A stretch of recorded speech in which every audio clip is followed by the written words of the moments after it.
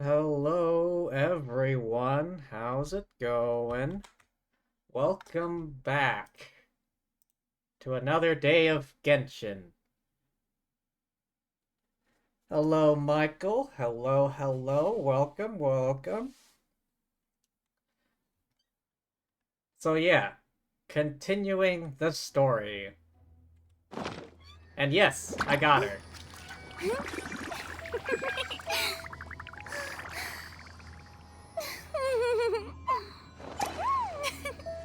It took all 300 of my pulls, but I got her and her weapon.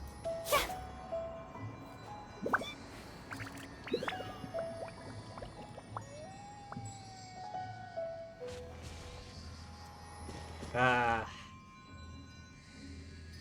My luck.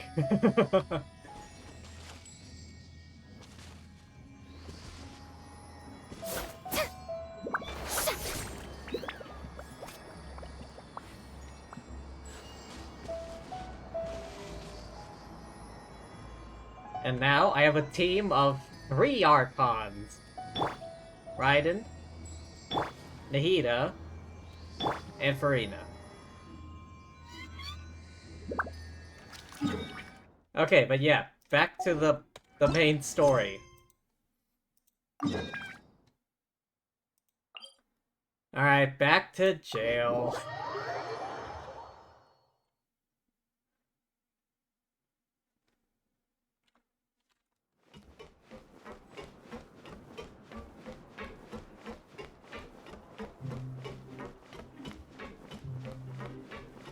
Return to the dormitories. Oh boy, I wonder what shenanigans we're in for this time.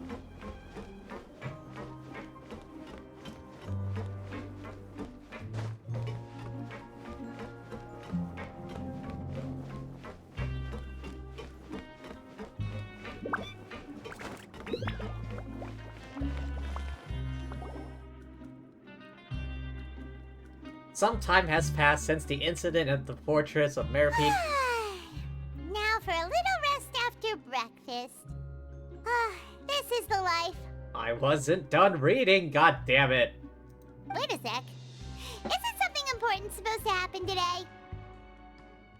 What was it? Oh, today's our big day! We're supposed to leave the fortress of Meripede! Come on, we've got to go complete the release procedures now! Our stint in jail is over.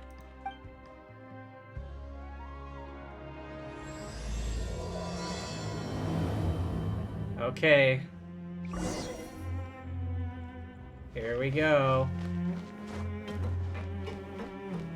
Are you ready for drama?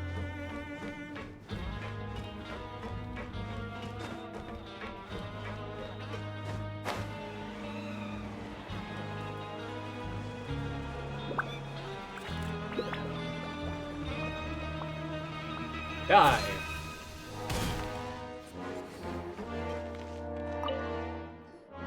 Please, sign here.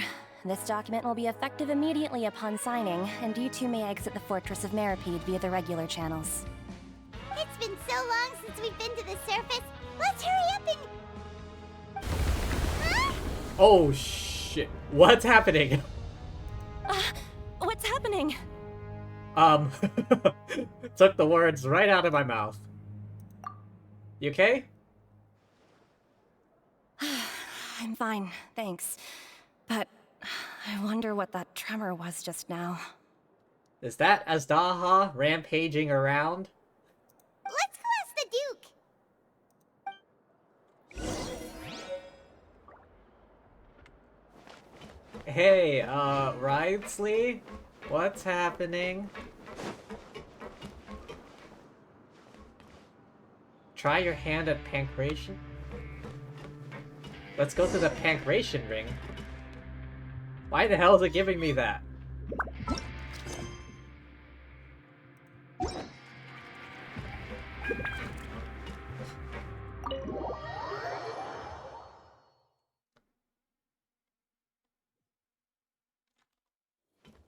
Ridesley, you here? I come bearing gifts. Your Grace? Ah, good to see you two. Is there something you wish to see me about? Yeah? You didn't feel that? Yeah, what was with that earthquake just now? Ah, that. The tremor didn't originate from the seafloor. In fact, it seems it came from the surface. Over the years of serving as the warden here, I've developed a sense for distinguishing between what occurs on the surface and what occurs underwater. Besides, the seal that Monsieur Neuvillette set in place won't fail so easily. So the fortress is okay? For now, at least.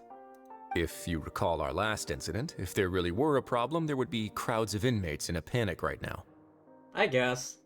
Huh, you've got a point. Okay, seems we need to get back up to the surface and ask about what happened. By the way, do you know what day it is today? I believe today is this month's pipe cleaning day. Wait, seriously? Today is the day we say goodbye to the fortress. Ah, yes. Have you completed your release papers? Yeah. Yep. It's you two. Are you leaving now? When is Siege Queen playable? I'm curious. That's right! Today is our last day in prison! But now that Paimon says that, it doesn't feel feel like we were confined here. It's actually been pretty nice. A lot of people have helped us out. Oh yeah, Paimon feels fond of this place now. Goodbye, Fortress? I guess. For now. Then be sure to come back and visit. I'll miss you. We'll miss you too. If you've signed the release papers, then you're free to go. The guards will escort you out. You're not going to see us off? I knew you'd ask. All right, sure. Let's go. Well, you actually agreed. No worries, you must be busy. Paimon was just joking. Ah, so you do have a polite side, I see. After being down here for so long, I imagine you must feel like you're lacking companionship. Shall I come along too? No, that's alright. It's not like we'll never visit again. Yeah, don't worry, we'll come back to see you. Paimon really likes the cafeteria here.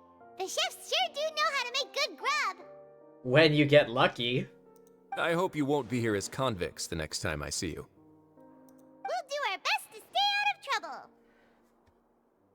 But unfortunately, trouble always finds us in the end, regardless of how hard we try.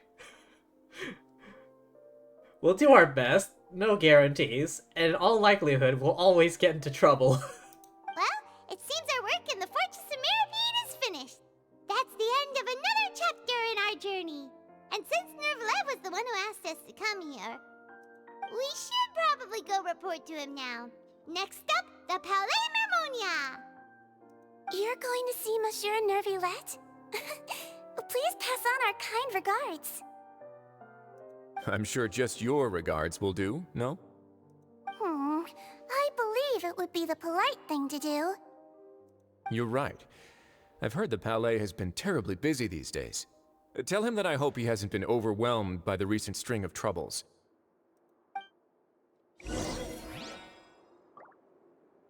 Any last words? If you're concerned about things at the Palais, why don't you take some time to go up and check things out? I believe you should still have some vacation time to spend. Thank you for being so understanding. It means a lot. It's been some time since I've gone to the surface. I must say that I've started to miss it a little.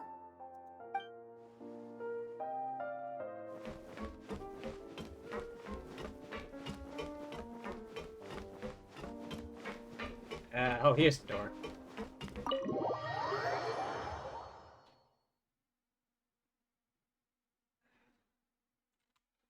Go to the Palais.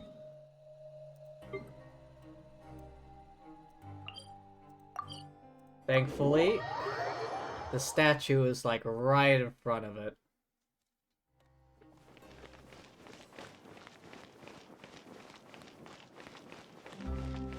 Knock knock.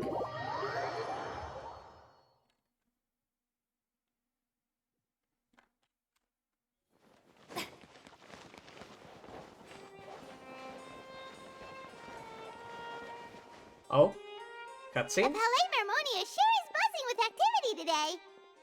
Yeah, sure looks like it. Halt! Huh? Oh, it's you two. Apologies. Monsieur Nervalet did say you'd be welcome at any time. Excuse me, would you mind helping me take a look at this report? I'll be right there. Sorry, I've got my hands full here. You can see yourselves in. Everyone's so busy. Seems a lot has been happening. Yeah. Wait, is someone hiding behind that bush? Oh, no, it's just a transition.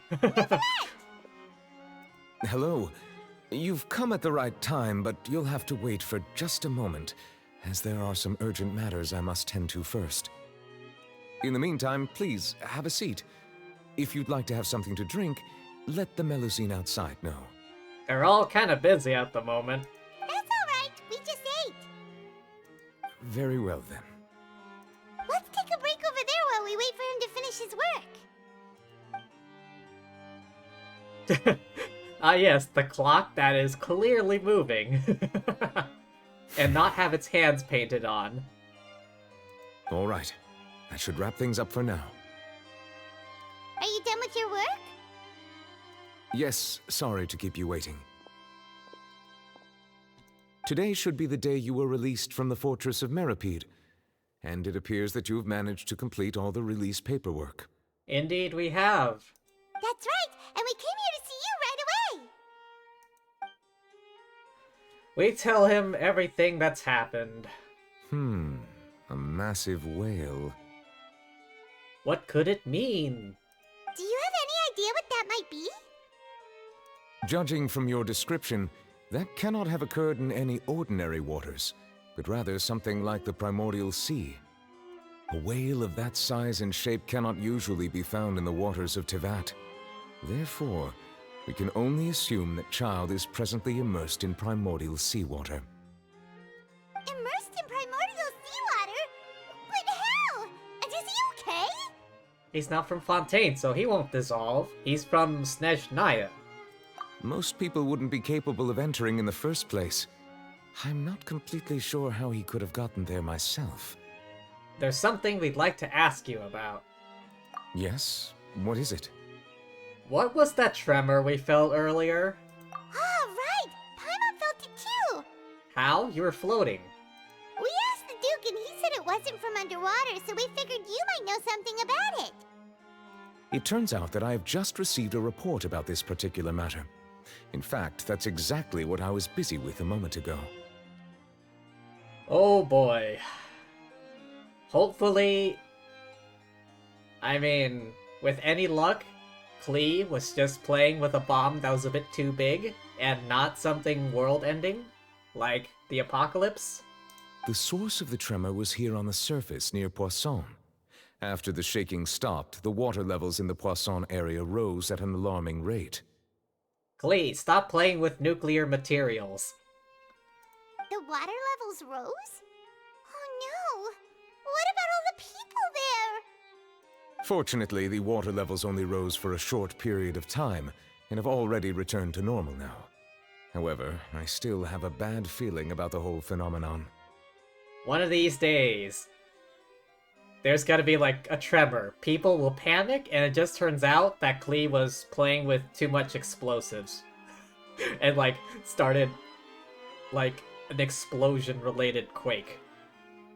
If the change in water levels is connected with the leaking primordial seawater, then the situation in Poisson may be much worse than it appears.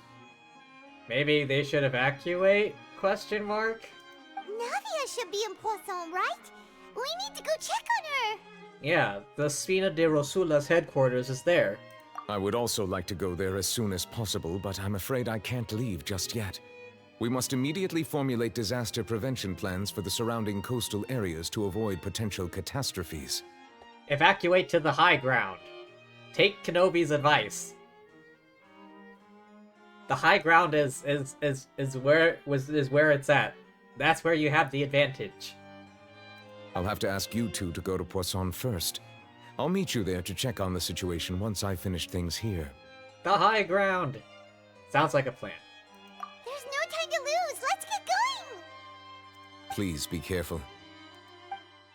I don't think we have anything to worry about. Any last words? The two of you have my thanks.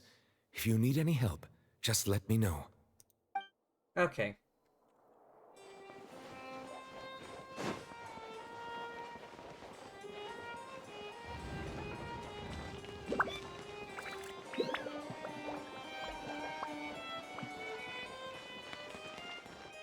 Oh my god, I have like no stamina.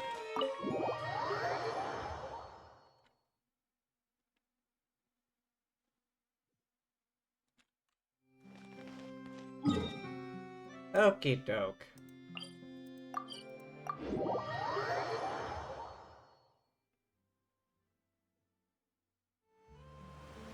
Okay.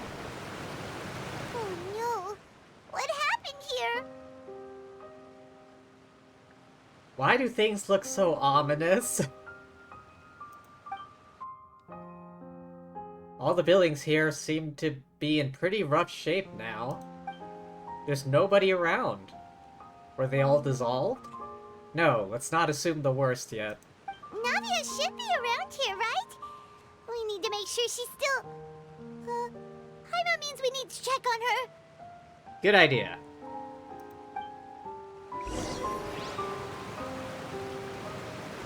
Where are the stairs?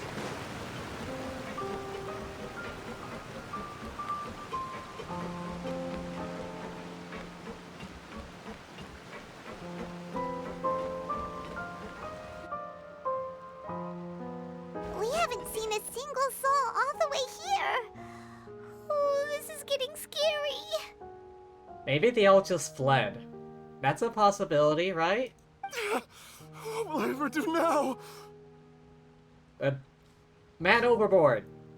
Look, there's someone on the roof over there. Just stay put. We're coming up. Watch your balance. Oh, hey. Survivors. All right, just hurry. Is he injured?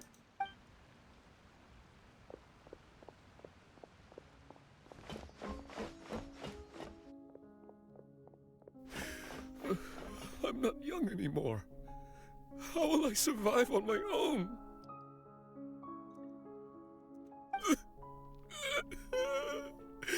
My Desiree! Oh, this person's dead. Oh, this Desiree person is dead. Did they drown or did they dissolve? Oh, he looks pretty sad. My leg! My leg! Barbara, where are you? We need healing. How could this have happened? It hurts!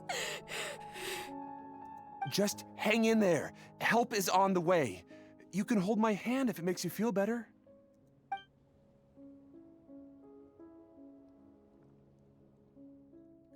Kokomi? Chi-Chi?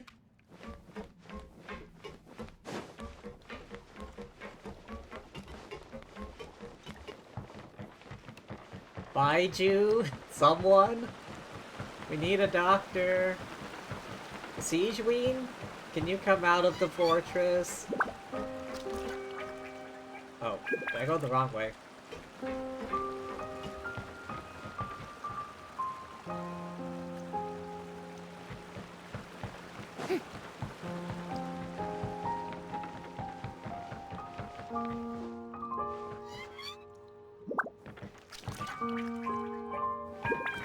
Where are the stairs downward, damn it?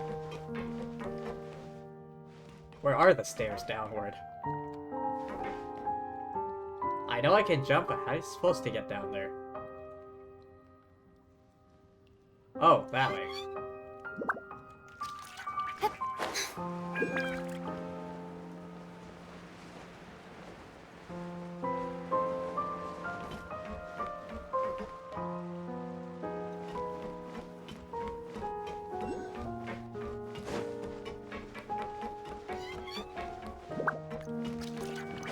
Oh, okay, there's a gap. Watch out.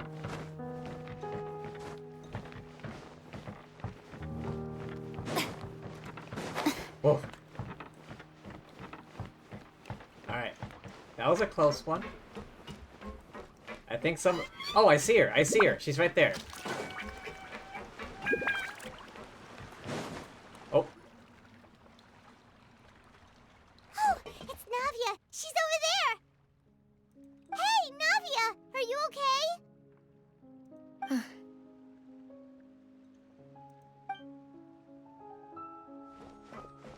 You're here. We heard there was a situation in Poisson, so we came as quickly as we could. Yes. As you can see, the water level suddenly rose. It caused quite the disturbance, in fact.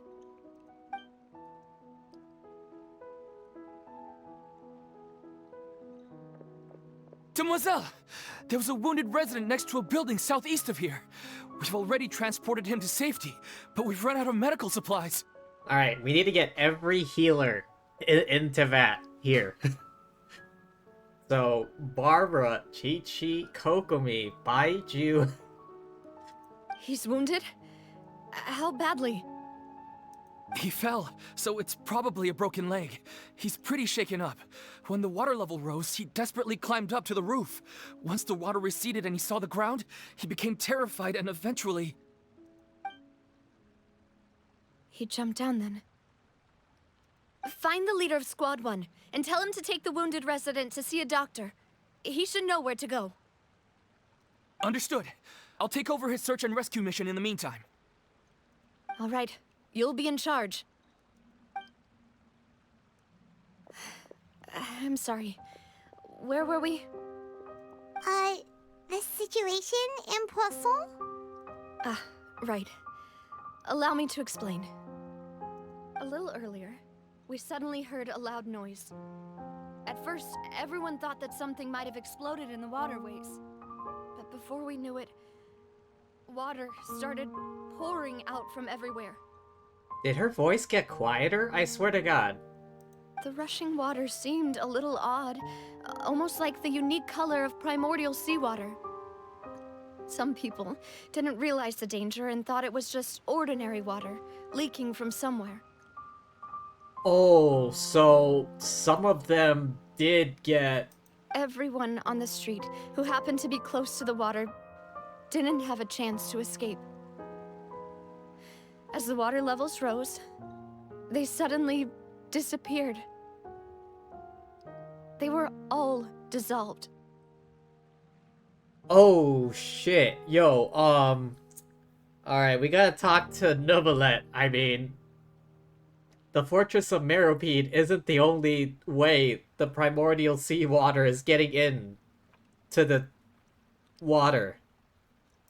Those who realized what was happening started to flee in a panic, desperately trying to get to higher ground.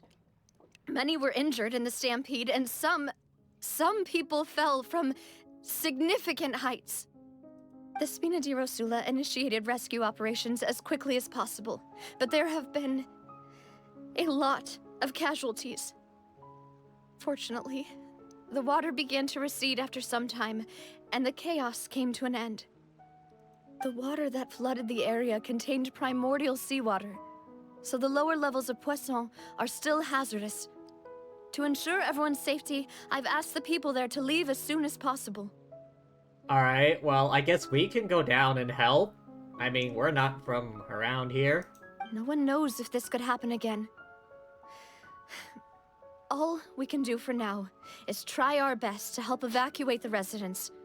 We still haven't completed the head count, but we'll have some numbers soon. How awful. And all of this just came out of nowhere. It was quite frightening indeed. I only wish that everything that just happened was a bad dream. Is there any way we can help, Navia? Yeah, we're here to help. Thank you for being so willing to help in a moment of crisis like this. You don't know how much it means to me. I really can't express how grateful I am. Our entire adventure is one massive crisis, I swear to God. We're missing some people, aren't we? Wait. Don't tell me. Those two got... Don't say that, Navia. That's what friends are for. Where are Malus and Silver? Demoiselle! We've got a situation here! I'll be right there. Sorry, I need to go for now. Did they both get... And out she goes. Seems it might be a while before she can take a break. Walks around talking with many people, organizing matters. Okay, I've the tried wounded to... are being tended to, and we finished a preliminary head count. More support has just arrived, so I suppose I finally have a moment to focus on my own matters. Of course, we should remain ready for anything, and continue doing our best to rescue others. I'll be sure to have everyone at the Spina di Rosula ready to render assistance. Traveler, Paimon, would you two accompany me to my father's grave for a moment? Sure, but why? Huh? Right now? I understand. Thank you.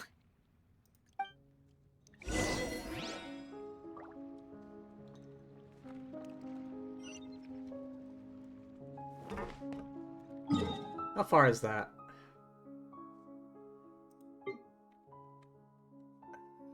Alright, let's go here. And then glide down.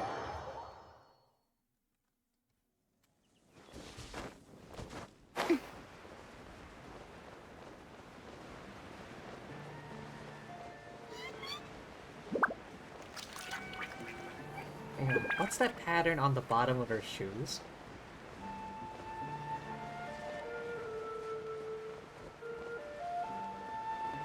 Oh. Oh, I wasn't paying attention to where...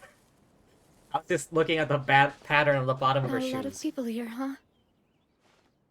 Well, given the time of day and the whole situation in Poisson, Paimon doesn't think there'd be a ton of people here visiting graves.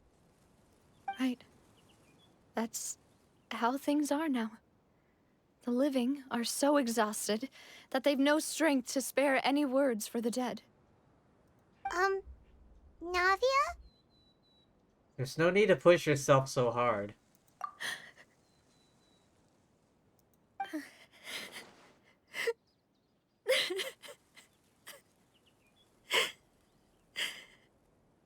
Lumine, do you have a handkerchief on you? Navia, what's wrong? Sorry. I just... Malus and Silver.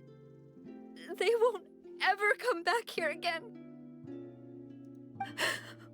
What should I do, Papa? Huh? What happened to them? I'm sorry for your loss. Everyone agreed on the rescue plan, but still, I was the one who initiated it. They were helping evacuate the residents, but they couldn't leave in time. And they were caught in the seawater.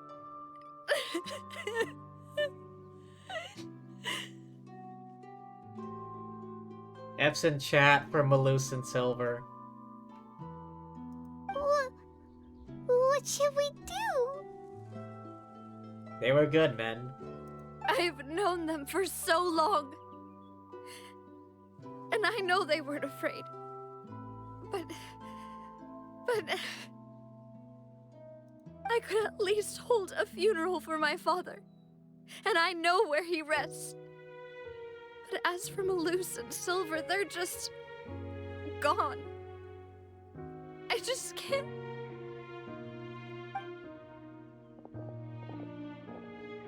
Oh, flashback? Everything looks so clean after it rains. Even the gravestones. I didn't expect that you'd enjoy a glass of red wine in front of Master Callus's grave. I can understand. Besides, the scenery here isn't half bad. See, it's not just me. I always want to bring something when I visit Papa. Perhaps we might even have a picnic. He wouldn't be angry, would he? How could Master ever be upset with you, Demoiselle? Yet the cemetery is the home of those who have passed, is it not? Everyone ends up here sooner or later, no matter who you are. Buying yourself a plot in advance, are you? Oh. No need yet. But when I do, I hope you'll let me be buried beside Master Callus, Demoiselle. Hey, stop joking around. I'm quite serious. That way, it'll save us both the trip to see each other whenever you visit your father's grave. That makes sense. In that case, could I be buried on his other side? After all, besides you, Demoiselle, the two of us could certainly be considered Master's closest companions, no? Personally, I believe we fill those shoes just fine. Why are you bringing this up all of a sudden? Seriously. All right. I'll remember your requests. But I'd really prefer not to talk about this stuff. And what do you mean by saving me a trip? I'd make the journey even if I had to visit you two somewhere else. I'd promised to let them rest in peace here. But here I am breaking that promise. I'm sorry for letting you see me in a mess like this. I don't usually cry, really. Hey, don't worry about it. Paimon doesn't know how to help you feel better. But, well, she understands how you feel.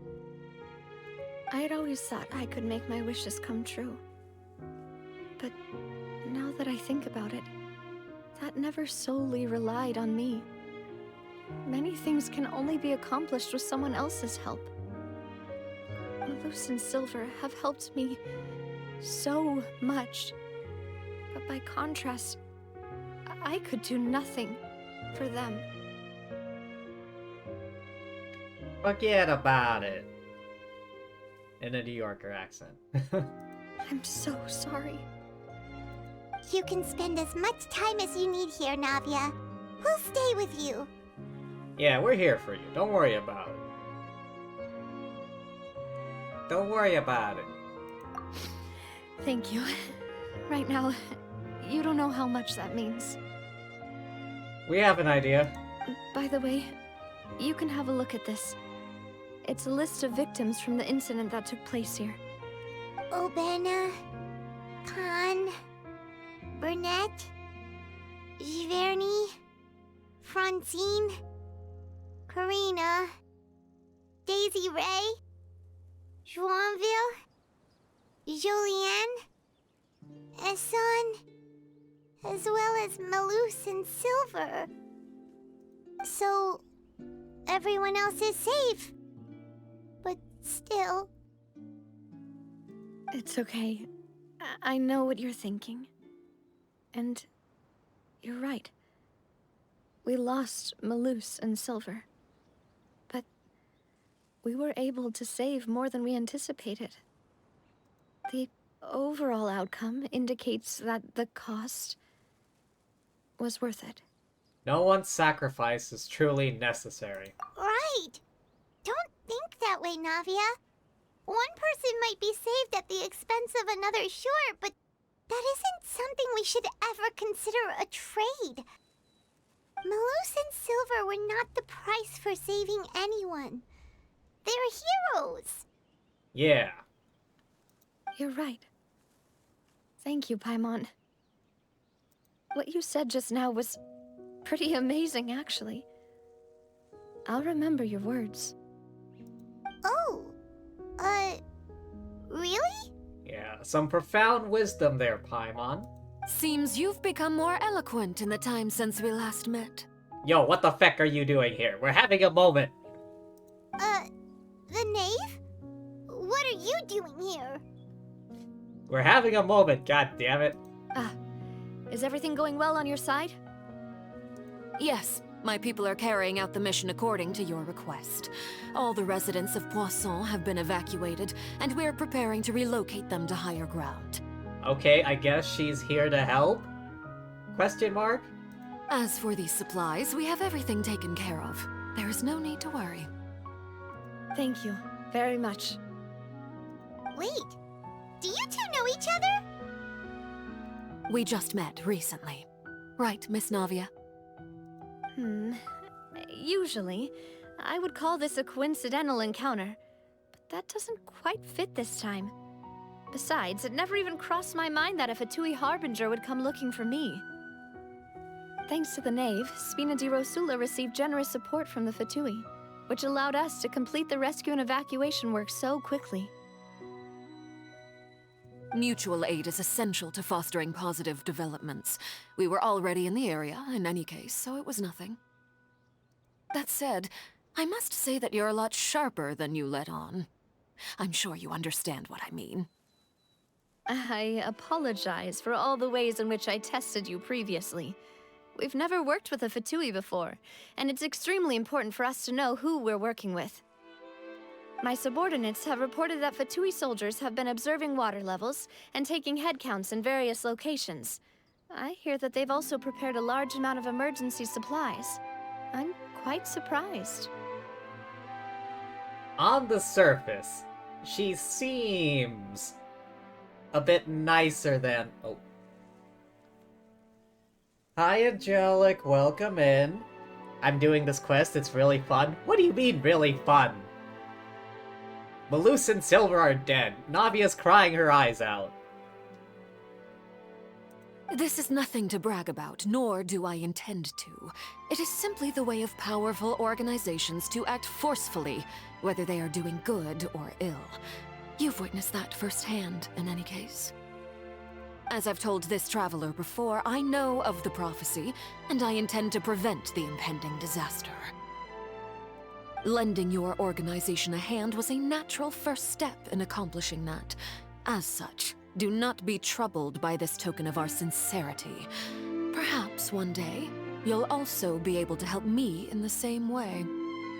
Without your help, there would have been many more casualties. I won't forget your kindness.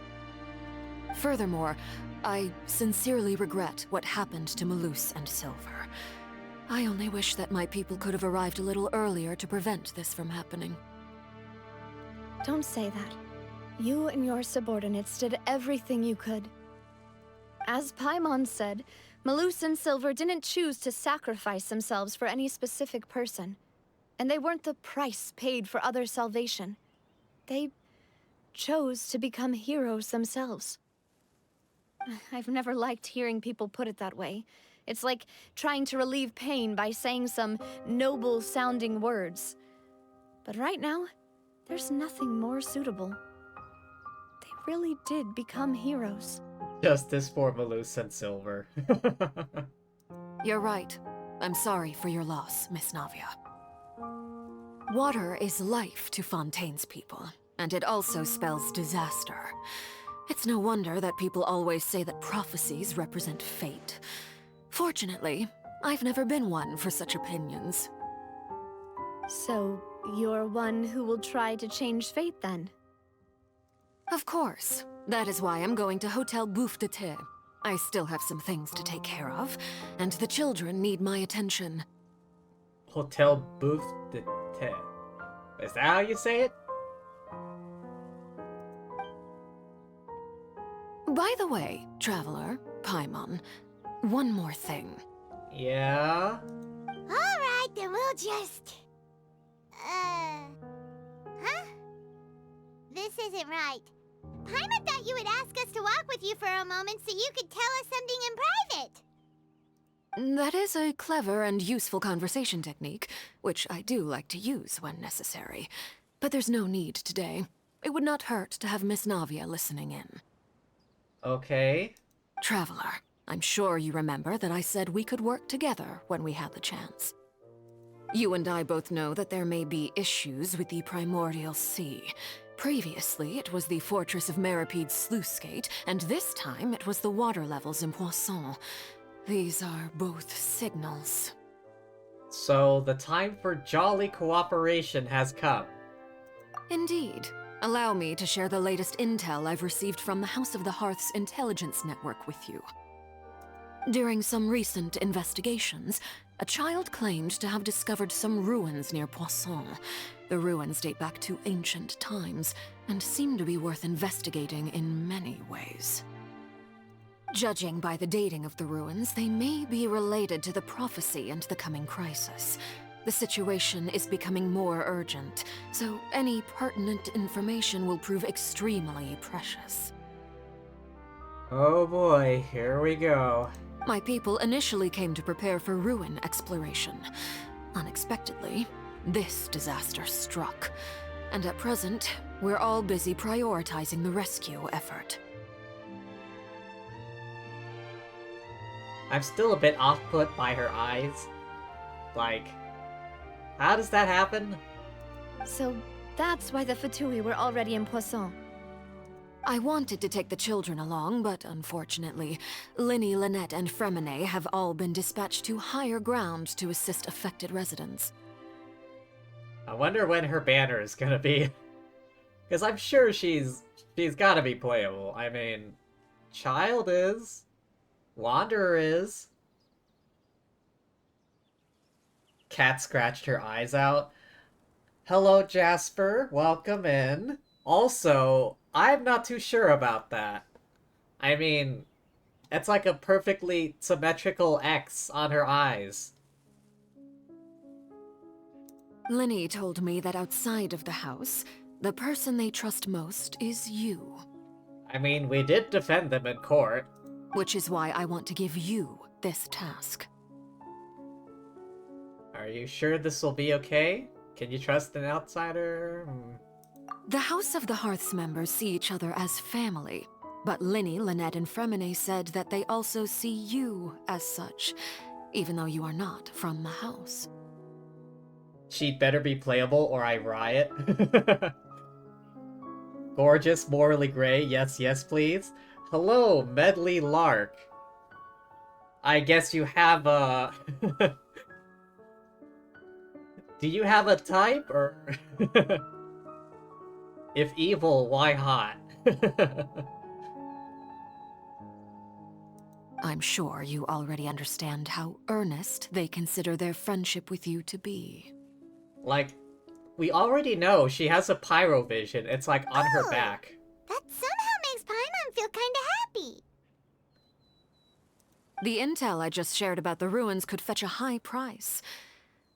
But since the children consider you family, it's only natural that I freely share it with you.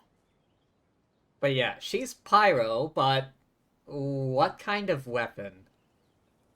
Got it! So all we gotta do is go to some ruins, right? We can handle that. Hey, don't get too cocky there, Paimon. Excuse me, but may I tag along? You wish to join, Miss Navia? I don't know. But are you sure you're up to exploring some ruins? You need to rest.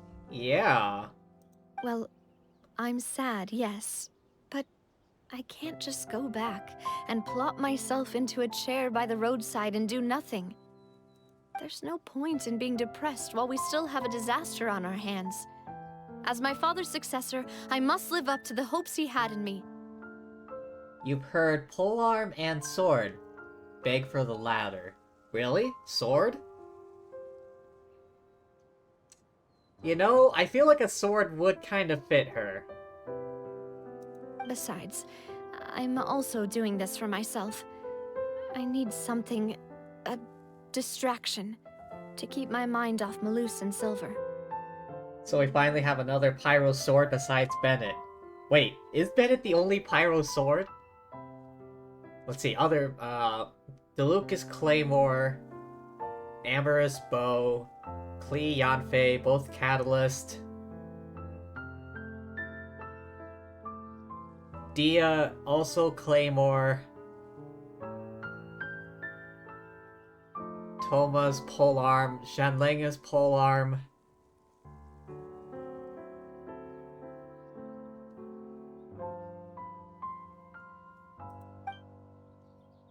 Navia's strong, but she needs company right now. We can be that company if she goes to explore the ruins with us. Since you put it that way, I have no objections. What do you say, traveler?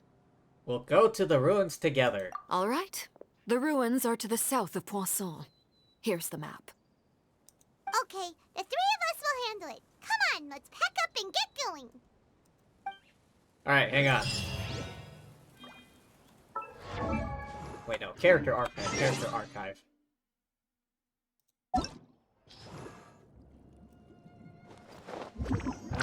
There's Bennett, Klee, Xinyan. She's Claymore.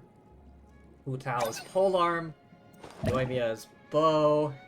Toma's polearm. Lydia's bow. Oh shit, you're right. Achievement? Ah. 300 meters. How far is that? Wait, I think this might be the closest one.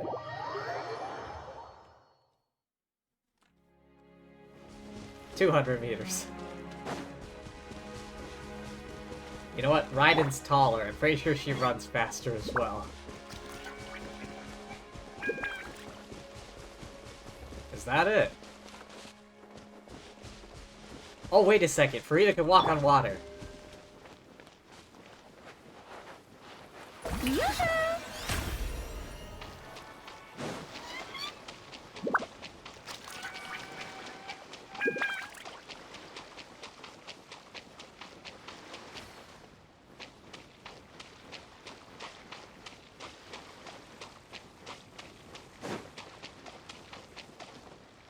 Ta-da! So, are these the ruins the knave was talking about? Whoa, talk about old. We're getting another Pyro Porlarm 4-star. Blame the game devs liking Dragon's Bane too much for that. Wait, who? Wait, who is that? I don't know which character you're talking about. Hang on, am I missing something? I feel like I'm not up to date in Genshin news. They seem to be pretty ancient, all right. Let's go in and have a look. Just be careful. Oh, you don't need to tell us twice.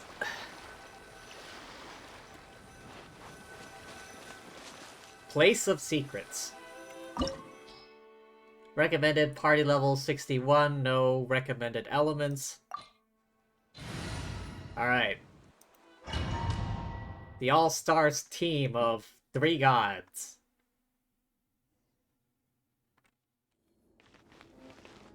Any loot?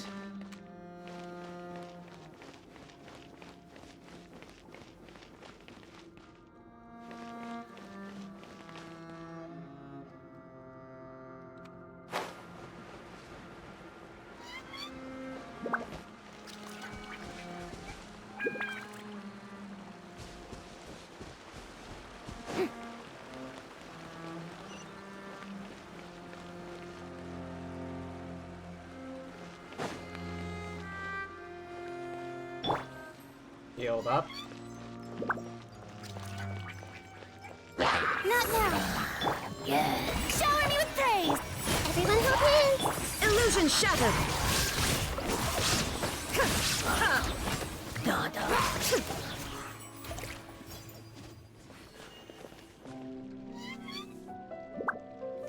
Any chests? Not that I can see.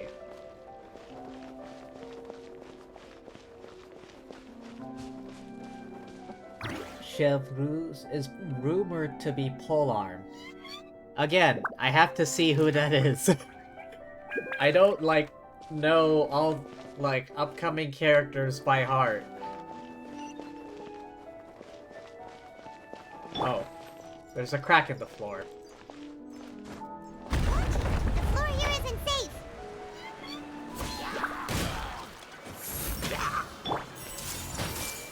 There is no escape.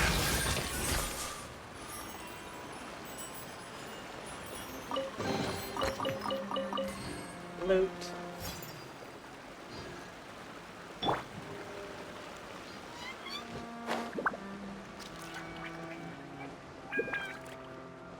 Doesn't look like there's anything over there.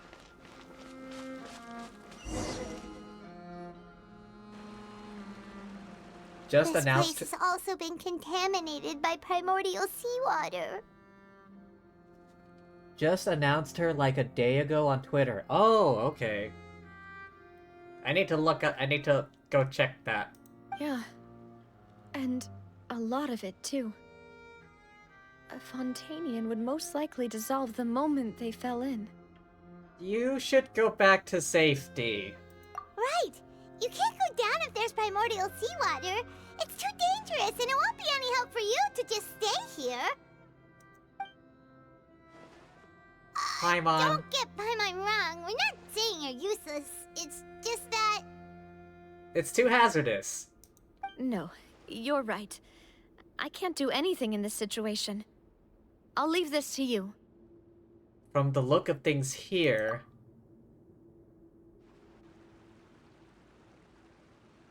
That complicates things. Maybe the only way left is forward. In that case, do you want to wait for us here? The water levels here are unstable, and there's a chance the water will rise. So staying here wouldn't be safe either. I'll go together with you. Perhaps we'll find the exit just up ahead. Seems like there isn't any other option. All right. Come with us for now then, but please be careful.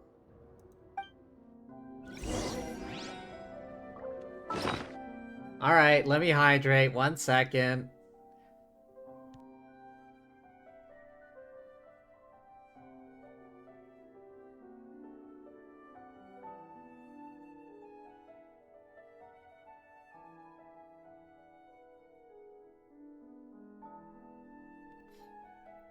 I have a root beer that I got with my lunch today. Oh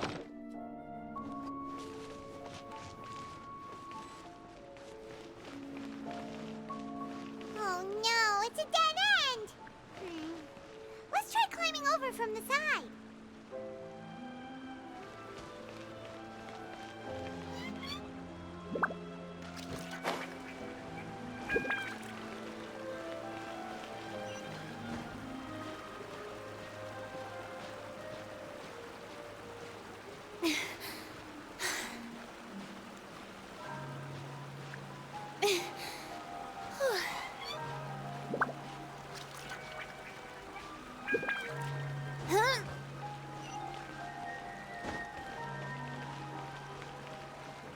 Okay.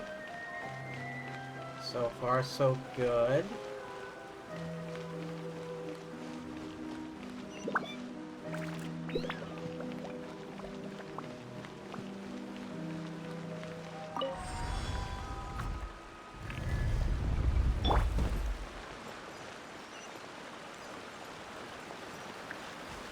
Oh, yeah, that doesn't look precarious at all. Oh, what's going on here? What is that up there?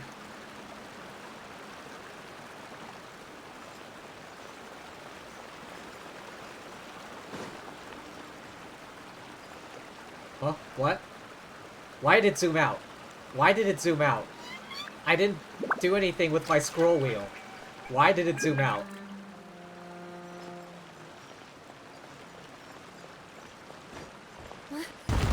Run, run, run, run, run, run, run, run, run, run!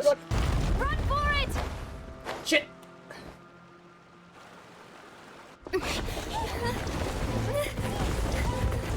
I almost made it! I almost made it!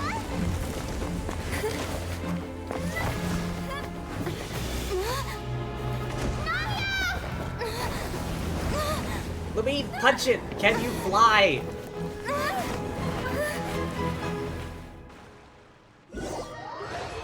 Oh shit, well.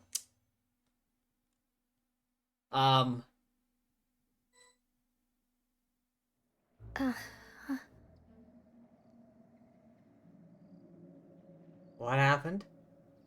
Is she dead? Is she not dead?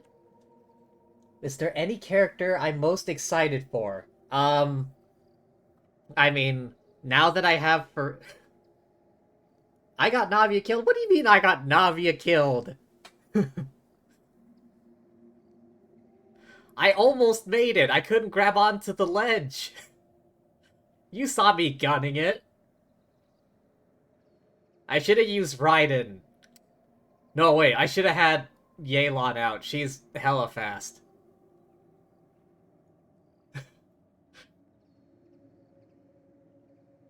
But yeah, most excited for. I don't know. I just got Farina, so maybe... Arlecchino? Arlecchino? However you pronounce that? Probably her. I know Navia and Clorand are coming out, but I'm probably most excited for Arlecchino. I'm sure she's playable, right? I hope she is. Demoiselle? Huh? Demoiselle, what are you doing here by yourself? Would you be standing here till dark if I hadn't come to get you? Maybe she just wants some time to herself, Malus. Wait, who's Amelia? Hang on, who's Amelia? I know who Clarand is, but who's Amelia? Oh, was I sleeping? Hang on, who's Amelia? Yes, it would appear so. Haven't met her yet, mentioned by characters, okay? I must be tired. That's quite possible. However, you were the one that suggested we go out for a walk. Oh, right. I nearly forgot. It must have slipped my mind when I dozed off. I haven't had a nap today yet. Have I? This is a familiar feeling, yet something's a little strange. Is something the matter, Demoiselle? Oh, no. No, I'm fine. I was just trying to recall why we came out for a walk. Why is everything watery? Is this like a flashback? Or a hallucination? Or... Do you remember Mr. Giverny? He'd requested our help before with foreign merchants who had a debt dispute with him, and we'd resolved the matter not long ago. We were headed to see how things were going with him at the moment. Ah, right. Yes. I remember now. is this a memory? Or a hallucination? Place your bets. Oh, Miss Navia. Ah, Mr. Malus. And Mr. Silver, too. It's good to see all of you. This is the start of the mindfuckery? Oh boy. Looks like we're really in for something, aren't we? How have you been? I've been great. Thanks to your help, those bothersome merchants finally realized that I wasn't the one they were looking for. Why, I wasn't even the guarantor for that person. They were knocking at my door day and night. Even my neighbor, Obina, was getting fed up with them.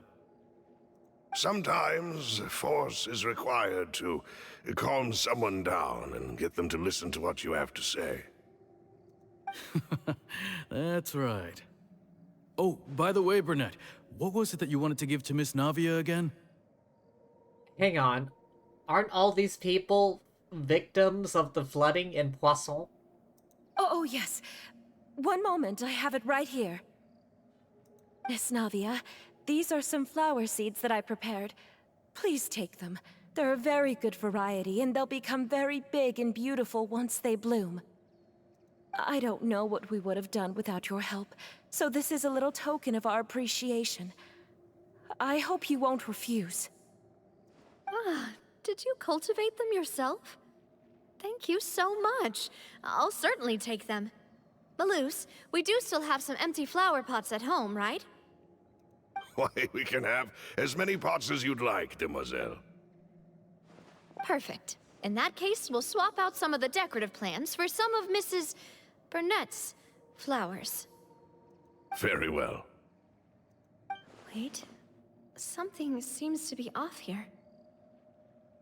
She's starting to believe. Excuse me, madam. If I'm not mistaken, your name is Burnett, correct? That's right. Is something wrong? No, it's nothing. This is the first time we've ever met, but your name seemed familiar to me. I must have heard it when I was discussing things with your husband previously. I've heard this name before. Sometime recently, I'm sure of it. Supposed to be dead. And why are there so few people around here? Where did everyone go? We must mind the time, demoiselle. We still have important things to attend to today. Huh? We do? Like what? Well, now, did you forget? Miss Navia, here you are. I've been looking for you. Please, come to the Opera House. Your trial is about to begin. Trial? My trial? Wait, why would I need to go to the Opera House? Yes, she's right, demoiselle. It's just about time now, so we should get going. Oh? All right then. Okay.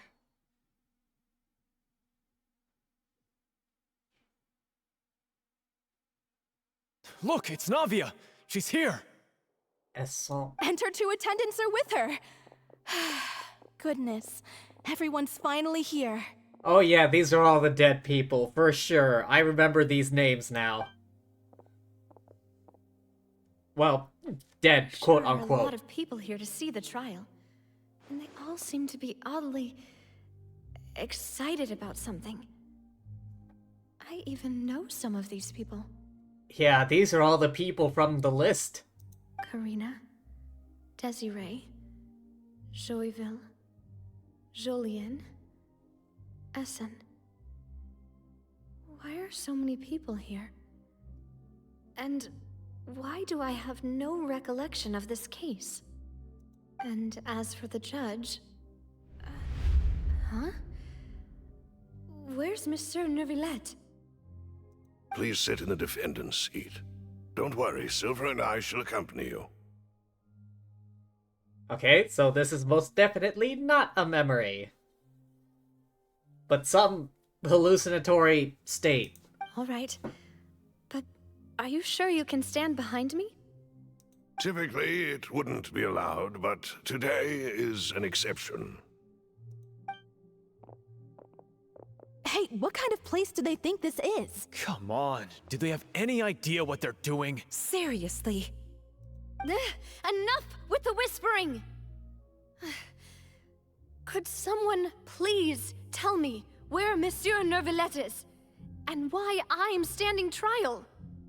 My dear Miss Navia, have you not yet realized what you've done? In that case, allow me to explain. As all here know, you are Master Callus's successor, the head of the Spina di Rosula, someone held in high regard by every soul in Poisson. Okay. After you took over the Spina, you treated all of us just like the late Master Callus had. If anyone in need reached out to you for help, you responded. Not only you, but your butler, your subordinates, nearly everyone in the Spina di Rosula fought for the well-being of those in Poisson. Wait a moment. Aren't you just proving that I'm a good person? Yes, correct. Absolutely right. And that is why you stand accused. You have helped so many people get through so many difficulties. You are one with us. We are inseparable. Where is this going? We are one big family, all of us who are from Poisson, inextricably linked. And with you being so important, we couldn't possibly do without you. Therefore, this fair and honorable court shall declare you guilty, and you shall stay here. You will be together with us forever. Okay, this is sounding kind of culty right now. Huh? What are you saying? Everything you have said is correct. I have indeed done a lot for my hometown, and I would be willing to be with you all, but what is the purpose of having me stand here like this? What is there to discuss? Ah, well, if that's what you think, then I have no further comments. How wonderful, Miss Navia! I'm getting a bad feeling about this. I know all these people. Why are they laughing? I seem to remember now. Yes, I get it. This trial is... Wait just a moment. This isn't right! Okay. It seems they snapped out of it? Malus? What was that, Mr. Malus? Our conclusion is very clear and unanimous. Let the court judge her now. She's guilty! Stay here, Navia! You're one of us! Demoiselle, don't admit guilt. This trial means to keep you here forever.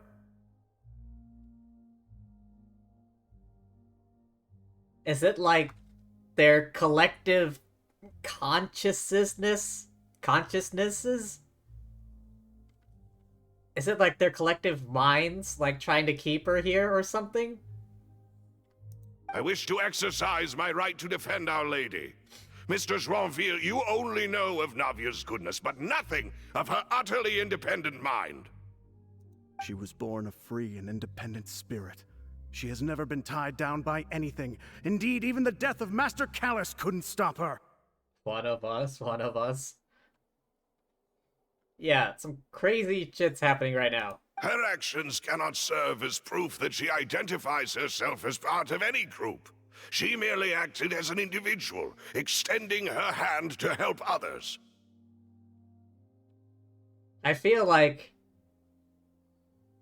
when people are dissolved, their minds kind of merge and conglomerate into a collective.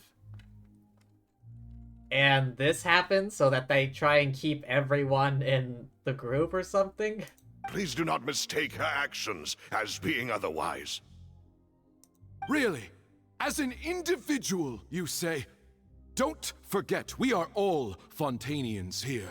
This is the nation of justice, the nation of Hydro!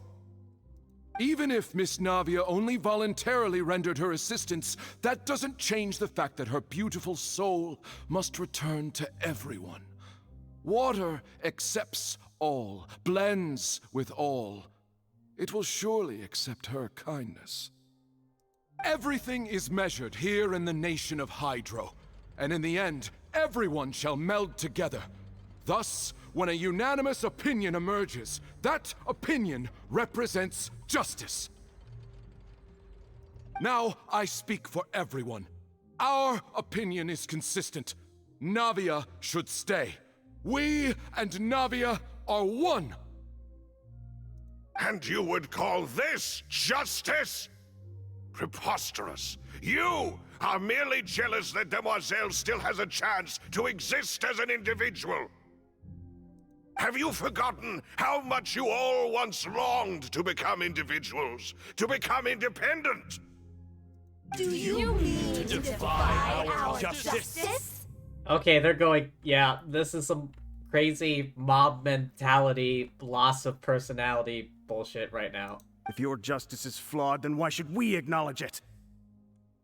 As you said, we can also have our own justice. Silver and I shall defend Demoiselle. And that is how we will enforce justice. Ugh, my head... It hurts. Demoiselle. Silver, it hurts. My head is spinning. All I can see is stars swirling in front of me. I remember now. Everything that seemed odd from the very beginning. Karina, Desiree, Joyville, Jolien, Essen, and Mr. Giverny and Mrs. Burnett, who we met earlier. Even Malus and Silver. I don't want to admit it, but they're all dead. No, yep, she's realizing it. Yep. Don't be afraid, and don't admit guilt. We will protect you to the very end. Absurd! Who are you to say that she cannot be judged? We are the majority, and in the nation of trials, the majority is absolute justice. We are the will of all. Don't let them escape! We shall keep Navia here with us! Oh boy. Mr. Malus and Mr. Silver, must you be so stubborn? What was that? How could the two of you possibly hope to stand against the collective? Do not resist. This judgment is fair and just. Did you see that? Belongs to us. Did you see that? I wasn't the only one who saw that, right? The Oceanid just now? The mindfuckery, it's delicious. How is this delicious?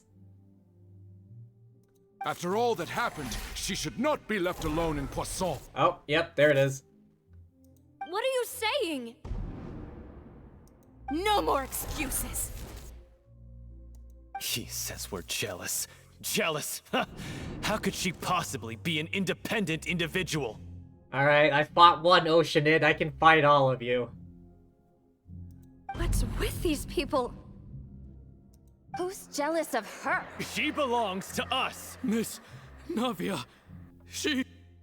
Alright, bring it. I can fight one Oceanid, I can fight all of you. Silence! Neuvillette? Where the hell did he come from? That's... Where the hell did he come from? Monsieur Neuvillette!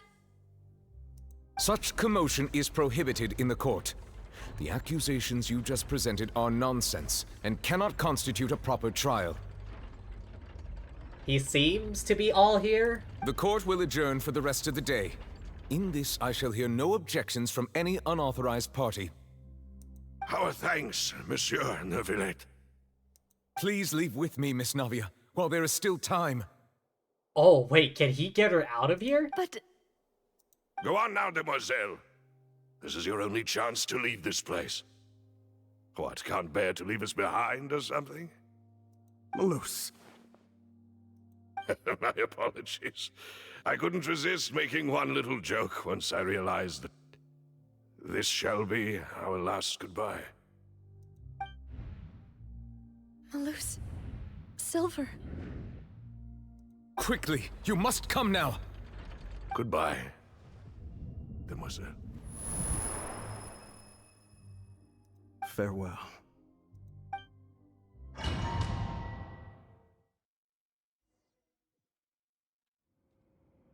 No, wait! Just a second! Hey! Navia? Back in the land of the living. You're awake. Good. Hey you, you're finally awake. You were trying to cross the border, right? I must have been dreaming. Malus and Silver were still alive, and they were defending me at some insane trial. It looks like you're all right. Did all the sad feelings cause you to have a nightmare? Paimon could give you a hug. Thank you, Dragon Dad. I mean, if that's what you want to call him, sure. The ruins you were exploring suffered a cave-in. When I arrived, I found you falling toward the water. You were just about to be dissolved within, but I... What is it? I think I saw 2 Oceanids protecting you. It was only for a moment, perhaps even a fraction of a second, but they gave me the chance to retrieve you. That must have been Malus and Silver, then. Were it not for their intervention, I would not have been able to rescue you before your consciousness dissipated. Okay, so, yeah, for sure, she's Fontainian. Wait, did you say Oceanids? You mean like what happened with Vache? So people that are dissolved became Oceanids? Perhaps those 2 Oceanids were the people you saw in your dream. Oh boy, here come the tears again. I always told them that they didn't have to protect me. To think that they'd keep doing so even after death. Please come with me. I think you mean near-death experience? Neuvillette, are you okay? Yeah, I think that's an appropriate statement. Near-death experience. Oh, I am quite all right. Perhaps there's something we could chat about? Why do you look so stiff all of a sudden? Oh, Paimon knows. You're the type who feels awkward when there's nothing to talk about, right? I merely thought that we should give Navia some time to herself. Huh? Why didn't you just say so then? Don't you think it's even more awkward to call us over like this and then have nothing to talk about? I suppose so. By the way, Sigeween sends her regards. Ah, Sigeween. I hope all is well with her these days. Her work in the Fortress of Meropide has not been too much for her, has it? No way, don't worry. She's doing fine down there. She's an amazing head nurse. I see. Well, that is good. I have always worried that Sigeween would need a lot of time to understand the world of humanity, just as I have. Oh, and the Duke also says hi. Even though Sigeween made him do that. He hopes that you haven't been overwhelmed by all that's happened lately. Thank you. I have indeed been busy lately, and I also hope that everything is going well in the Fortress of Meropide. Well, about as well as you can do. He still doesn't know what to talk about. Let's chat about something else then. You're the expert here, Paimon. What should we talk about? So, Neverlet, you're probably quite the swimmer, huh? Of all things to bring up in conversation, that. Well done, Paimon. Yes, of course. This isn't going anywhere. Let's try something else. How did you find these ruins? Did the knave tell you? Yeah, how did you find us? Yes, in fact. I had arranged to meet you in Poisson, but when I arrived, I discovered that the Fatui were helping the residents evacuate. They had even transported a large quantity of supplies to the area. Ah, yeah. Amid my astonishment, I ran into the knave, and we had a chat. She informed me that she had asked you to investigate the ancient ruins here. I can't believe that the character you were least interested in, massive leaks for Fontaine, became my favorite. Wait, who? Wait a minute, who are you talking about?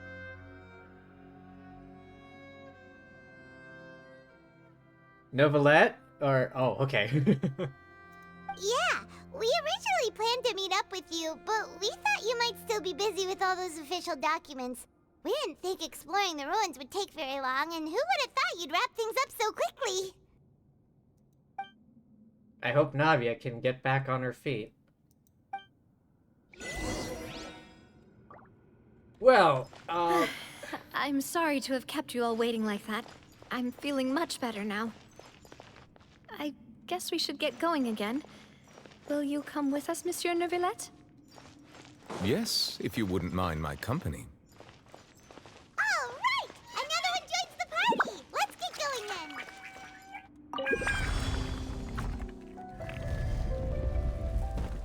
Ah. Yes. The night is cold.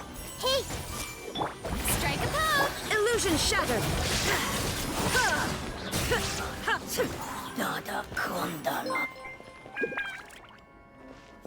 Oh. Thank you for the follow, Medley. Got a lurk? Alright. You do what you need to do. Thank you for the follow. And yeah. Hope you've been having fun. Wait, is there any loot in this room? Not that I can see.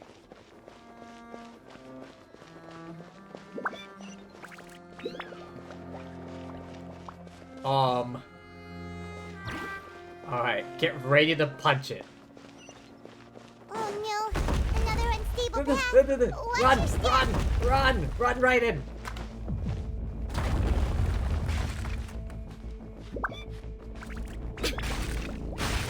Oh, Raiden. Move it.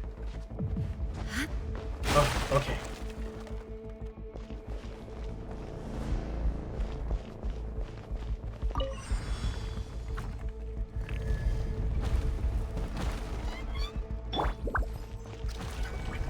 Watch out! There are rocks falling over here!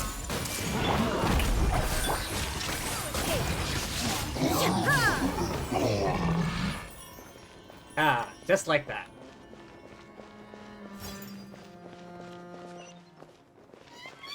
Oh boy, alright. Full stamina. Ooh. Oh.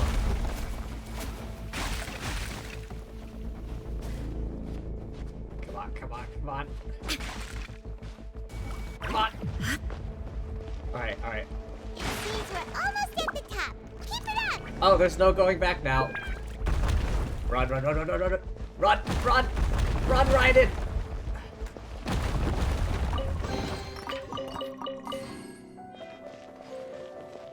Oh. Oh wait, hang on, I want to heal.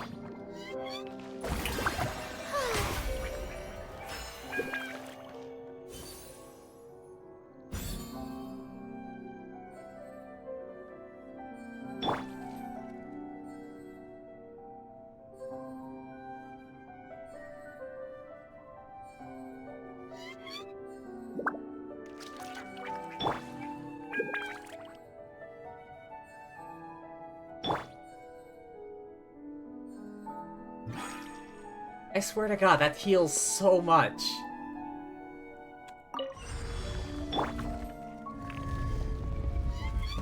Ah, yes. Yeah.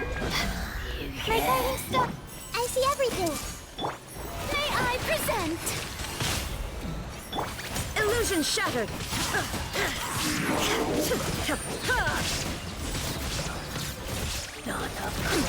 How did Excellent. Not now.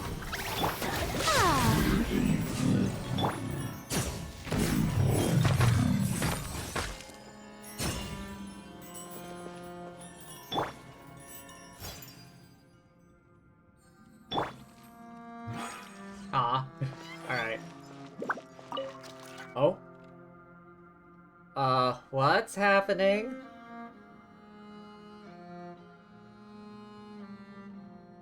Oh, it's an elevator.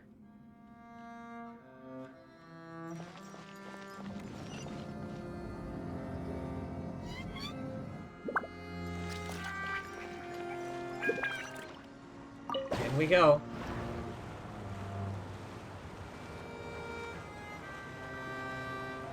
How big is this place? Jesus.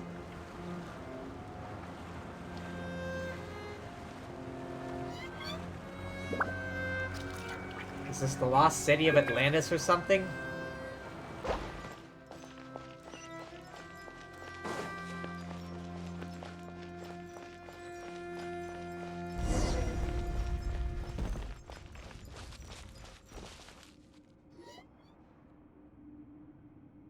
Looks like we've reached the end. Supposedly. This is the place. There should not be any other hidden spaces in the vicinity. The path sure had some twists and turns, but it turns out that this place isn't actually that big. What do you mean, not that big? There seems to be something on the wall.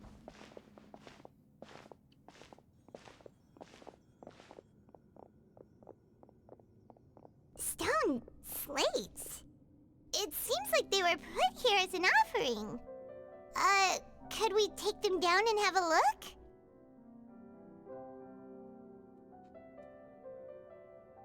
Okay, hang on a minute. There's one over here. You can't see it because my fat head is blocking the way, but it definitely looks like Farina sitting in a chair.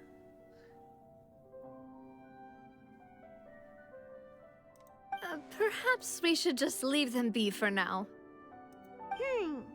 There are 4 locations in total, but only 3 stone slates. The slate that should be in the first empty spot is missing. The surrounding walls also show signs of damage. There's something written below. Let Paimon see. Reason dictates that this nation be destroyed. I shall record the history of its future here in its past. Say what? Record the history of its future here in its past. Like a prophecy? Like a vision of the future? It feels like someone left these slates and these words here for a purpose. But does he mean that Fontaine should be destroyed? That would fit the circumstances dictated by the prophecy, yes. Indeed, the slate's contents correspond to it. Take the second slate, for example. There's a person kneeling here. She seems so dedicated. And there's a whole bunch of other people behind her doing the same. She's facing this, What is this? Some kind of island in the sky? Alright, I hope it doesn't autoplay. We have 5 people here, sort of bowing in reverence. You have one figure in front of them, kind of looking up. It does look like some sort of sky island. It looks like bolts of lightning coming off of it, and kind of wind or fire-looking things. And is that Lady Farina in the third image? Did the Hydro Archon fall into the water?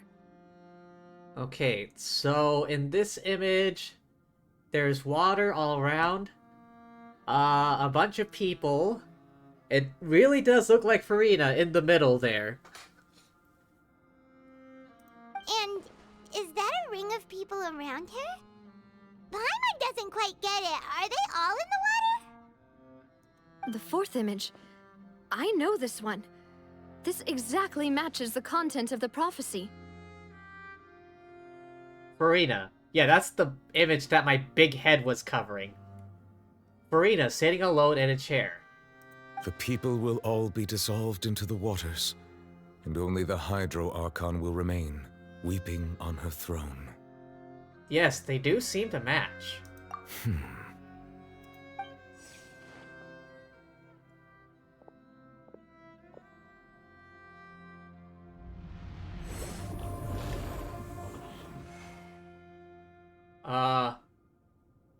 Novelette? What did you just do? More information should be hidden in these slates, but I fear I cannot easily uncover it, most likely due to us missing the first slate. I am very sorry. Don't blame yourself, Monsieur Neuvillette. Deciphering ancient stone slates isn't one of your duties. Yeah, Oh, god damn it, who's an archaeologist? Ooh, the Paimon's getting the chills just looking at these slates. What about the first slate, though? What happened to it? It looks like there's some rubble in front of the spot on the wall. Is that where it is? This says that it's the history of the future, right? That means the prophecy's sure to come true. I really hope it doesn't mean that. Still, Paimon feels like these images are kind of weird when you look at them together. Huh. Got any ideas, Navia? Novelette?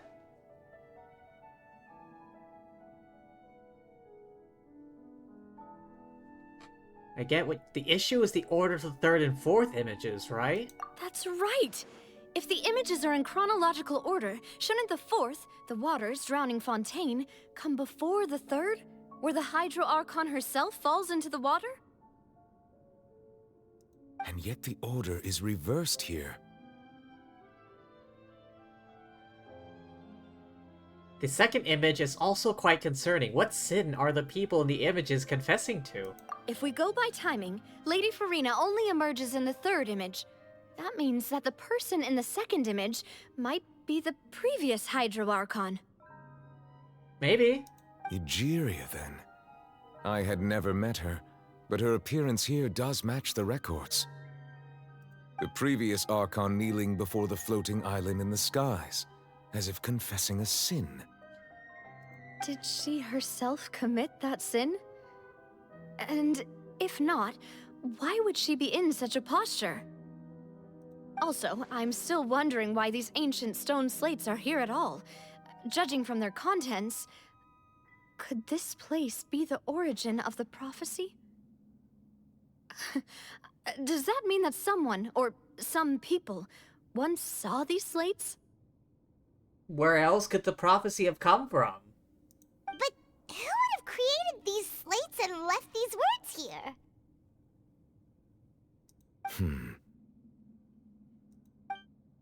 It seems that any further clues will have to come from Farina. Farina? You think she knows? In that case, there's no time to lose. There's nothing else to be gained here, so let's head back first. What about the first image? Yeah, we better get somewhere safe for now. What about the first image? it looks like there was some rubble sitting in front of the slot. Like, couldn't you piece it together or something? Who created the slates doesn't matter now. The real question is whether things will truly play out as the prophecy foretells or not.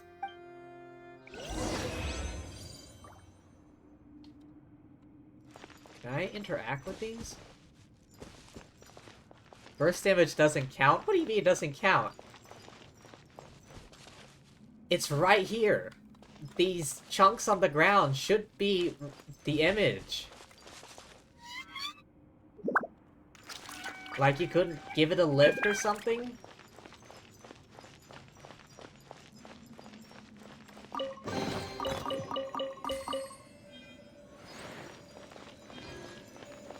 Alright, I guess we have no other choice. There's nothing else in here.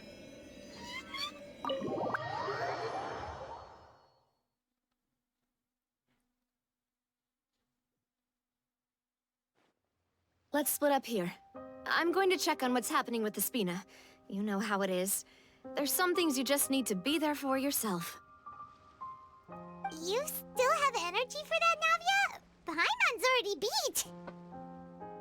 Well, I think it should be okay with, Arlecchino helping out. I think the people should be fine. Just head back to the Fleuve Cendre and have a rest then. Thanks for keeping me company all this time. Don't worry about it. I'll depart as well. Thanks for your hard work today. Rest well, everyone. Traveler, I will go talk to Farina tomorrow morning to ask about the stone slates. That is assuming she knows anything. I'm sure that you're concerned about this matter as well. If you have time, drop by my office. I will share the results of our discussion with you. Alright, see you tomorrow. Are you really gonna talk to her about this directly? Will that be a problem? Paimon's getting a little scared now that it's come to this. She has long been harboring secrets, and will not give them up easily. Which makes it all the more my duty to ensure that she understands the present situation. Alright, we'll leave it in your hands then. You're probably the best person to talk to her anyway. Yeah... I will be carefully considering my words tonight. Traveler, Paimon, our safe house at the Fleuve Cendre is always open to you, as ever. So please don't think you're an imposition. All right. I'll be on my way then.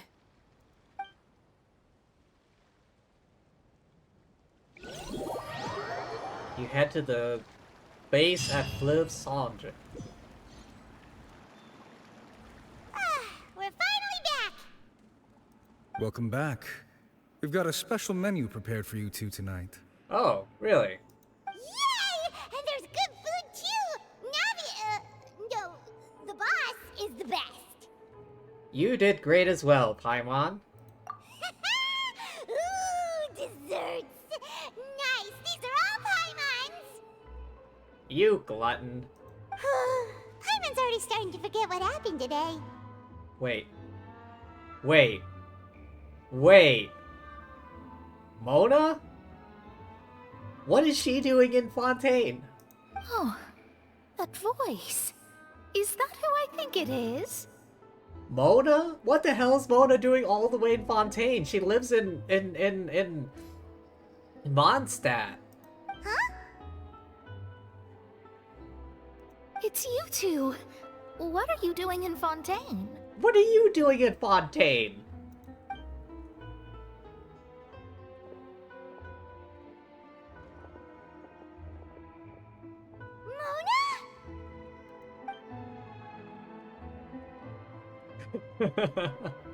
Lady Magistus, did the stars not tell you that we might meet here? Seriously, nobody just uses a scry glass whenever they've got time to just see who they'll meet on the road. Still, we didn't expect to see you here. Wait, you're not a Fontanian, are you, Mona? Yeah. Well, I have some business to attend to here, so I booked a hotel in the city. I was just out for a stroll when I bumped into you. Quite unexpectedly, if I might add. Yeah. Mona's the last person I was expecting to see here. Why did you think I was from Fontaine, though? Is that because Magistus doesn't sound much like a Mondstadt surname? Yeah.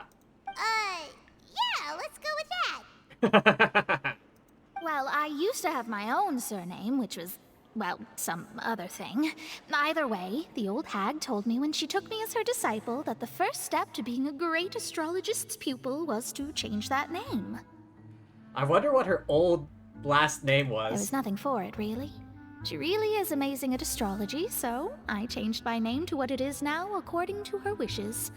To my surprise, however, Magistus is not the name of some ancient house or clan. Oh. It isn't? Huh. Surprise, surprise. Nope. Although it is used by us in place of surnames, it generally just means great. So, Mona the Great? Wow! Imagine including a boast in your name. Wait, are you gonna have to put that into your genealogy as well? I reckon so. In any case, I'd give my disciple a name like this as well, if I were to take one. What is your master's name? Astromancer Barbeloth Trismegistus. Astromancer Barbeloth Trismegistus. Whoa, that's a long one. Does it also mean great or something? My name means Mona the Great Astrologist. As for the old hag, hers is, in plain speech, the thrice-as-great Scholar of the Stars. Just take it as a title specific to astrologists. Thrice as great? That's so petty. I know, right? That's just how she is. She used to call herself Magistus, actually, but when she took me in, she changed her name to Trismegistus. Wow. Wow. Talk about excessive. Seriously. Magistus is thus the calling card of our school, so to speak, which makes it about the same as a surname. It's all right if you don't get it. You can look into it further should you need to study astrology more deeply. How about Triple Strength Traveler or Triple Appetite Paimon? Terrible! But anyway, you're not Fontainian, are you, Mona? You're from Mondstadt, right? Well, I was born in Mondstadt, yes. My parents migrated to Dornman Port, and I traveled with the old hag for a while, after which I settled down in Mondstadt City. Oh, that's a good thing then. At least we know you won't be dissolved by Fontaine's waters. Oh, does she not know yet? Speaking of that, I'm sure you're aware that a bunch of things have happened here in Fontaine, right? I know you're not a local, but I'd avoid getting too close to any water that looks strange all the same. Yeah, you're a bit late for that. There's something ominous about it. Well, the water, I mean. We can just tell you. Did you come to Fontaine because of the prophecy, Mona? That was the main reason, yes. Just a while back, the Steambird invited me to take part in a panel and speak about the circulation of the prophecy as an astrologist. The invitation was sent quite early on. I don't think anyone expected Fontaine to be in this much trouble. What do you make of that prophecy, Mona? Just tell us what you think as an astrologist. Your word would go a long way to make things more certain and less scary. What I can tell you is that I'm an astrologist, and that this prophecy concerns the fate of Fontaine, even that of all Tevat. Ascertaining this is akin to reading the fortune of the whole world. Oh boy, it's that serious, huh? I'm afraid that this is not something that just anyone can do. If I could do it, you would no longer call me an astrologist, but a visionary. But on the flip side, the prophecy is so huge and powerful that it must surely come from a powerful visionary. Its contents involve the fate of the world. Disregarding it would be a mistake. A visionary? Sounds really powerful and all, but does such a person really exist? Yeah, I mean... Of course. The old hag could do it, and I'd bet there are others amongst those Hexenzirkel colleagues of hers who could do something similar. I need to ascertain the accuracy of the prophecy. Could you help me get in touch with your master? Huh? Are you sure? Oh, she has doubts. All right, I'll help you. It isn't often that I see you with such a serious look on your face. I'll tell you once I hear back from her. Thanks, Mona! You're amazing as always! Oh, well, this is something only I can do after all. So yes, your praises are quite welcome. It seems you're right, Michael. She is still full of herself. That's the greatest of astrologists for you! Of all the people we know, you know the star's the best! Indeed, indeed. That's the spirit. Yep, full of herself. Oh, sorry. I came to see what all the commotion was about.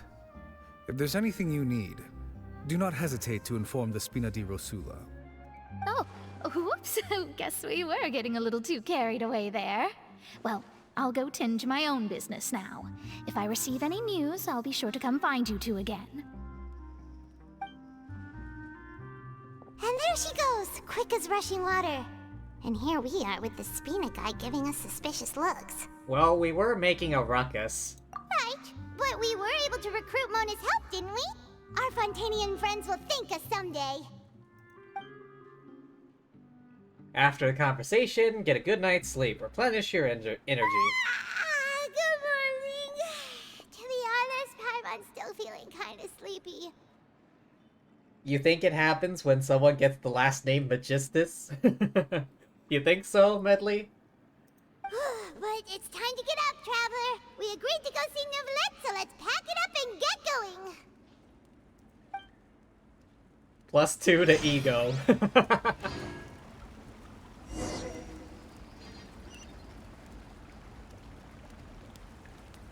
Where am I going? Ah. To the Palais de Mermonia.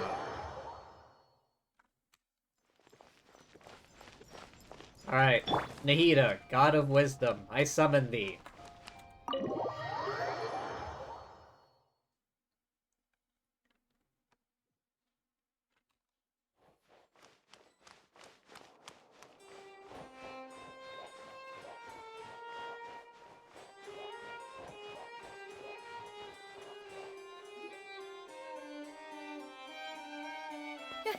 You're here!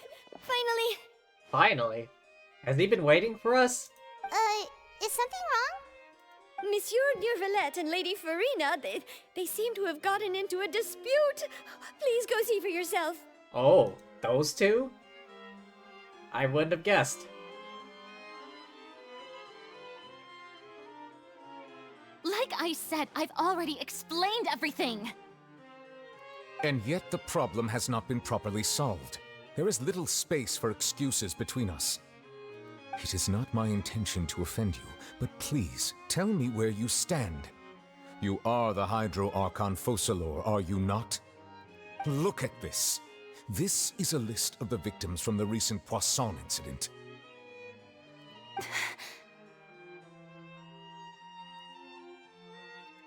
You mean...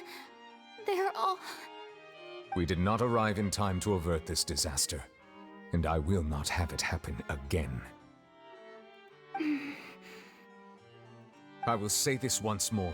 You must tell me everything you know. Yesterday, I found 3 stone slates in some ancient ruins near Poisson. Do you know anything about those? Seriously? You're questioning me like this is a court case now. I don't know anything about that.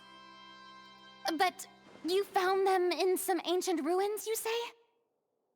That's correct, which is why I came to ask you some questions. There should have been 4 slates, but one of them was missing. The other 3 feature different images that seem to correlate to the prophecy. The prophecy? The second of these slates depicts the previous Hydro Archon Egeria kneeling before a floating island in the sky, as if confessing something. Do you know nothing of this either?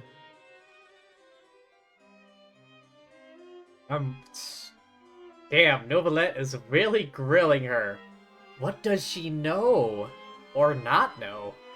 Is she who she says she is, or...? I don't. I've never seen such slates. I'll ask you again. Do you really have no information regarding the previous Archon? My deciphering of the slates indicates that the Hydro Archon Egeria once had to confess to, or apologize for, a certain sin. If anyone would know about it, it should be you. All gods don't have the same secrets, you know. She was herself and I'm me. Is it really so strange that I know nothing? I understand your concerns, but I'm sorry. I just don't have anything to tell you. Maybe she's being, like, forced to keep secrets by some kind of oath or something. Like some sort of magic contract. It's like, don't say anything or else. Forgive me for saying this now, Lady Farina, but I have long known of your various secret investigations into certain matters. Secret investigations? It's like Zhongli version 2. There are several indications that you have been investigating the prophecy on the sly. Oh yeah, that's right. Zhongli can't talk about the whole Conria thing because of contracts. This is not strange in itself, considering that you are the Hydro Archon. But it is strange that you should also claim to not know any of Egeria's secrets, as well as do nothing following your inquiries. You have never been as superficial as you have presented yourself to be, nor are you a fool. And yet, your behavior is very inconsistent.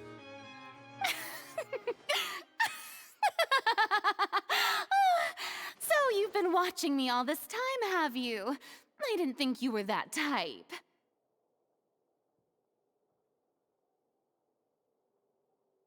Something just popped into my head.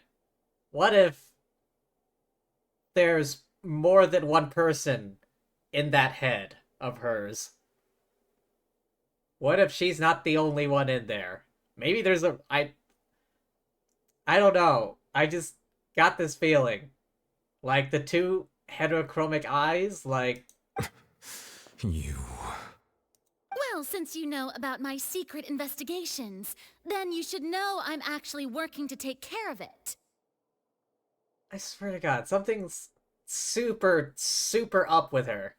There's no point questioning or suspecting me. You're the Eudix, but you're still my subordinate. You should be following my lead. Yeah, Farina. I feel like there's more than one person jangling around in that head of hers. Just trust in me. You're Archon, and do as I say. Never mind whether you can truly convince yourself to or not. It'll all turn out fine. I don't know, I'm probably just going crazy. It's probably the sea madness getting to me. I'm just throwing out wild hypotheses. That's all I have to say. We do not discuss this matter again. Oh, the opera's about to start. Toodles!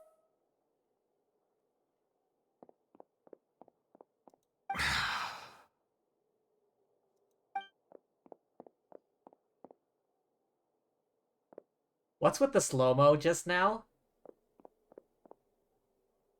Did Farina not notice us standing by the door? Wonder what's up with her. She was smiling. Huh. She didn't seem in the mood to care if we were listening in or not. She seems to be deliberately hiding something. Mark my words. I assume you've been outside for a while now? Yep. Oh, you noticed. Seems Farina didn't even realize we were here. She was in a great panic, though I cannot discern the reason. Our discussion reached impasses time and again, a state of affairs that we cannot allow to continue. Still, I do not understand. Dialogue is the basis for understanding, so why did she keep refusing to engage? I'm afraid questions alone might not suffice. We need to make her understand how dire the situation actually is. Everyone in her inner circle has noticed that she is hiding some secret. The issue is her attitude.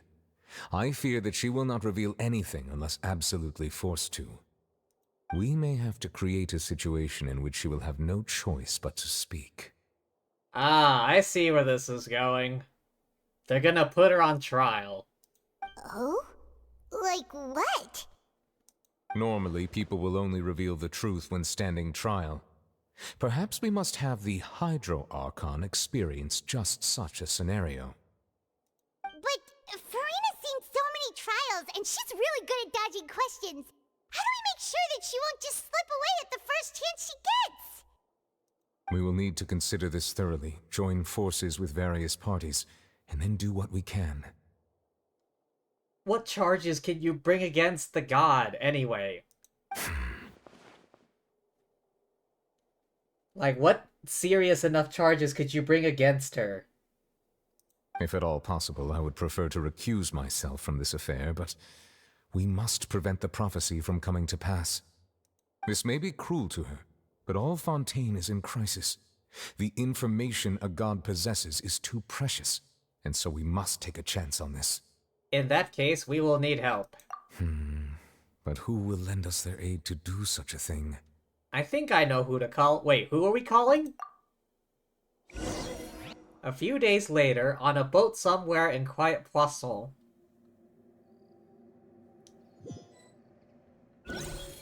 Who are we? Well, that's everyone, huh? God damn it. Who are we calling? Ghostbusters. Speaking of which, it was pretty smart of you to think of hiding here. Poisson was just involved in a disaster, so it's presently devoid of people. That naturally makes it the best choice. And here you are drinking tea like it's the most natural thing in the world, huh? That's what family should do. Sit and enjoy a leisurely time together. It's nice to enjoy tea here, you know? Care for a cup? Okay, Lynette. Lend me your ears, everyone. Or perhaps one of you might like to start us off. How about you, friend? Ah, Fremine? Me? No, I don't think I can. Then, how about you, good sir? I fear that I will cause the mood on this boat to become as somber as it is in court. How many people are here right now? Michael beat you to it there, Medley. Well then, I guess we're lucky we've got a local like me to organize things. Wonderful, the spotlight at last. I guess I'll be facilitating things from here. Alright, so we got the siblings, we got Novelette, we got Navia. Clorand. That was a little long-winded, don't you think? What's okay, we also got Clorand here. Oh, you might be right. Anyway, to cut to the chase, our friend here, the Traveler, has brought us together to discuss something. Is anyone else gonna join in on this party? As for what that is, well, let's start by saying that we'll be pooling our efforts together to create a series of traps. Oh, how intriguing. I wonder if Zhongli knows anything about Egeria. Or Venti, for that matter. Both of them are super old. And I feel like Zhongli would know the most. Because he's the oldest. Well, it's just an expression, really. One that I just learned from Clorand. And used on the spot. So, let's invite her to explain in detail. A round of applause, please. Huh? Didn't you say that you would be facilitating this? Oh, come now. Your work doesn't involve much public speaking, right? This is a good chance to practice. You might even pick up some fancy oratory tricks to impress your boss with in the future. I see. And what does my boss say? He is glad that you consider him your boss. Do go on. Good luck getting info out of him. I mean, I'm pretty sure old man Zhongli would tell us something, right?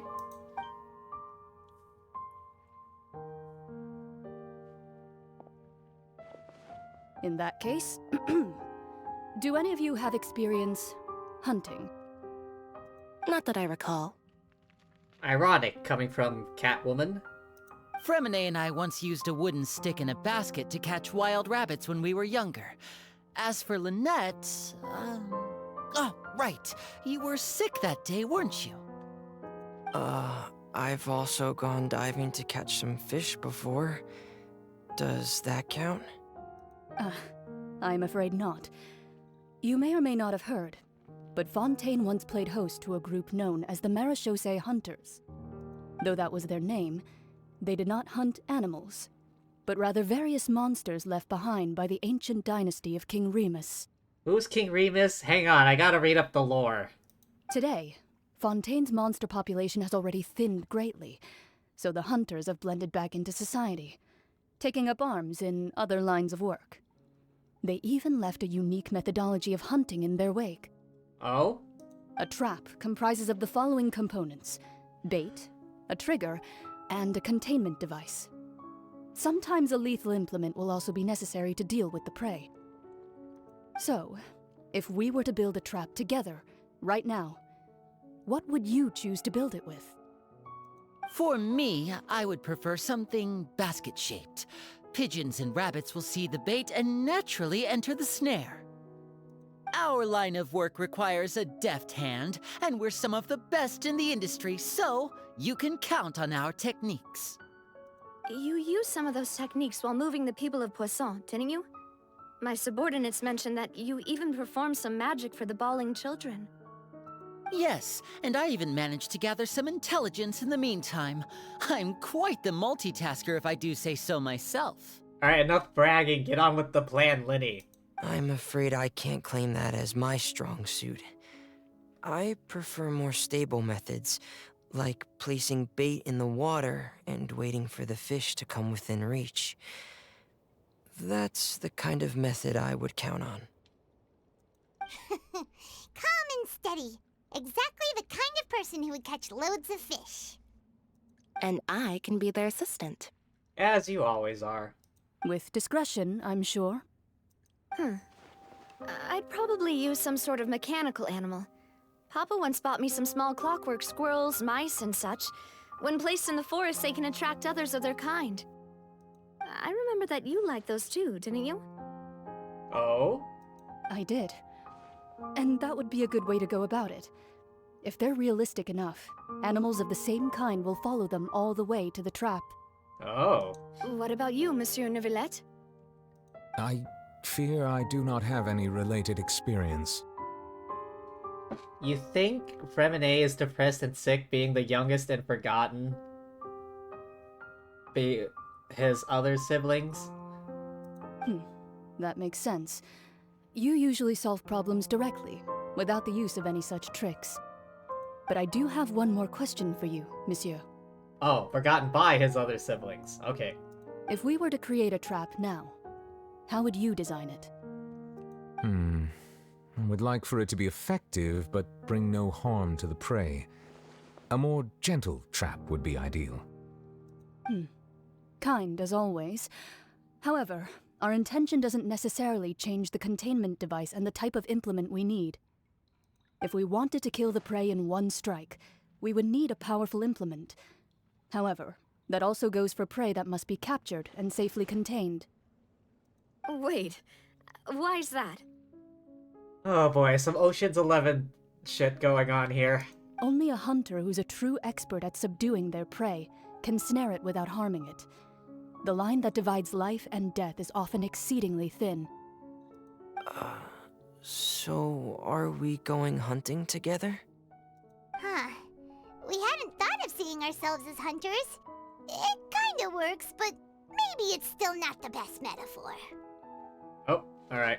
Hang on, let me hydrate real quick.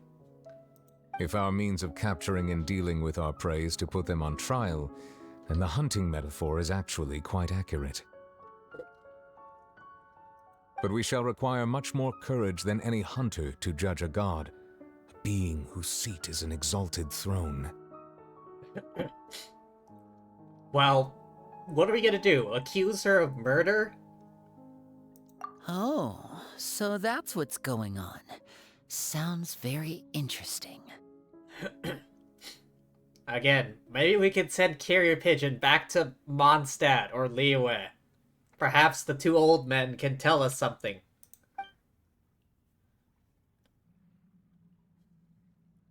Hunting metaphor was just a metaphor, not call this a hunt.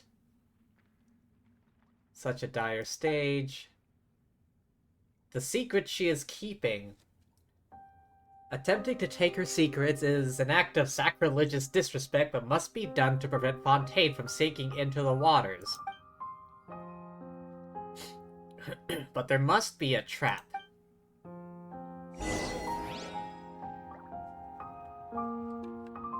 What? Did everyone already leave?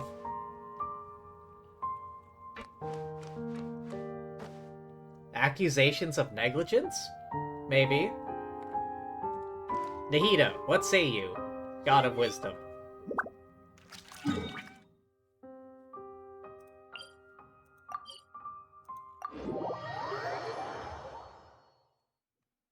Oh yeah, maybe we could send Carrier Pigeon back to Sumeru. It's not that far away, right? Get some words of wisdom from Nahida.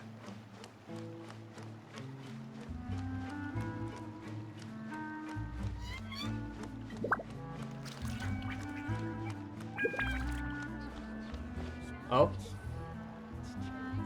Okay, I guess we're back. It's been a tough few days, hasn't it? So much has been happening. Those meetings sure did make me hungry. Paimon didn't think the meetings would go on for so long, but everyone seemed pretty fired up, huh? Paimon thought they'd be at least a little frightened. Well, Fremine was, now that Paimon thinks about it, but everyone else just looked a little surprised. Do you feel more confident after the meetings, Paimon? Well... Well? It's hard to say. Paimon doesn't have any experience with this sort of thing. But with you around, Paimon sure will do great. After all, you're the most reliable person in the world, aren't you? Huh? Something wrong? Did you just pour some tea? Paimon didn't notice you doing that at all. No, I didn't. What? Then what's that? Paimon's never seen that cup before. Don't be frightened. I'm just joining you two for tea. I merely refrained from saying anything till now. Who? What? Who's that voice? But there's no one here. Ah, have you forgotten me already? Wait, you are familiar. You're the voice we heard from the sky in Sumeru. That voice? The voice from the sky, I fear that description is wrong. Though, not completely wrong. You're feeling lost now, just as you were feeling previously. I sensed that confusion and thus came to you. Guiding people is an irresistible hobby of mine, after all. Who are you, and what do you want with us? Consider me a passerby, just accepting a commission from my friend's disciple on a whim. Friend's disciple? Oh. The friend must be Barbeloth Trismegistus, and the disciple must be Mona. Allow me to ask you, will Fontaine's prophecy come true? The enigmatic N of the Hexen Circle? The prophecy. Yes, what has been prophesized will be fulfilled. You may view such things as the history of the future.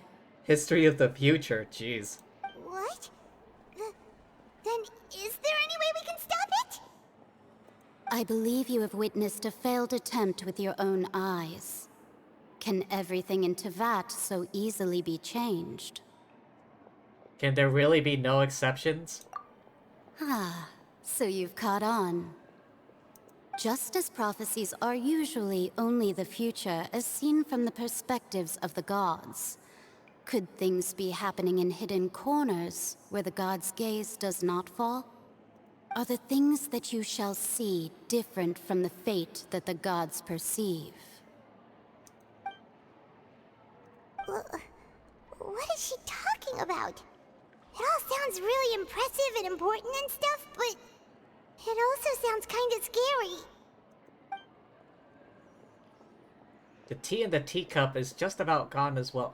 Wait, was she drinking the tea this entire... What? I believe that you understand, right? Some things are insignificant, but others you must reach out to change. Ultimately, fate shall serve as your only guide, no matter what will happen in Tevat's future. All you need to do is to play your part. This was good tea, by the way. Thank you for your hospitality. Well, that'll be all for today. The voice. It's gone. Is this the clue you're leaving for us?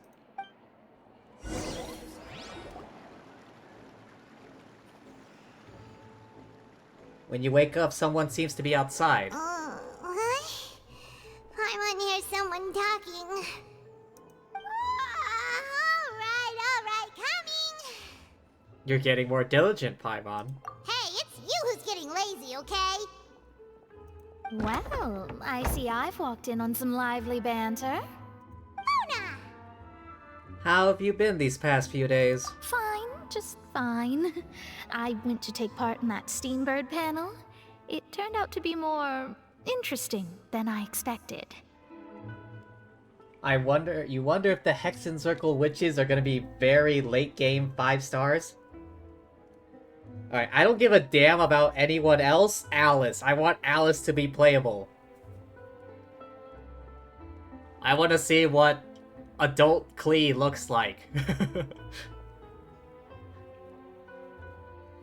I want the unlimited power that is Alice.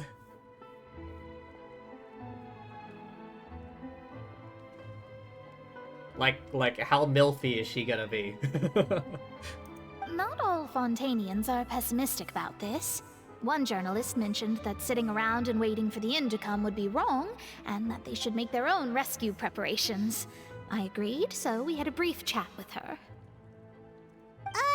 Did she have pink hair by any chance? Oh, Charlotte. Why, yes, it was Charlotte. You remember her, right? That daredevil journalist? Yeah, we remember her.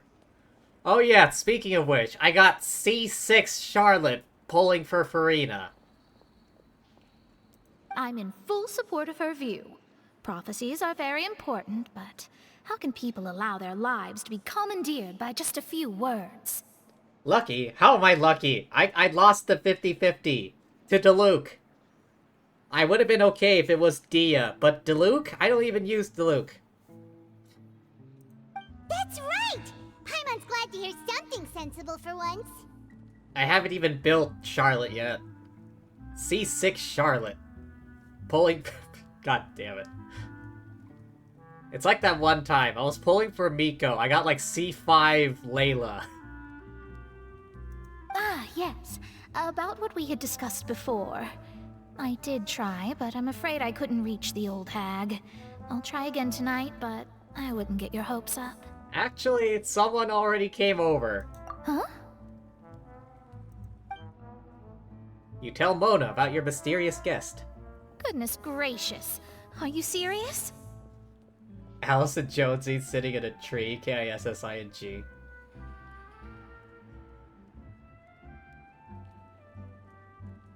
Alice is married. She has a husband. Bad time to mention 17 pulls at 0 pity. You. She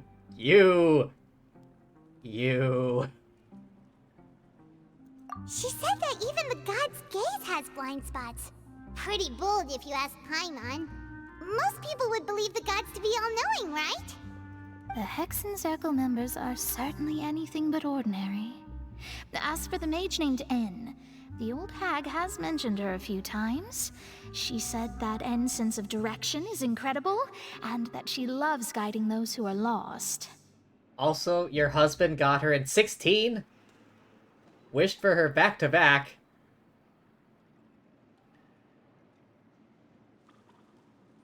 You lucky jerks. How dare you flaunt your RNG. But I've never met her, and if she were still alive, she'd be... well, suffice it to say that the hag's at least a few hundred now, and N's been around for longer than that. A few hundred? Whoa. The Hex and Zirko sounds like a scary group. But they must really stay in shape to live so long. I mean... Alice is an elf. Their abilities alone are pretty terrifying. If she came to see you personally, then the problem you're facing must truly be of great importance. Well, it's not like Paimon could understand anything she said. Klee is literally my daughter. She's not literally my daughter. I am not a pyromaniac. Alice is the pyromaniac. Also, I am not Alice's husband. Yes, she was quite cryptic, but I suspect she means that there is still a way to turn things around. She didn't say when or what that would be, though, so... perhaps it is something that you cannot know right now. Now I'm being humble. What do you mean? Helpful hint, but when will we realize their value and meaning? Was that the best answer my question could have gotten? Traveler, Paimon, are you two alright? As alright as we can get, I guess. Oh, we're fine. We're just a little down right now. It kind of feels like the end is coming, you know? The end is nigh. Repent! Repent! Put your faith back into Talos. What was it that Heimskr says in Whiterun? I see. I feel that same sense of desperation, too. I guess you could consider me someone who has often witnessed fate. So far as I have seen, it cannot be swayed. But even so, I still hope for, and believe in, miracles.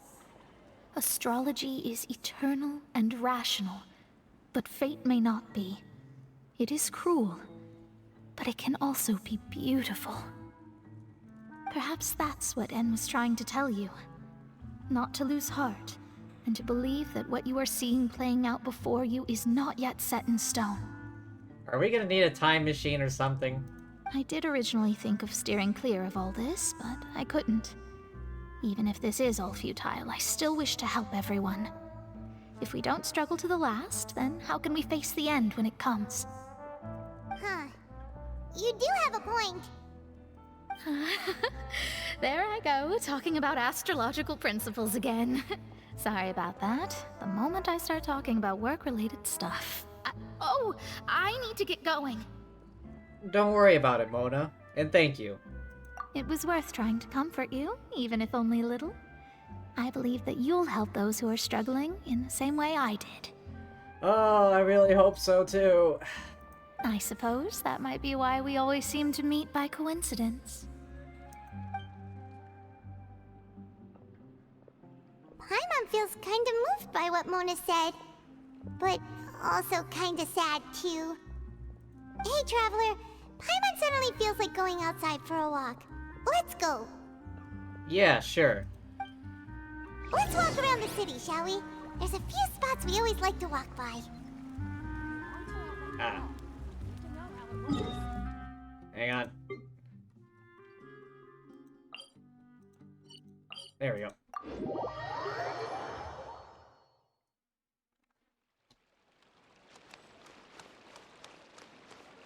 Nahida, please, provide us with your wisdom. We really need it right now. Someone, send Carrier Pigeon back to Sumeru. Oh, Spin Crystal. Oh, come on! I was about to pick that up.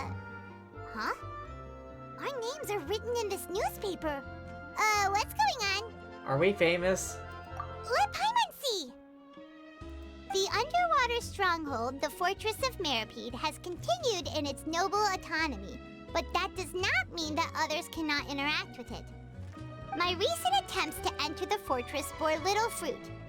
Huh. Guess Charlotte still hasn't given up on that.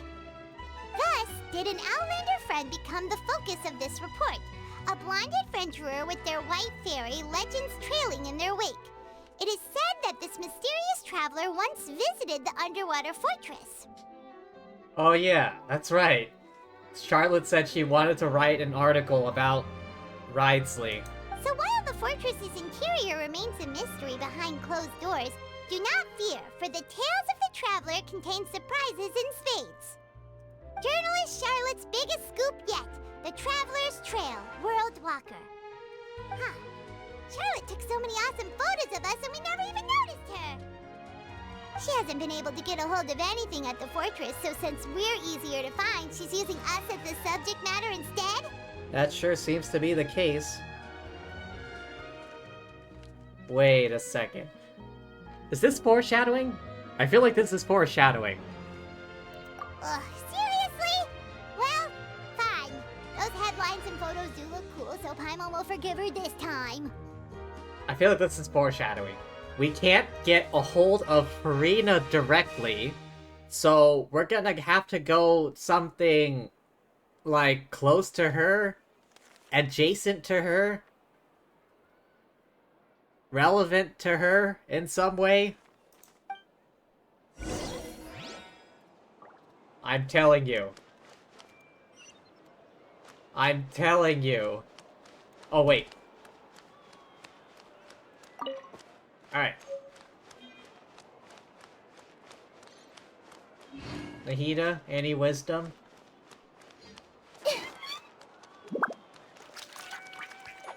Oh.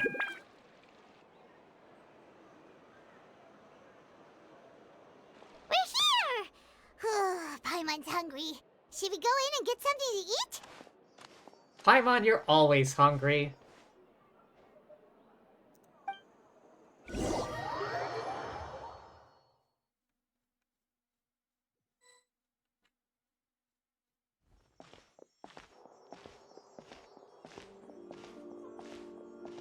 Okay.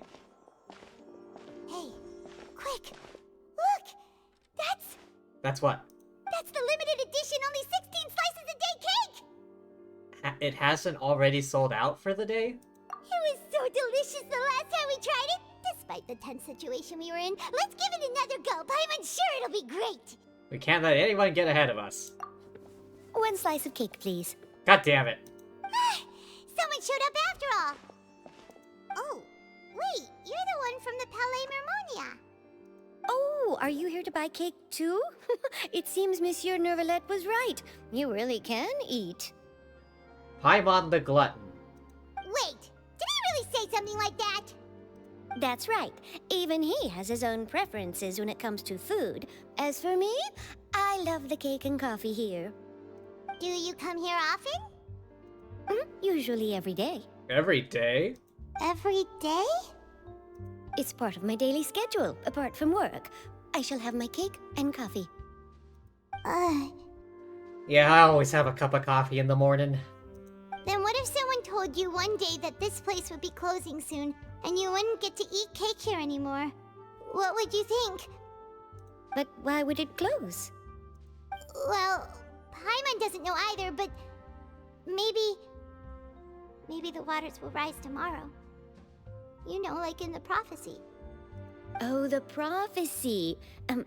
To be honest, I haven't paid much attention to that. No, still, even if there'd be no more cake tomorrow, that wouldn't keep me from having some today.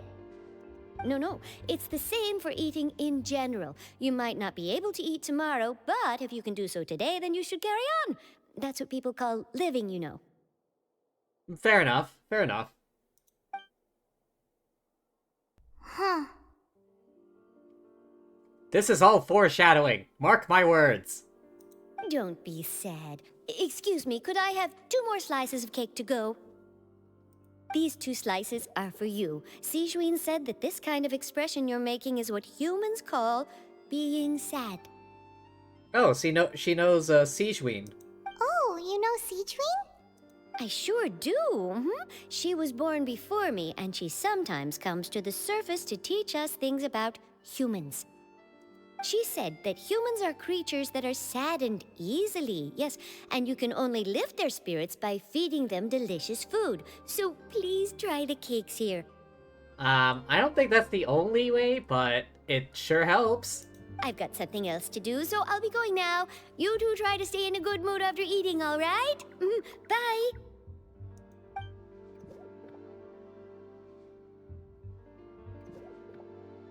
And there she goes. Completely different than what she just said. Alright, let's dig in. Paimon's sure this cake will be delicious. Snarf down the cake. It's more delicious than last time! And the flavor gets even better with a sip of tea. It sure would be nice if we could come again tomorrow.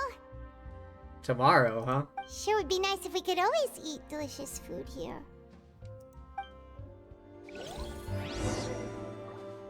I'm telling you, this is all foreshadowing. Oh, also, can I order anything? I'd like to see the menu, please. Can I get any new recipes? No? No. While I'm here. And some jam.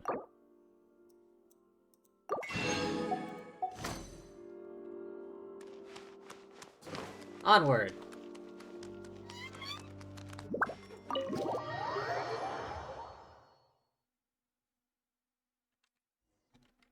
Oh, we're near the Steambird office. Let's go look for Charlotte and have a chat. To lay Steambird.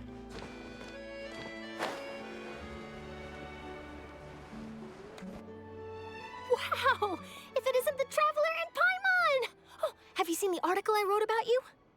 Yep. Ha!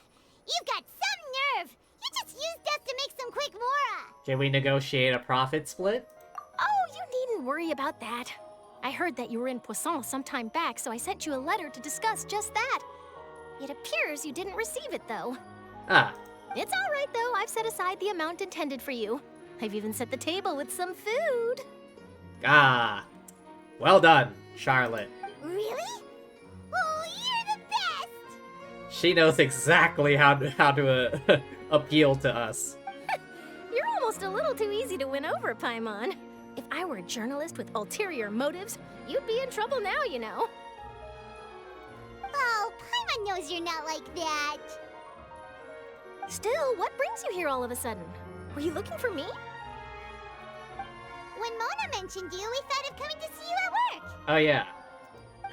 I see. It seems you've already bumped into Mona here in Fontaine. And previous other occasions. So she mentioned me? What did she say? You got some nice side boob. I mean, what? She said that you're a real daredevil of a journalist. Nice. In which case, can this daredevil journalist dare to request an exclusive interview with the legendary Traveler and Paimon? Huh? So your article in the paper today doesn't count?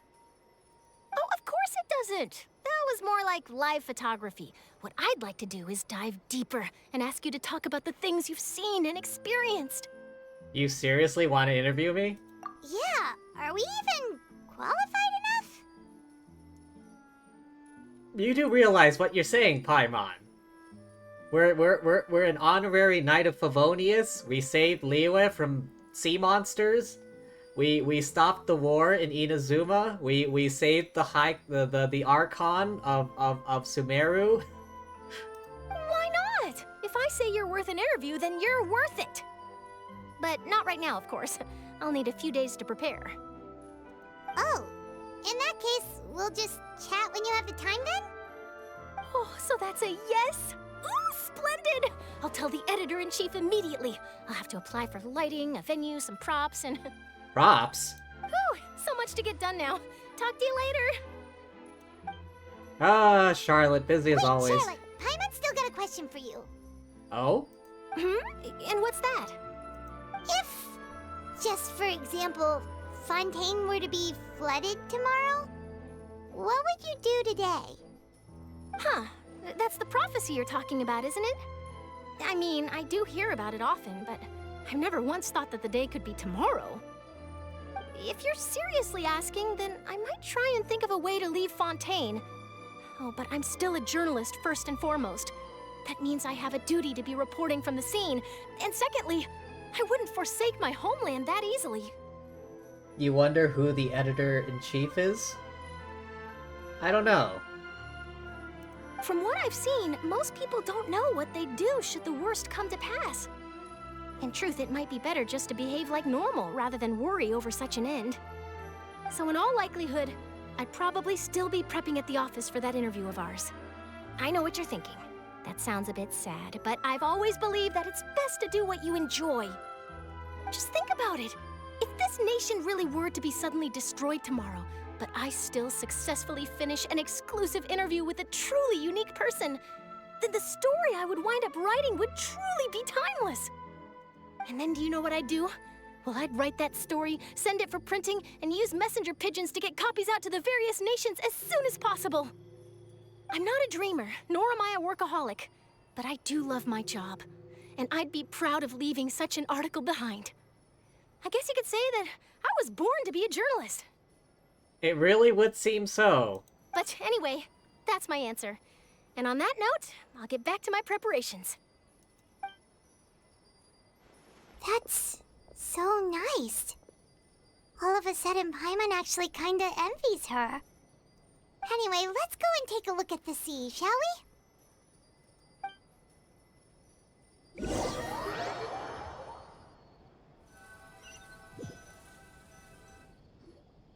The sea breeze and scenery can be a pretty soothing combo, huh? Paimon's been thinking. About what? If it wasn't Fontaine, but all of Tevat that would be destroyed tomorrow, where would we go and what would we do? No, Paimon should ask, if you could choose, what would you like to do? If I could choose, huh?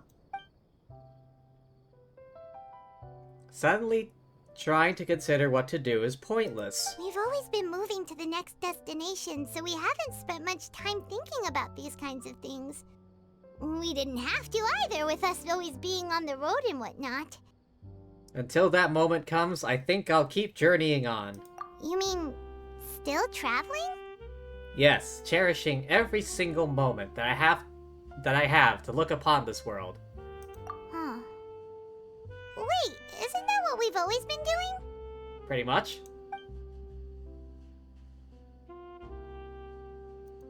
And night falls, we go back. Next few days are calm. Charlotte comes to find you. The interview. The safe house. Navia stops by to take a photo. All goes well.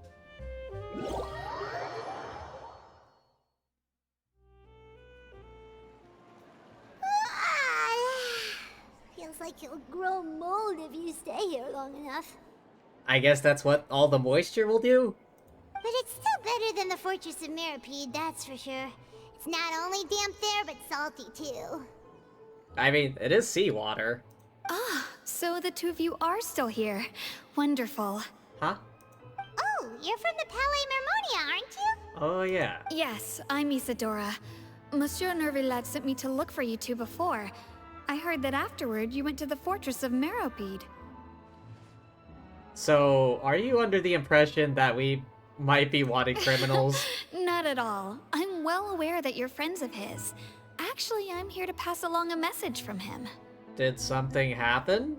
Yes, inside the Opera House. The Maréchaussée Phantom has declared the incident a small-scale riot. A what? What happened? A riot? Well, that said, I don't personally think it was that serious. Lady Farina was watching a performance at the Opera House, And while she was resting during an intermission, some other audience members suddenly started harassing her. Oh? Loudly accusing her of doing nothing about the prophecy crisis. Oh? And before she could respond, others started to join in. Is this the plan in action? The crowd continued to grow, and protests against the Hydro Archon started to break out. So people have started to put the blame on Farina. Guess they finally found an outlet for the pressure they've been under due to the prophecy. I agree. People will naturally rely on gods, as is customary. But the moment people feel threatened, gods are also the first to be blamed. So what happened after that? Is Farina okay? I can't get over the fact that, like, these frills are not actually frills. They're just kind of, like, textured, painted onto the model. Seeing that the situation was spiraling out of control and that further argument was pointless, she claimed that she'd gotten tired of this and left in a hurry. The Marechaussee Phantom had their hands full maintaining order and did not catch where Lady Farina had gone. Only when things had stabilized did we realize that she had gone missing. So, you mean she's still missing? Still? That's right. The Marechaussee has dispatched many people to search for her, but we don't have any leads yet. Okay, so where could she have gone? That said, I don't think there's much to worry about. She is a god after all. Even if she were to fall into the hands of rioters, what could ordinary people do to her? I mean, Nahida isn't exactly the strongest god either. So, in a fight, I mean... Good. Monsieur Nervillet sent me to tell you about the situation, but he didn't say anything else. Don't worry, this is more than enough to go on. Thanks for keeping us informed. Yeah. Good to know. Ah, is that so? Well, alright then. In that case, you two take care. I'll be heading back to the Palais now.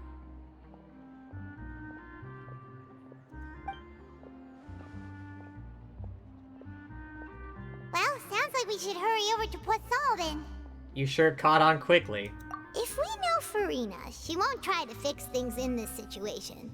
Instead, she'll look for a place to wait out the heat.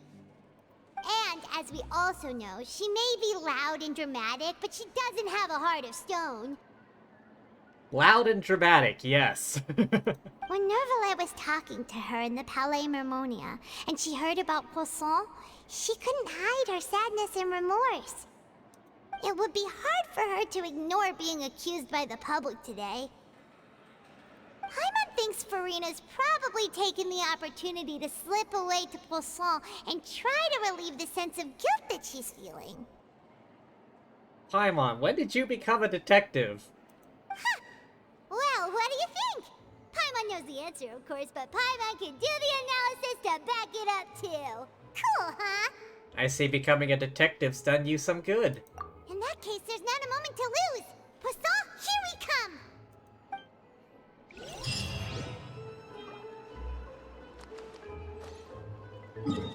Alright, to Poisson.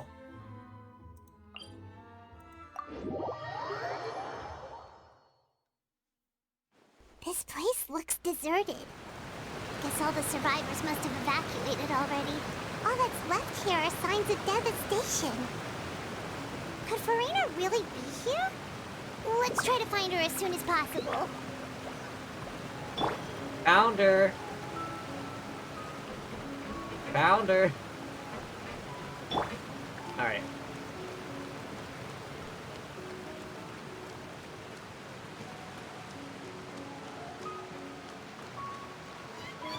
Ah, yes.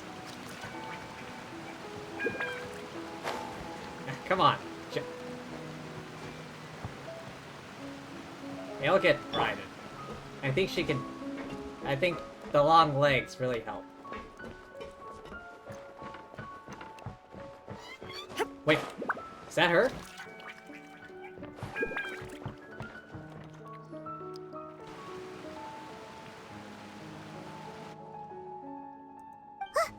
That's Farina, right over there. She really is here all on her own. Paimon, shut up.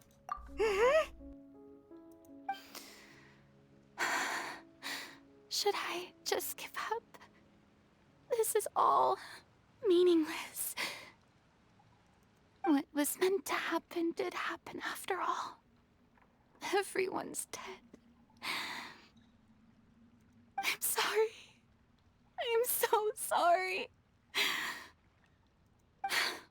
Give up, Farina. There's no point in holding out. I'm sorry. But what can I even do other than to repeat meaningless apologies over and over? Farina? Who's that?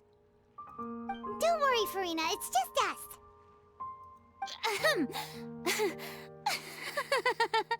So it is you, blonde traveler from another land. Why, I almost thought you were someone from that mob of my ignorant subjects. Come to kneel and beg for my forgiveness. Well, she could really put up a front quick. Farina, you were crying just now, weren't you? The tear stains on your face are obvious. What do you mean, tear stains? Oh, I remember. The show at the Opera House earlier this morning was so moving. I'm still trying to process it.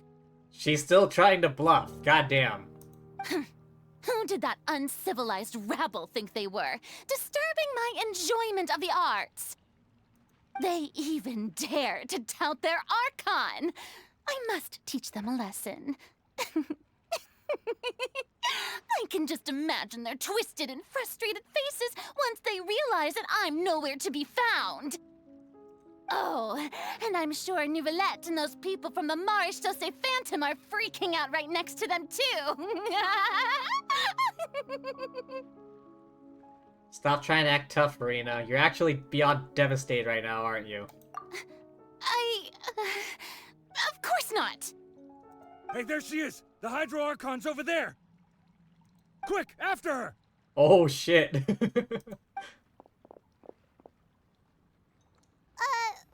those people seem to be after you. They are? They're just some rabid fans who want to cut the line because they haven't been able to meet me in person, aren't they? I think the trap is working. That's against the rules.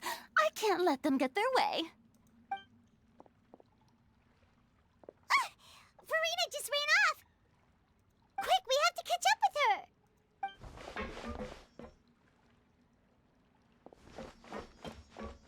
She's not that fast.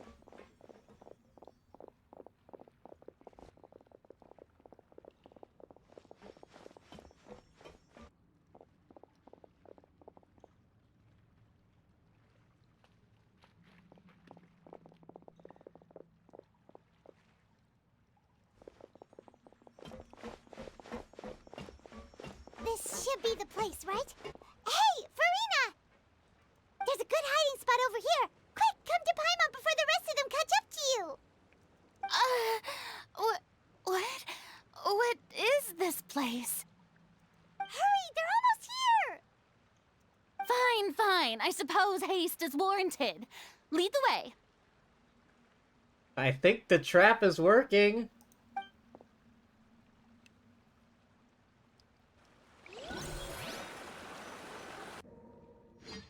All according to plan.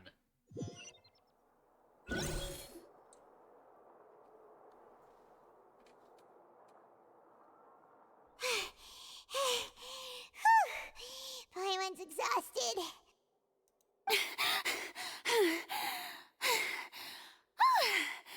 I'm so tired. I totally thought they had caught me. No, I mean, I merely gave in to the sheer enthusiasm they displayed.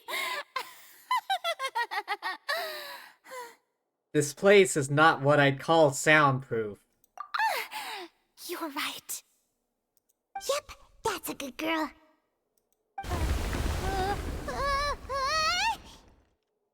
Is this part of the plan? What's happening? The ground's shaking. Is it an earthquake? Another disaster just struck, I suspect. Yeah, a quake of this kind preceded the flooding in Poisson, didn't it?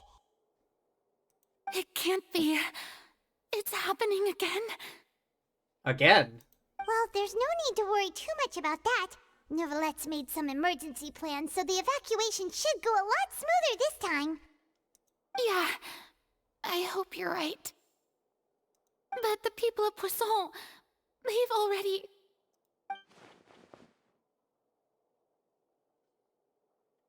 Has Farina finally reached her limit? Now that she's talking about her actual feelings, she's starting to look far less stiff. It's true. I've been investigating the prophecy for hundreds of years. Okay. I once had informants all over Tevat, searching for clues and feeding information back to me. Okay. I've tried all kinds of ways, too, to hold back the sea. Anything to keep the coastline from advancing. Okay, so she has been busy. But all my efforts proved to be futile in the end. Really, the truth has been clear to me for a very long time. We cannot make an enemy of the divine. No matter what we do, the will of the heavenly principles will have its way, and the prophecy shall be fulfilled. You still haven't given up, right? Give up.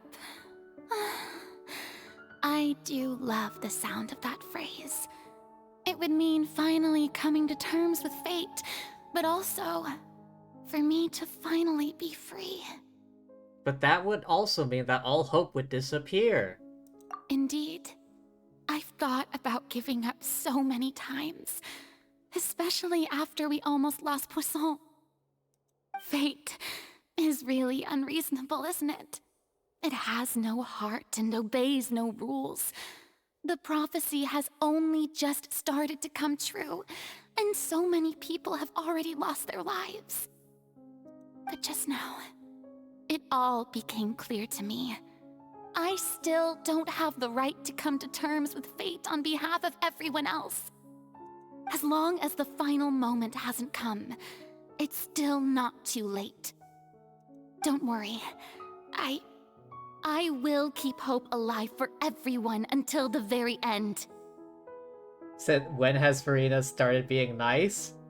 Ever since the trap started working. Well, that's enough for now.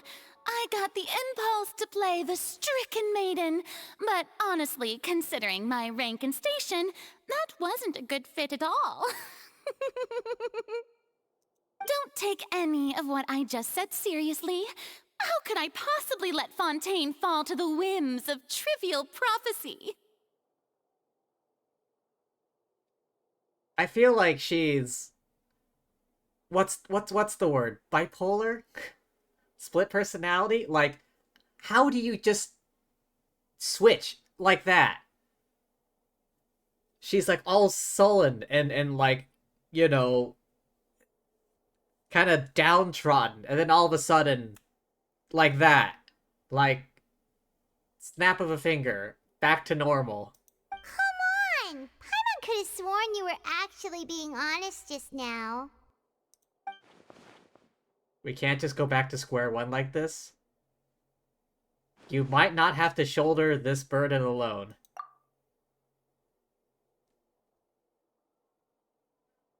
Although I don't know what you might be keeping from everyone, your people are more than willing to share your burden with you. Share my burden. That's impossible. It was fated right from the start that this would be my duty alone. But even if your burden doesn't need to be shared, you can still choose to confide in someone. Just share it with me. I'm what you'd call a witness. Oh, right, that whole thing. A witness? Yes. I've heard that you came to Tevat from beyond the stars, yes. In other words, you never belonged here. And if Tevat is, in its entirety, a show on a stage, then you're just a spectator, aren't you? If that's the case... No time left. Please, Farina, just spit it out.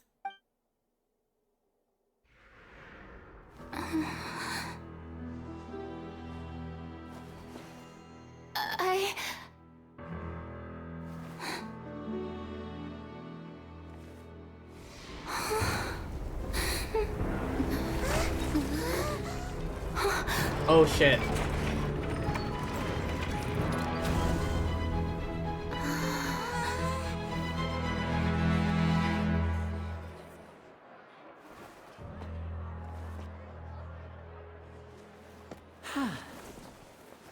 I think the trap worked. Ladies and gentlemen, this concludes my opening performance. Now, without further ado, we may proceed to the trial of our god. So this is what it is. Yes, you deserve praise for the effort you took to raise the dramatic stakes. We were so close. We were so close, god damn it. Do not forget, however, that I am Focalor, the god of justice, the embodiment of justice itself. Does it not strike you as even the least bit absurd to bring the very concept of justice to trial? We were so close, I swear to God, she was about to spill the beans. May I interpret these words as your refusal to stand trial? Also, how did they manage to move the entire building all the way to the Opera House? In that case, you will have the opportunity to defend your honor through a duel. Oh. You would draw your blade against a god? Farina, give up. You are not a fighter. I see. It seems like you have made up your mind. She's not a fighter. She's gonna back down.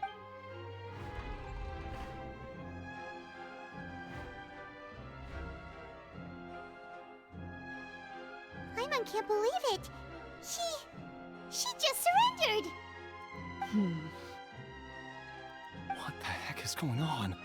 Did I just see an Archon surrender to a human? Wow, how utterly humiliating.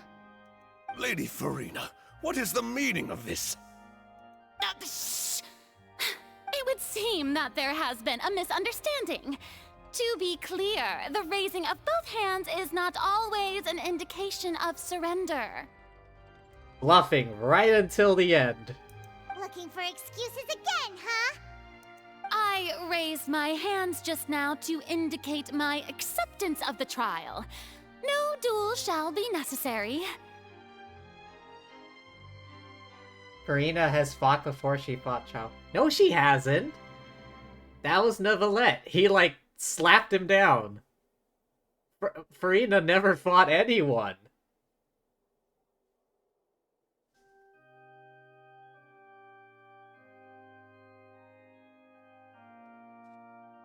I will admit that I've been running away for a long time. Are you... I'm pretty sure you think about Neuvillette, right? I'm sorry, everyone. I was unable to protect the people of Poisson. It is my duty to stand trial for my crimes. You are not the only ones to be disappointed in me. I, too, am exceedingly disappointed in myself. Yeah, Medley's right. The child didn't fight, Clorand. It was Clorand. Child, like, did a sparring match against Clorand once. I'm sure that's what he said. Right? Medley, you're with me on this one, right? He said he, fought Clorand once. But now, it is time for the Hydro Archon to show you her courage and resolve. I, Farina, will use this trial to show the world the true meaning of justice! This time, I will protect you. Applause applaud and rejoice. One of the most outrageous and fantastical arcs known to the opera epiclese is now unfolding before your eyes. Yeah, Medley's right. When you first met Farina, she was like, yeah. When you first get to Fontaine, Farina greets you at the port. And she's like, oh yes, I challenge you to a duel. And then when Traveler says, alright, let's go, she's like, you know what? Never mind. Mark my words. This shall be one of the most exhilarating and brilliant shows ever to grace the stage of Fontaine.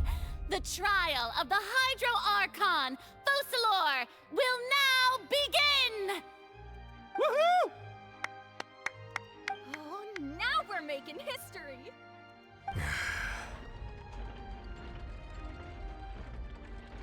Yeah, that's right.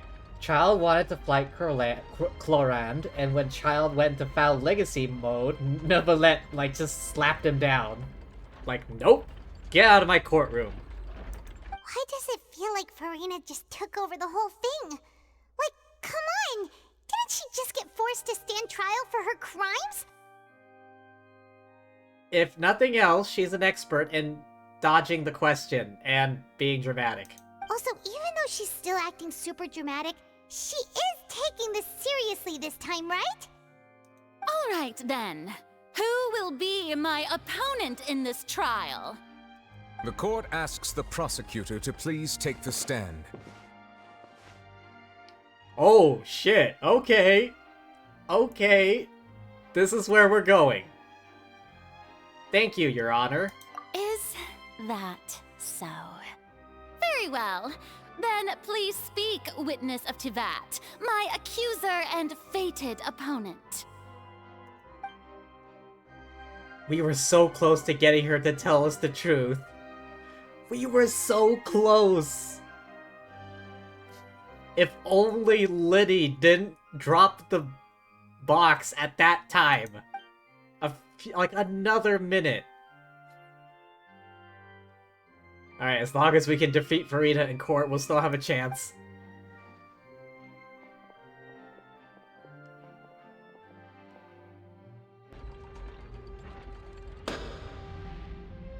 Also, please allow me to ask, as a final question before the trial begins. Just how much work did you do to force me onto this stage? Well, we did do a lot of prep after the meeting that day. I can go over the tasks assigned to the Spina di Rosula, since they were rather straightforward and easy. Navia, the president of the Spina di Rosula. Most of the people who participated in the disturbance this morning were my subordinates. Oh. They changed into plain clothes and came to the Opera House as regular audience members, waiting for the perfect opportunity to incite insurrection against you. Yeah, some Ocean's 11 shit going on. The people's resentment against their Archon has been building as more and more of the prophecy is fulfilled. A spark was all we needed to turn smoldering anger into a flame. Moreover, according to our understanding and analysis of you, when something like that occurred, you would likely flee the scene and head to Poisson by yourself. French Revolution vibes. So, we arranged for a second group to lie in wait there. So, you mean... the ones who scoured the settlement for me were also from the Spina? And their goal was to force you to step into the giant magic box so you may personally participate in the greatest magic performance in all of Fontainian history. Oh, that's right. I remember now. After Traveler, Paimon, and Farina entered the box, there was a bit of shaking that happened. That must have been when they started moving the box. But that would mean they would have to move the box here, all the way from Poisson. How'd they move it that fast?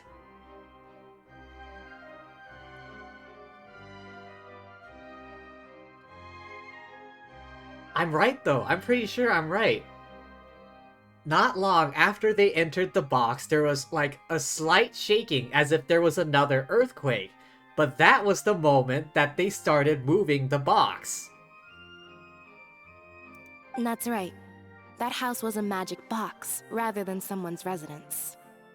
As the super ultimate version of the setup that I used when I first performed at the Opera Epiclese, the volume of the box was increased by a whole order of magnitude, and the distance it traversed was the entire gap between Poisson and Araneas. Its cargo, of course, was an Archon instead of a human. My thanks, Farina. Without your help, we could never have pulled off such an extraordinary performance. You're welcome?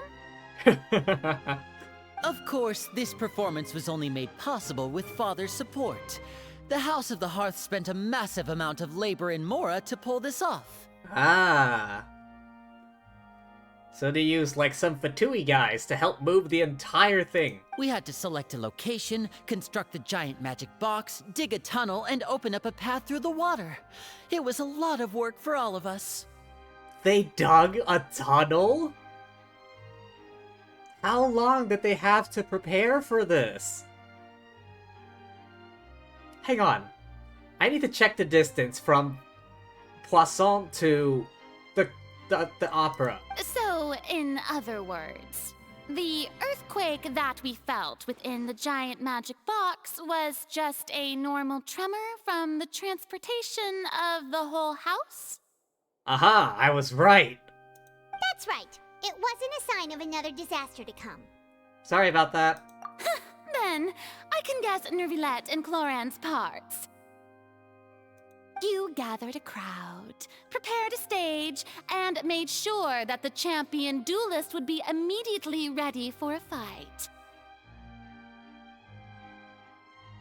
You hope that the Fatui continue to be morally gray and not evil like they were when introduced. I kind of agree. It adds more complexity. It adds more complexity and, like, kind of adds to the story a bit better than just being, you know, simply evil. Because just having them be simply evil kind of makes it, like, basic, bland, you know what I'm going for, right?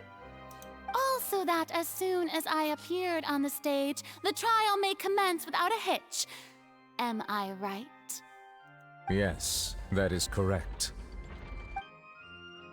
Well, Clorand, I must commend you for your courage. Only the most outstanding champion duelist in all of Fontaine would accept a duel with an Archon without flinching. I mean, I'm pretty again, you're not a fighter, Farina. If this had been, you know, Zhongli or Raiden, like, not a shot. You would not win a duel against them.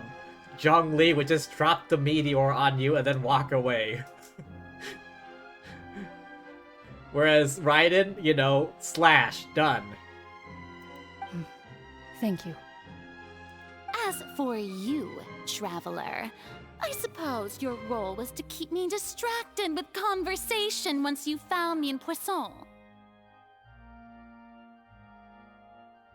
It's like, this is a massive group that works for an entire nation. I don't think it's realistic to have an entire nation be evil.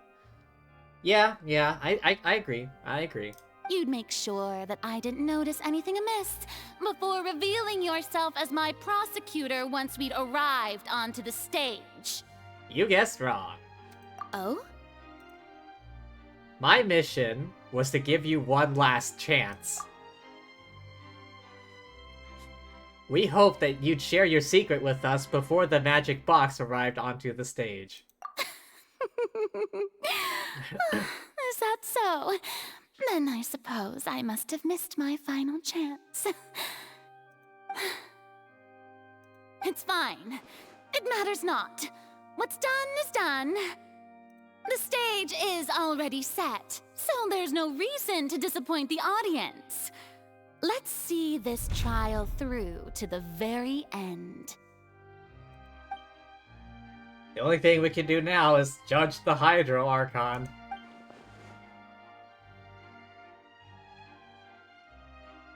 Still can't help but be a little bothered by the conversation earlier. What did Farina want to say to me right before we arrived on the stage? Well, unfortunately, you're not a mind reader, Lumine. Madam Prosecutor, please allow me to pass this along. Huh? This is a document that Miss Charlotte applied for and received permission to share with you during the trial. According to her, it should speed up the proceedings. Huh? Charlotte wanted to give us something? Oh, so she's here too! Hey, Charlotte! Oh yeah, she was sitting there next to Clorand. Oh, let Paimon see. Isn't this the exclusive interview that she did with us before? So she's already finished it, huh? Wait, then that means this document is a perfect timeline of everything that's happened ever since we stepped foot in Fontaine! So in other words, we can refer to this anthology of evidence every time we want to use something from our journey as evidence for an argument! I never would have thought of using it this way. Let's quickly confirm the information in it.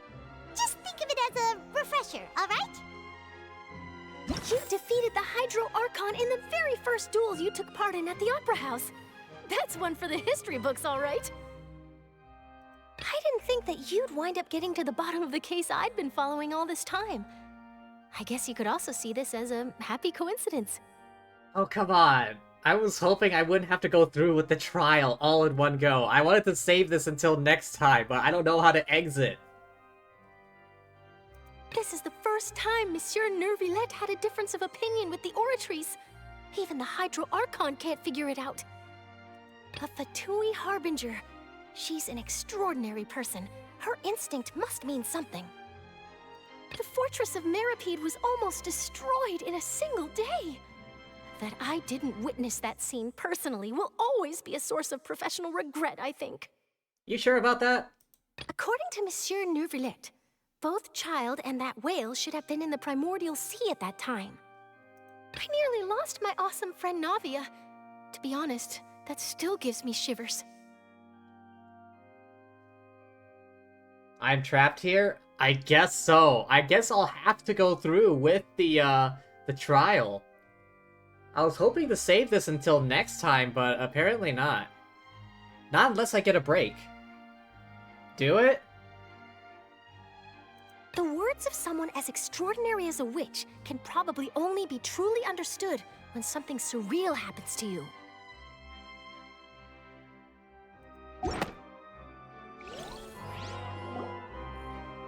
The prosecution and the defense are both in position. The trial shall now begin. Alright, I guess we're going through with it. Here we go. Alright, first let me hydrate.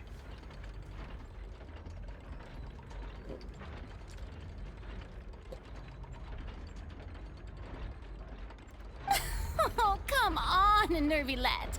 There's no need to repeat all the unimportant legalese.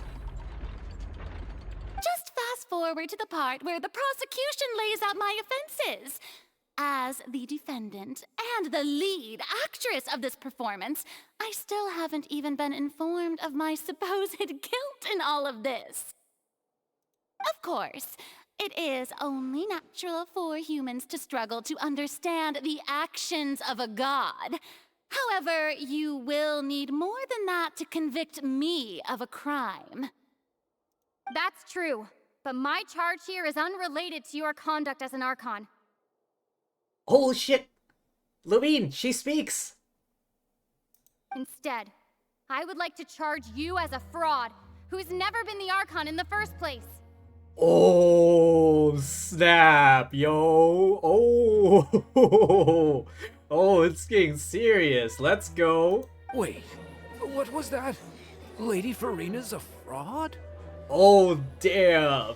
She really went there. Hey, I came here thinking that we were going to try the Hydro Archon for forsaking her duty, but did I hear that right? She's not our Archon at all? Charge accepted. Oh shit, here we go. Oh man, I really should have saved this for next time. Lady Farina, Do you plead guilty to the charge? Lady Farina. I plead not guilty. How can I be guilty? There is no way that I, Focalor, otherwise known as Farina de Fontaine, a member of the Seven and the Regina of all waters, kindreds, peoples, and laws of Fontaine, could be anything other than your true Archon. Well, Egeria is dead, so... Yeah. Even though Lady Farina can be rather eccentric, isn't it going too far to doubt her very identity? Yeah, I've never questioned her identity either. Sure, Lady Farina can be super irresponsible, but what grounds does that prosecutor have to make such a huge claim? Oh, this is gonna be good. If I get a chance, I'm fucking cliffhanging you, people, alright? I'm like, next episode of Dragon Ball Z this. Oh, man.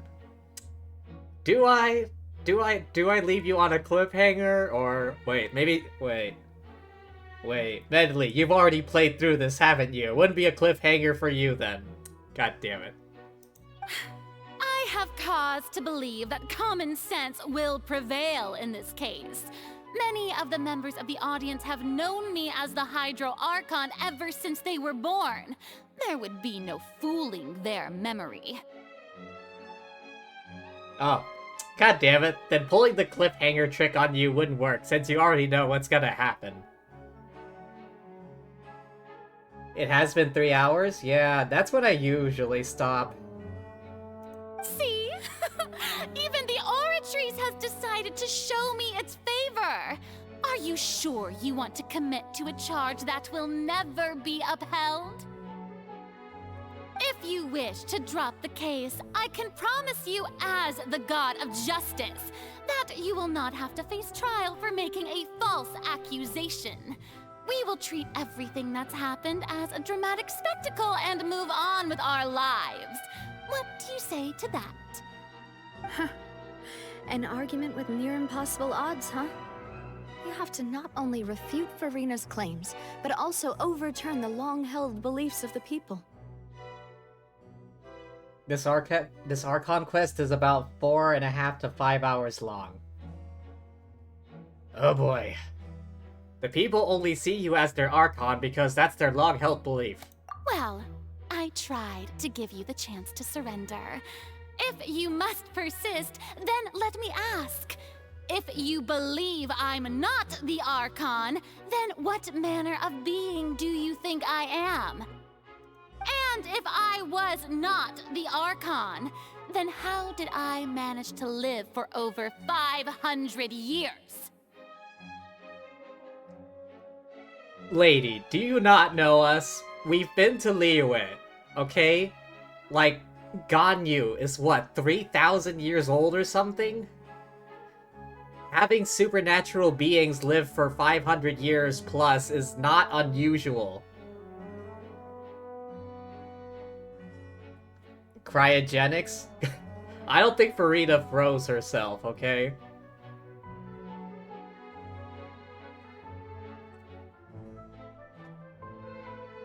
Well, Ganyu, Xiao, company... Like, all the Adepti, they're all, like, super old. Let's see, who else? Miko. Miko's a Kitsune.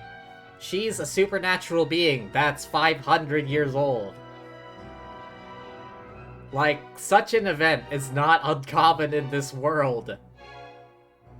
Like, the Aranara, they're all super old, right? Special about Farina. Oh god, here we go. Why can Farina live so long despite she's human? Wait, what?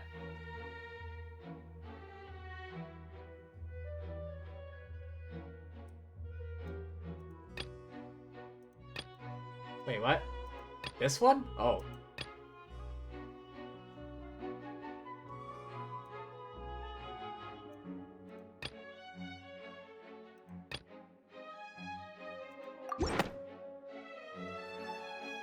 First of all, you may be a member of another long-lived race, which would allow you to naturally possess extended lifespan.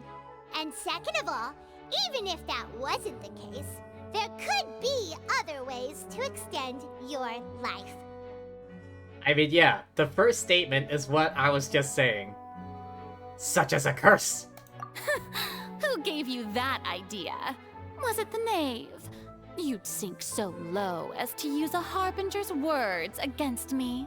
Doesn't matter who gave us the information, what matters is the veracity of the claim. A curse? I once thought it possible that the aura of an Archon might naturally resemble a type of curse.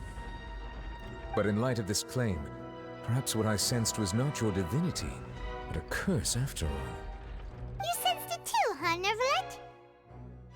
So, Farina, instead of an Archon, could you just be a cursed human? Lady Farina is actually a human? Well, it is true that it's extremely difficult to tell humans and gods apart just by looking at them. It's not impossible. Yeah, I mean, Raiden, she looks perfectly human. I mean, looks perfectly human. The scales are tipping, Farina. Well, don't start celebrating too early now. Even if I have been carrying a curse like you said, how does that prove that I am merely a human being? Besides, everyone knows that the main difference between a human and a god is the possession of authority. Gods can do what humans cannot. That's why they're worshipped as gods. Raiden/A is a host. I mean, I'm talking about appearance-wise. Like, appearance-wise. If you looked at her without knowing who she was, you would say, oh, she looks human. She's just probably a human. Like, even before, you know, the whole Raiden Shogun puppet, A was like a physical entity. Not like a consciousness piloting a puppet body. For centuries, manifestations of my authority have served the nation of Fontaine. One need only to turn their eyes towards the Oratrice Mécanique d'Analyse Cardinal in this very opera house, or consider the indemnitium that is used in every aspect of life. Farina actually has no control over the Oratrice at all. Child's conviction. You tried to reference the Oratrice, but weren't you as confused as all the rest of us when the Oratrice declared Child to be guilty without any proof? Otherwise, you should have come up with a good explanation for that by now. Didn't I make myself clear at the time? The decisions of the gods are naturally difficult for humans to comprehend. There is no need to provide an explanation. Lady Farina, I believe a reminder of your current circumstances is in order. While the court is in session, the principles of justice and the law must come before all else. While you are an Archon, you are also first and foremost the defendant in this trial. You will prove yourself unable to defend against the prosecution's charges if you continue to withhold vital information against the rules of the court. Oh. I never thought you'd use that kind of rhetoric against me. That was no trick of rhetoric, Lady Farina. I've merely reiterated the rules of the court. Rules that all should respect and follow. Ooh, getting the rule book pulled on her. So, you neither knew why Child was declared guilty, nor did you understand the structure and operations of the Oratrice. I feel like the Oratrice was made by Egeria. That's my feeling, my unsupported hypothesis. Do not take that seriously. Instead of having been created by you, the manifestations of authority you mentioned have been made by the real Hydro Archon, haven't they? The real Hydro Archon? Well, now you're really losing me. It is true that I did not know why the Oratrice gave out a guilty verdict that day. But the Oratrice handed out that verdict unilaterally, And it has been operating independently ever since it was first created. You can't argue that just because a divine creation is flawed, that the god behind it must also be no god at all. She's still throwing out all kinds of excuses. Seems like she's confident that we won't be able to produce proof that she has no power over the Oratrice. Sure, we can put the Oratrice aside for now, but then, Miss Farina, could you give us a brief demonstration of your power as an Archon? My power as an Archon. There are many ordinary citizens in the audience. How can I just carelessly demonstrate the formidable power of an Archon? If that poses a concern, I'm prepared to extend my protection to the audience. Ooh. You don't need to go that far. A brief demonstration of your power over Hydro should be quite harmless. Aren't you the Hydro Archon? Or is it that you can't even wield the power of Hydro, much less the authority of a god? Indemnitium! Yes! It's all because of Indemnitium! All Archons derive their power from the faith of the people, and I've converted the people's faith in justice into Indemnitium! She is trying so hard. Thus did I give up all of my divine power to provide everyone with energy for their daily lives. Have you ever seen a more magnanimous god? Isn't that a huge stretch? Ooh. Yeah, no matter how generous an Archon can be, how could they give up all their power? Can a god with no power even still be called a god? I mean, look at Venti. He's not exactly the heaviest hitter. It seems like nobody's buying Farina's excuse. Hey, come now, everyone. Please don't stare at me as if I was a liar. I'm still the same Farina you knew, right? The one that you loved. Shouldn't you want to believe in me? Except Venti can still use Animo. You're right. Even without the Gnosis, even though his vision is fake, he still knows he's still capable of using Animo. You're right about that. Although my point still stands. He's not exactly, like, God-powered, God-level power. Or at least not anymore. I'm pretty sure he used to be a lot tougher. But in present day, he's just a drunk. Please, you've got to believe me. You're not convincing anyone there, Farina. If what the prosecutor said is true, she really has committed a grave offense. Did she deceive all of us? And all of our parents and grandparents too? And then all of our ancestors? Ever since they were born? Enough! That's enough. Tell me then, if I'm not the real Hydro Archon, then who is? That's not what we're on trial for here, bitch. If you have no evidence of another Hydro Archon's existence, nor can you find anyone who can back up their claim to be such, then what grounds have you to say that I'm not actually the real deal? Wow, she came up with yet another argument. How can we refute her now? Seems like she really doesn't want to give up. Yeah.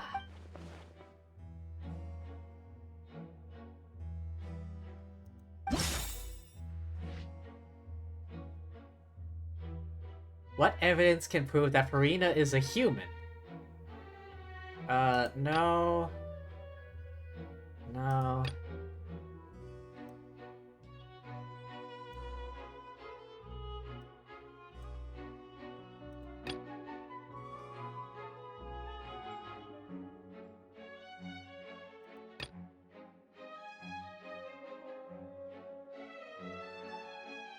Kokomi for Hydro Archon.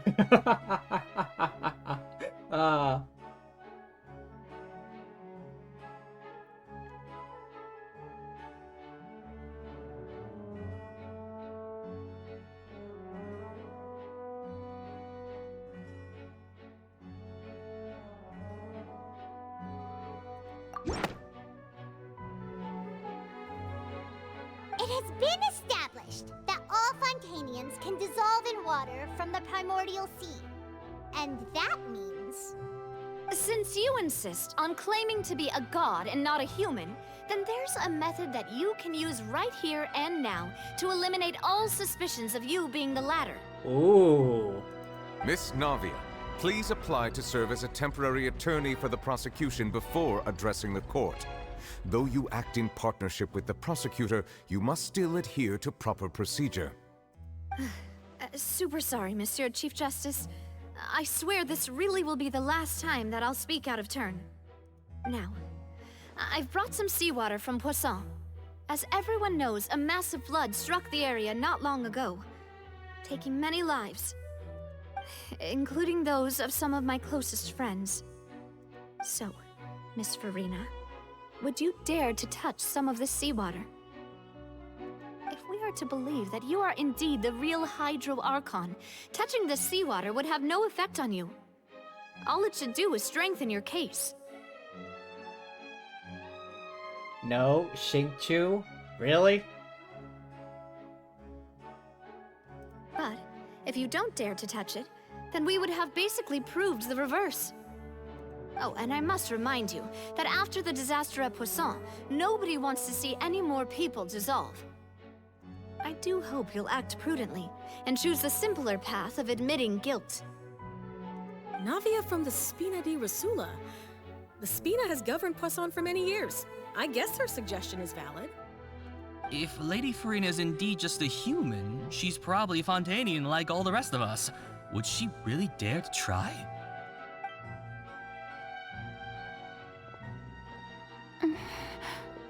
Oh?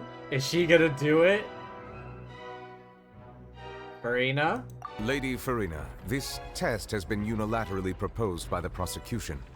As it falls outside the realm of standard court proceedings, you possess the right to decline participation. Oh, this is where the trap is. If she declines to take the test, then it furthers, like, suspicion on her. Michael, dissolve, dissolve, dissolve. But this is like a brilliant test. If she declines to take the test, it, like, deepens the suspicion against her. If she does take the test and fails, she's dead.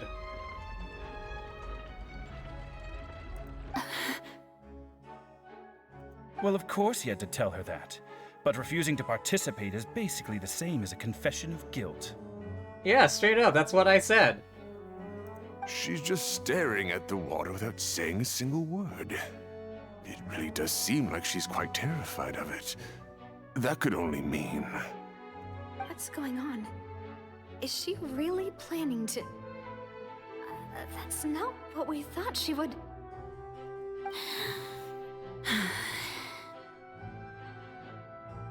Due to the inherent risk of the test, Lady Farina, you may...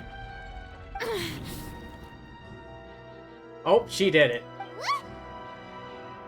Hey! She actually did it.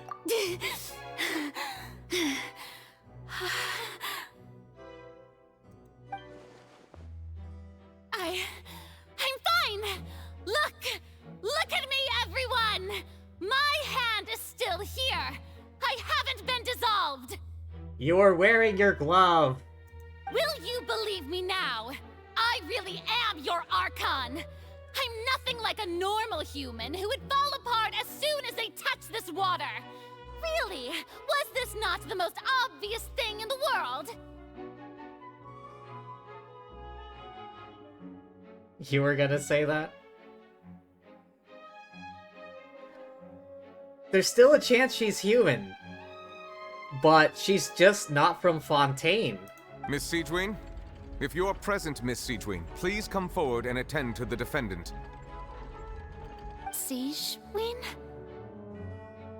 Don't be nervous.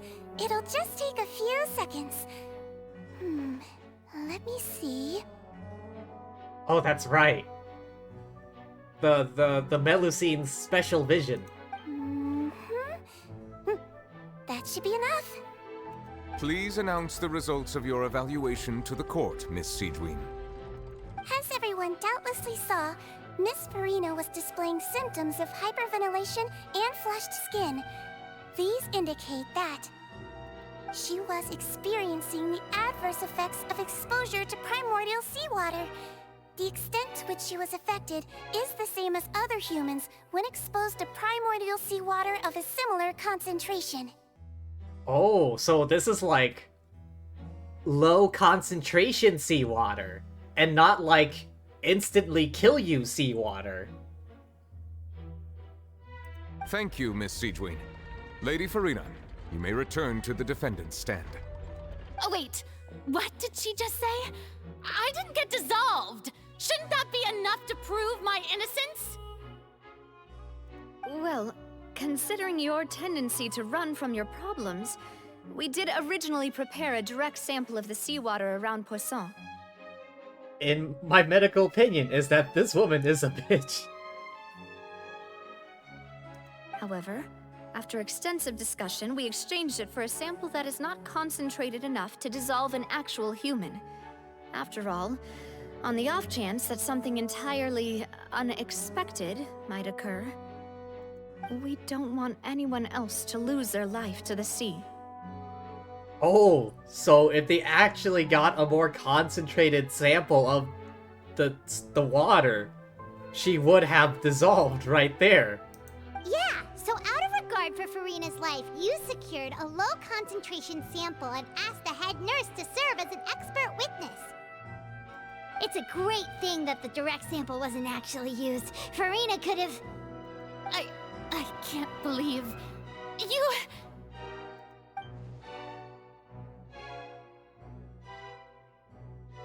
What's really going on here? Farina can't have not known the consequences of touching that water as a human.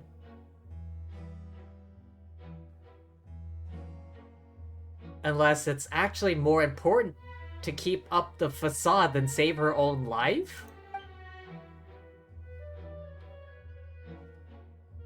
Listen to me, everyone! Please don't give me such cold and disdainful looks! What happened just now didn't prove a single thing! Think about it! How can you conclusively prove that an Archon can't also be affected by the primordial seawater? Unfortunately, she does have a point. Also, if I was really just a human, why would I dare to just put my hand in that kind of water?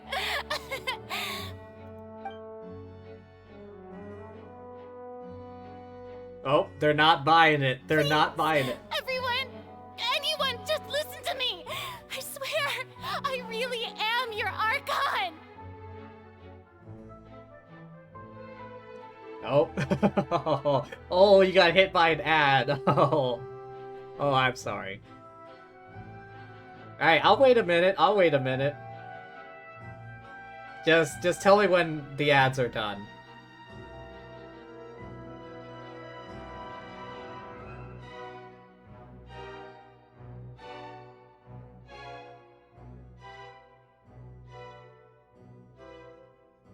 Okay, it actually might take a while.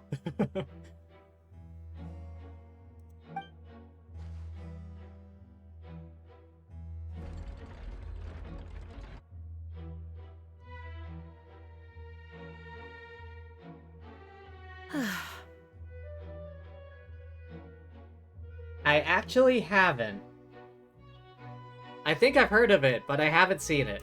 I don't think anything she says at this point will sway anyone. The odds are just too stacked against her now. With all the things that have been said, Paimon doesn't think there's any way left for Farina to win. I believe the time for arguments and presentation of evidence has come to an end. If there are no objections, we will move on to the final judgment.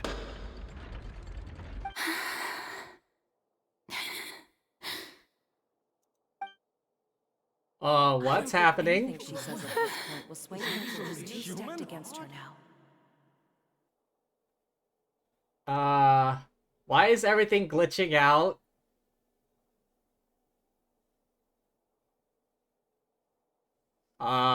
In my capacity as Chief Justice, I shall now render judgment on Farina's misrepresentation of herself as the Archon of Fontaine. As a human who knowingly deceived her fellow citizens, Farina is guilty.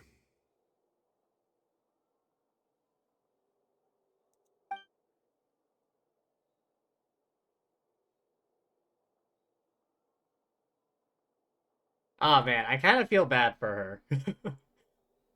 We shall now turn to the Oratrice Mécanique d'Analyse Cardinale to render the final verdict on the charges. Oh boy.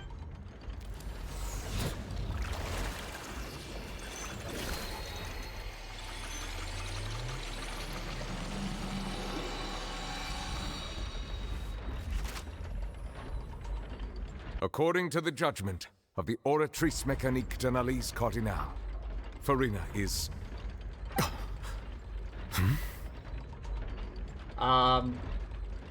Neuvillette? Well, what's wrong? What's the Oratrice's verdict? Did the Oratrice just declare Farina innocent? No. The Oratrice also displays a guilty verdict. Isn't that correct then? However, the exact wording of the verdict is thus. The Hydro Archon, guilty, to be punished via the death sentence. Oh shit! The death sentence? That's actually one of the available sentences? I've always thought that it was just a myth. Oh shit, yo! The one and only time the death sentence has been handed out at the court, and it's been given to the very person we've worshipped as the god of justice?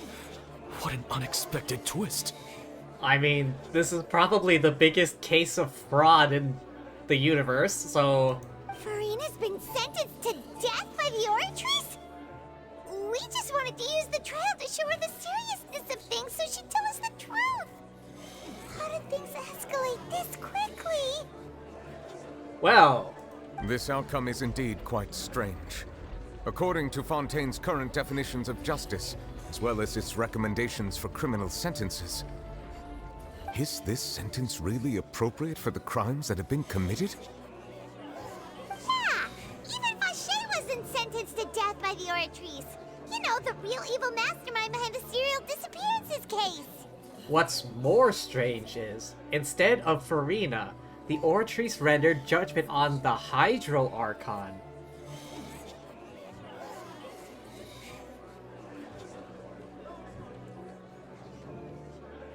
You're right.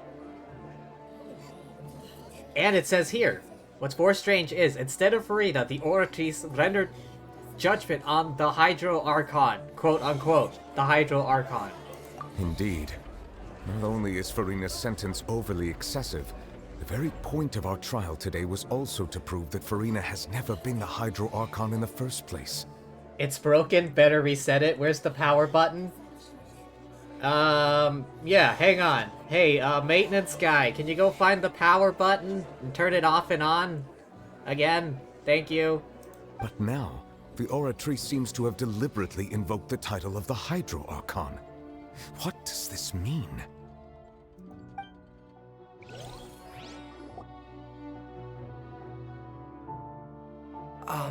Excuse me, if I may interrupt. Remine? Is the trial still going?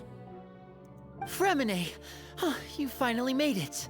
I assume this means you've completed your mission? Mm-hmm. Any mission Father assigns to me will always be top priority. A stone slate onto the... Is that the first prophecy slate? They found it! Holy shit, they found it!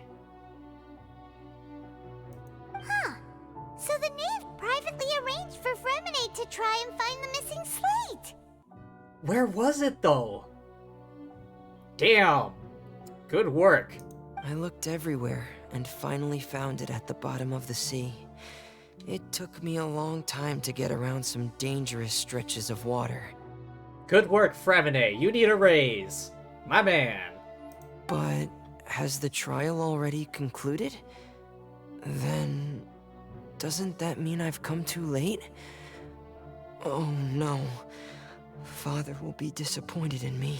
Don't worry, the mystery hasn't been resolved yet. Thank you for your hard work, Mr. Fremine. Please allow me to review the record left on the slate. Hang on a second. Alright, hang on. Come on, give me a better look at this thing. Traveler, I believe that you have already seen the other existing slates, and would like you to come here and confirm their contents.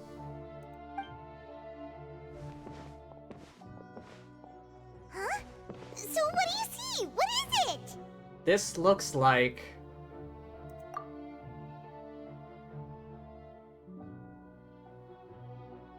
the previous Hydro Archon releasing her divine power, turning the Oceanids into humans? I believe I've now made sense of the Hydro Archon's crime. It has to do with Fontaine's lost history. Okay. Alright, to quickly sum it up. It looks like there's a bunch of people in the background. That's Egeria. A person standing here, her hands kind of around. The Oceanids down here. There's water all around them.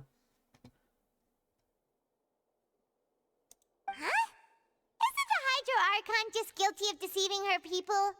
Oh, wait, no, that's Farina, and we've already proven that she's not the Hydro Archon. So when you say Hydro Archon, do you mean the real Hydro Archon we've been kinda talking about? In truth, everything that you've encountered in Fontaine up until this point can be traced back to the contents of these stone slates. However, I'm uncertain as to how much sense they currently make to you. An association between the contents of the slates and the events in real life. Okay, let's try to recall the contents of the other 3 stone slates. Paimon will do her best to help you remember. Huh? Oh, okay. Select to check the descriptions on the stone slates to extract key information. You can find scenarios related to the stone slate's contents in the instance recorded in the interview notebook. There you can verify said content. As the verification process continues, the fountain water level and the menu interface will rise. When you've finished verifying all the stone slates, the truth behind the prophecy shall be revealed.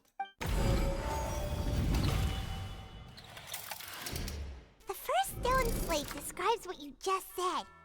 It seems to show the previous Hydro Archon using her divine power, and then the Oceanids turn into humans. Does that mean that Fontainians are transformed Oceanids? Oh, Paimon wasn't expecting that. But if Oceanids can turn into humans, then perhaps this process can be reversed as well. I guess. The second stone slate shows Celestia floating in the sky, and the Hydro Archon and her people worshipping it together. But the heavens still brought judgment down upon them. Yeah, I guess that could have been Celestia. This must be the point when the Hydro Archon and the Fontainians were branded with their original sin. Does this mean that the original sin and the Hydro Archon sin are the same thing? The third slate shows the Hydro Archon sinking into the sea surrounded by many people. That reminds Paimon, didn't we also watch that happen to someone else? Well, the fourth slate is the prophecy the Fontainians have been talking about. People dissolving into the sea, the Hydro Archon crying on her throne, and so on. We didn't believe that such a crazy disaster could happen at first, did we? But after that incident, it was just a question of when and not if.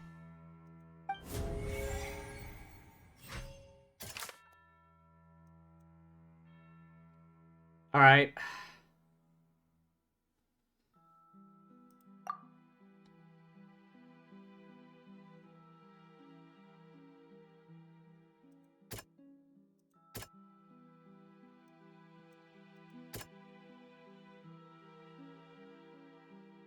Evidence that verifies Prophecy Slate 1.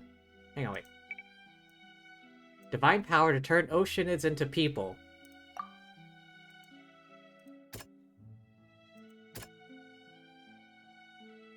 Oh, come on! Navia fell into water containing primordial. Entrance to the primordial sea. Judged him guilty. Is this it?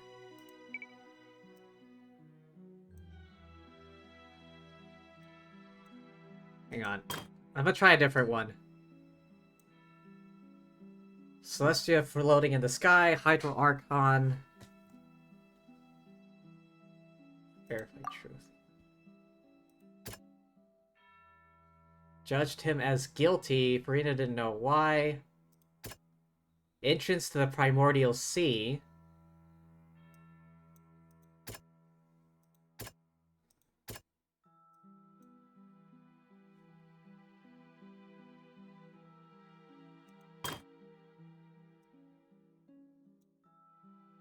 History of the future.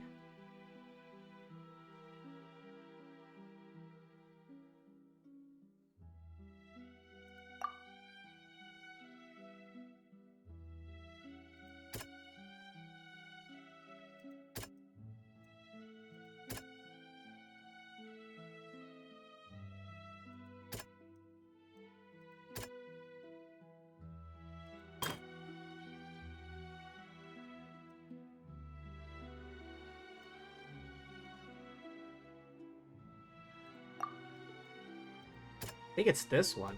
That doesn't sound Oh, come quite on. right. Let's think about this some more.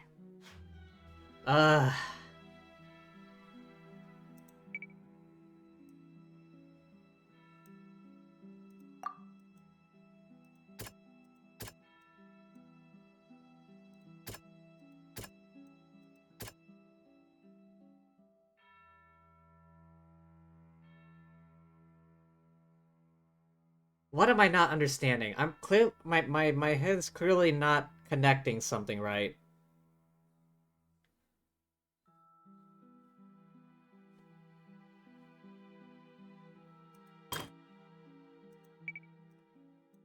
The Hydro Archon sit alone on her throne and weep, but it's not this. Farida was just sitting down on that chair right now, weeping because of the death sentence against her.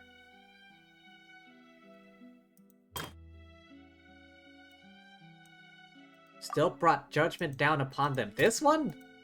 Oh, okay. Perhaps what is about to take place has all happened before. The true sin of the Hydro Archon that Nervilette mentioned, and the original sin cast down on the people of Fontaine by Celestia, as recorded on the stone slates. She speaks once more.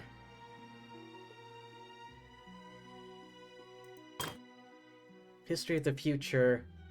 Former Hydro Archon. Divine power. Oceanids into people. Oh, wait. That doesn't God sound damn it. quite right. Let's think about this some more. Oh, come on. I thought I had it.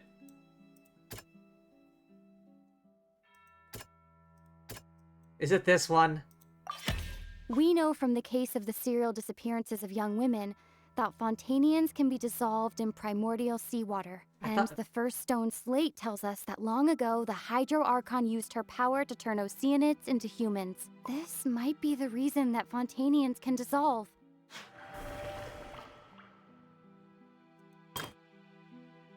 Sinking into the sea surrounded by many people. Okay. So those two are out. Guilty, Primordial Sea, Neverlette's power.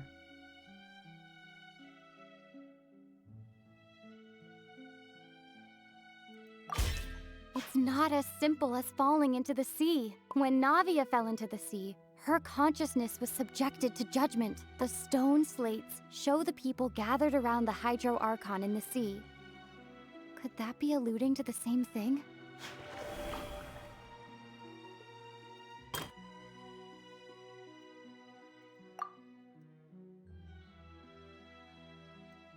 On her throne and weep.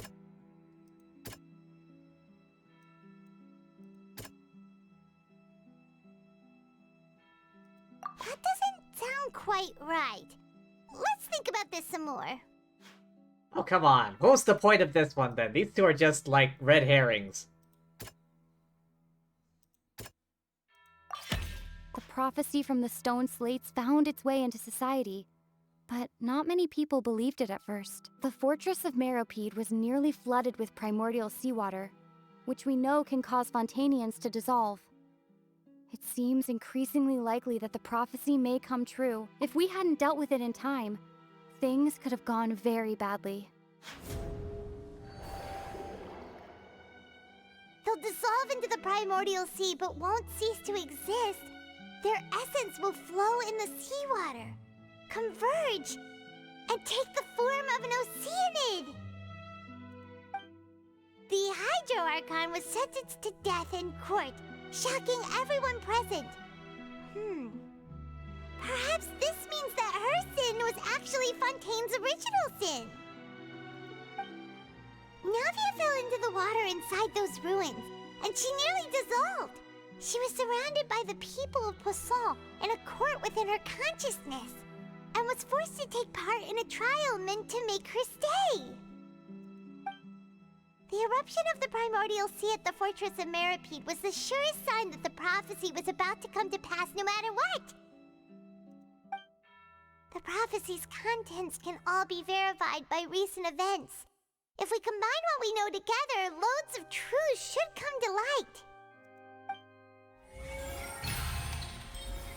Okay. So now what?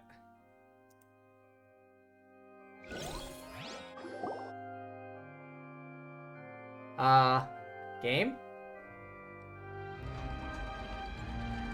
Huh? Oh, Paimon gets it now! So that's how you can make sense of it. But then it feels like we're going to have to share some truly shocking revelations. Let's hear them. The first slate reveals that Fontainians are not real humans. Incredible! Linny, did you hear that? We're not real humans. All Fontainians were originally created by the late previous Hydro Archon, with oceanids as their basis. The evidence for that can be found in how only Fontainians could dissolve in primordial seawater, and how all the girls Vacher dissolved were also turned into oceanids. Oh, and according to Navia, when she was about to get dissolved, she also saw everyone gathered around for a trial, all of them in the shape of oceanids. Indeed. The second slate reveals that a crime of the Hydro Archon was her creation of Fontainians from oceanids. Yeah, and it follows from the content of the first slate that she probably angered Celestia by creating humans without prior permission.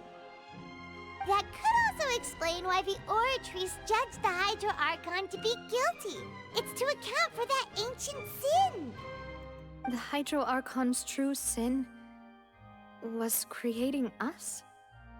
And yet, after many hundreds of years, the Hydro Archon's creations have turned around to try to judge the Archon within the Opera Epiclese. The twists of history are often the most unexpected of all. As for the third slate, I'm still convinced it should come after the fourth slate. Yeah, isn't the image here just like when Navia fell into the sea? So wouldn't it be trying to show the image of the Hydro Archon also falling into the sea once the prophecy has been fulfilled in the fourth slate? The fourth slate depicts the fulfillment of the prophecy as it's already widely known. In the end, the people will all be dissolved into the waters, and only the Hydro Archon will remain weeping on her throne. Only then will the sins of the people of Fontaine be washed away. Did Paimon get all that right? You've made some keen deductions. I must say, given how much you still don't know, it is impressive that you've already managed to connect so many pieces of the truth. However, while you were able to decode all the information on the slates, they've also been etched with an additional layer of hidden information using a different power source. Wait, what? There's fine print, so to speak? When we were at the ruins, I tried to decipher the hidden information recorded in the slates. But since we only had 3 slates at the time, I was unable to come to a full conclusion. Now that the slate collection is complete, I shall make another attempt to decipher the narrative recorded within. If everything goes well, we should finally be informed of the unadulterated truth. Oh boy.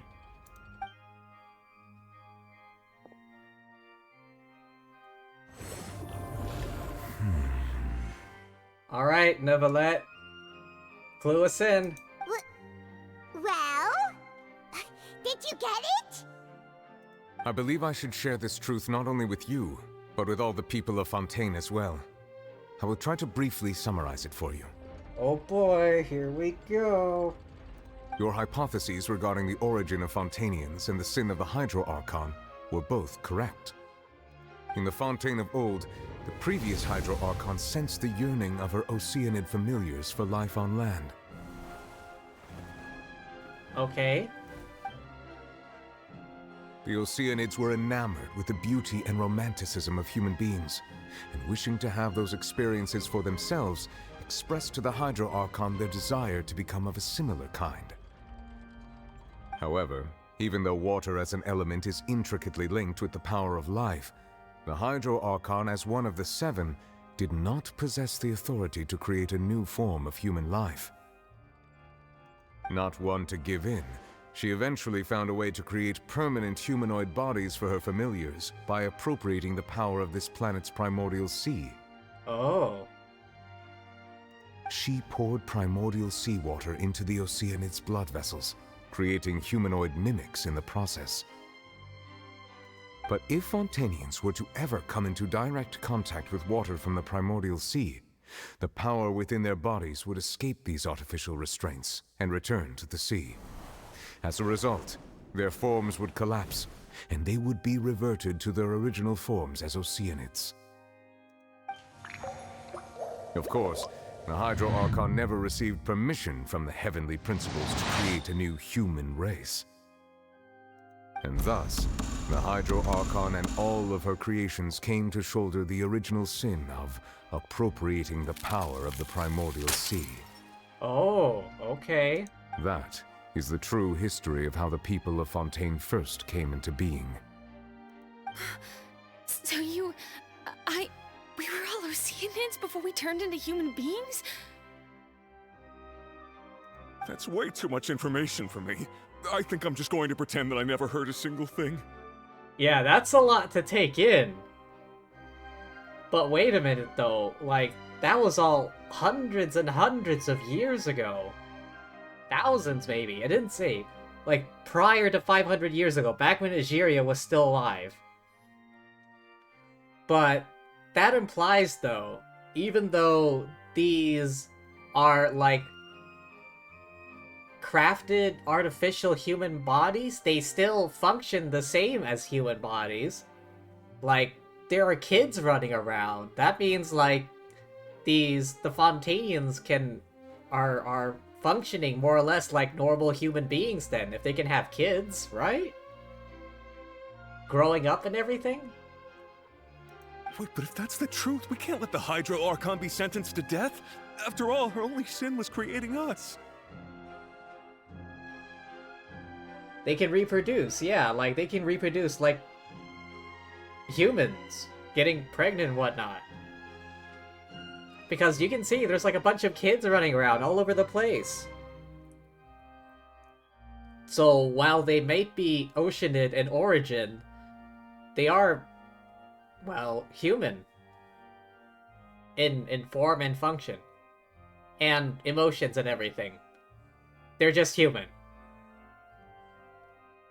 This really might be too much information for your regular Fontainian, but it does answer a lot of our questions. Alas, your hypothesis regarding the 3rd and 4th stone slates was inaccurate. The slates' respective positions are, in fact, correct. What is the 3rd slate supposed to represent, then? A key point of the visual on the 3rd slate is how all the individuals depicted in the water are humans rather than Oceanids.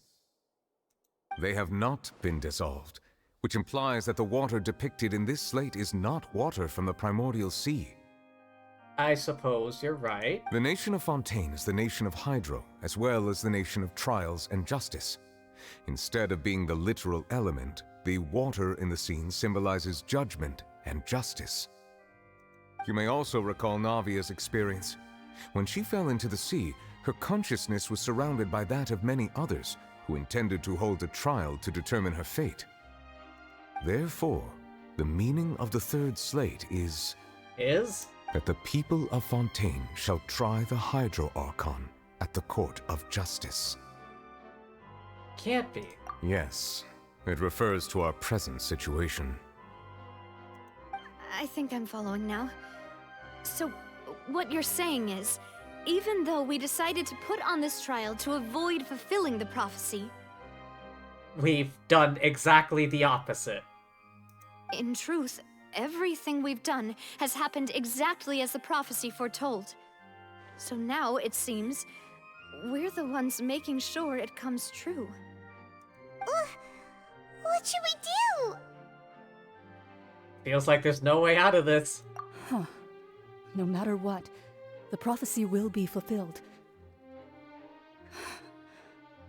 Is this what it feels like to be a prisoner of fate?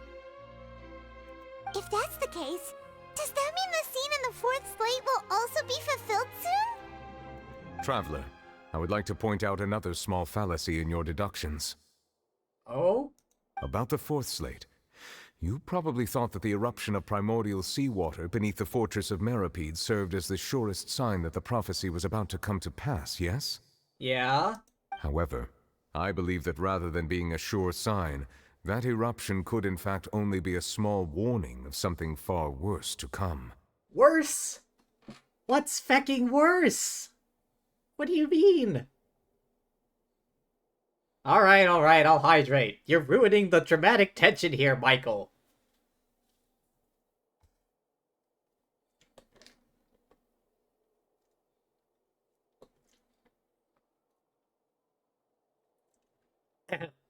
And I reiterate, worse? What? There was like a pressurized flood coming out of that thing. As for the root cause of the catastrophe, I believe you've already encountered it once before. Could it be...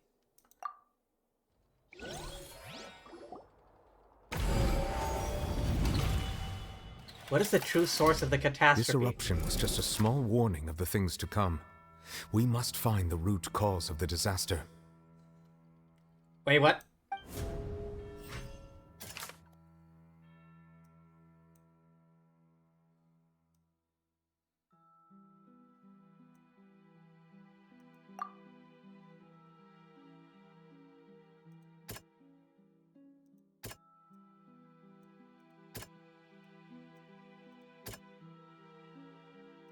The whale? It was both dream and reality. If we're talking about a true culprit, that could only be that thing inside the primordial sea, right? The whale? The truth, the original sin, the trial, and the root cause of the disaster. What's happening?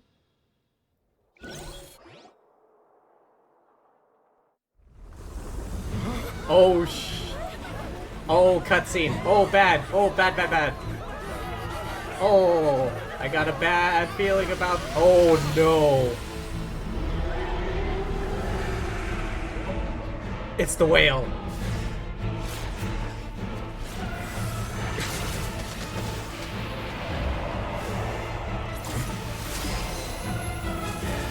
Oh, it's cracking. Oh, it's cracking.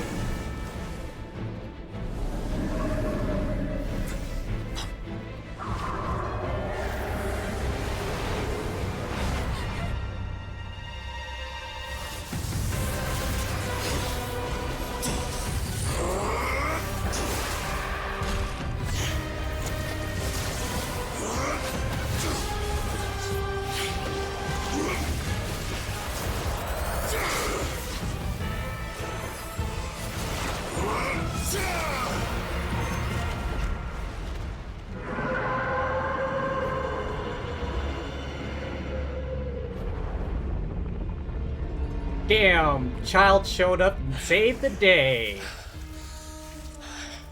Oh, he's not looking too good.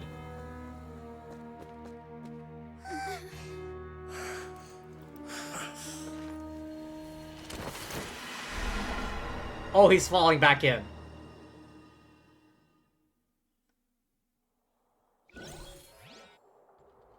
That was way too close! How did that thing just burst into the Opera House? Wait, was that the huge whale you saw in your dream? You actually kicked this whale's butt in a domain today? I'd wager that's also the one that child saw when he was young. So we've met it at last. I understand very well why it has chosen to make an appearance here. You have? You do? Why? That whale does not belong to Tevat. It is a monster that has traversed the stars, weeping all the while. It has been greedily consuming the energy from the planet's primordial sea, using it to grow. That is the main cause for the rising sea levels. I did not see this coming. And once it has finished consuming all of the energy contained within the sea, its next step will be breaching into this world. You said that when the Hydro Archon first created Fontainians out of Oceanids, she filled their blood vessels with primordial seawater. Oh, it's coming after all of the people of Fontaine. Precisely. That whale finds the blood of Fontainians nigh impossible to resist. Therefore, when it left the primordial sea, it decided to make its next stop a packed opera house full of food. Food in the form of Fontainians. We just barely managed to push it back, right? In that case, won't it come back to target the people again once it's managed to recover its strength? Raiden, can you come to Fontaine? Zhongli, can you come to Fontaine? That is correct. Indeed, it is more accurate to say that we should thank that Harbinger for buying us some time. Without him, the whale would have likely come onto land far sooner. Damn, child showed up and kicked ass, let me tell you. From the way he looked, he must have been fighting the creature for quite a long time. He showed up and kicked ass, let me tell you. That battle maniac. We've always known that he had a special connection with that whale, but we definitely didn't expect it to help us out like this. Anyway, now that we know that this whale is the actual cause of the disaster recorded in the prophecy, all we need to do to stop the prophecy would be to find a way to beat it up, right? Alright, we need to do a spirit bomb, okay? Like, gather up everyone's energy. Everyone, raise your hands. It is too late. What do you mean? It had already absorbed too much of the primordial sea's energy before we could notice it. At this point, it has become practically integrated with the sea itself. So how the hell do we beat it then? Even if the entirety of Tevat were to be destroyed, it could still survive and swim off towards some other world. That's not something I will accept. We've already done everything we can, and we even found the true culprit. We've come so far. You can't just tell me that the last hurdle is some impossible foe. That's just not fair. Indeed, that's not how a grand performance should end. I'll fight it to the end, no matter what. So the prophecy will be fulfilled no matter what, huh? Wait. The prophecy. Yes, what has been prophesied will be fulfilled. You may view such things as the history of the future. After everything, it still turned out like this. We couldn't fight against fate. Wait, but if this is all about fate... Just as prophecies are usually only the future as seen from the perspectives of the gods, could things be happening in hidden corners where the gods' gaze does not fall? Ultimately, fate shall serve as your only guide, no matter what will happen in Tevat's future. All you need to do is to play your part.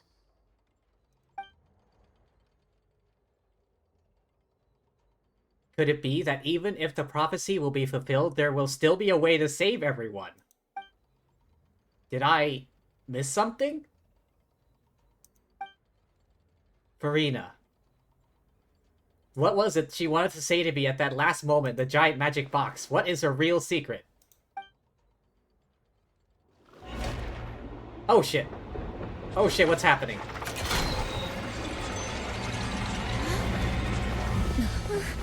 What's happening with the aura trees?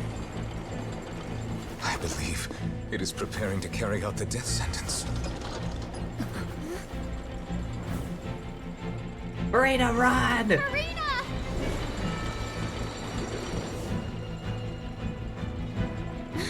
No, I still need answers.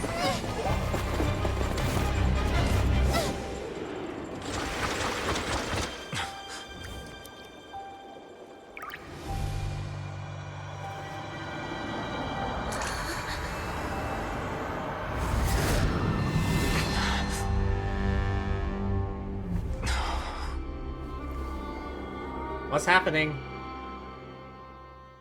Wait, what's that? What? Hang on.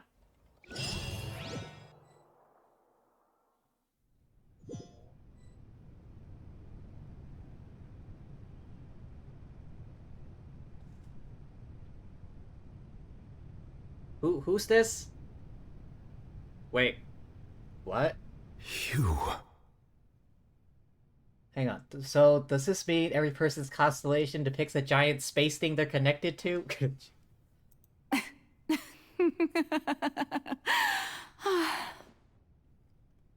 Farina? Question mark?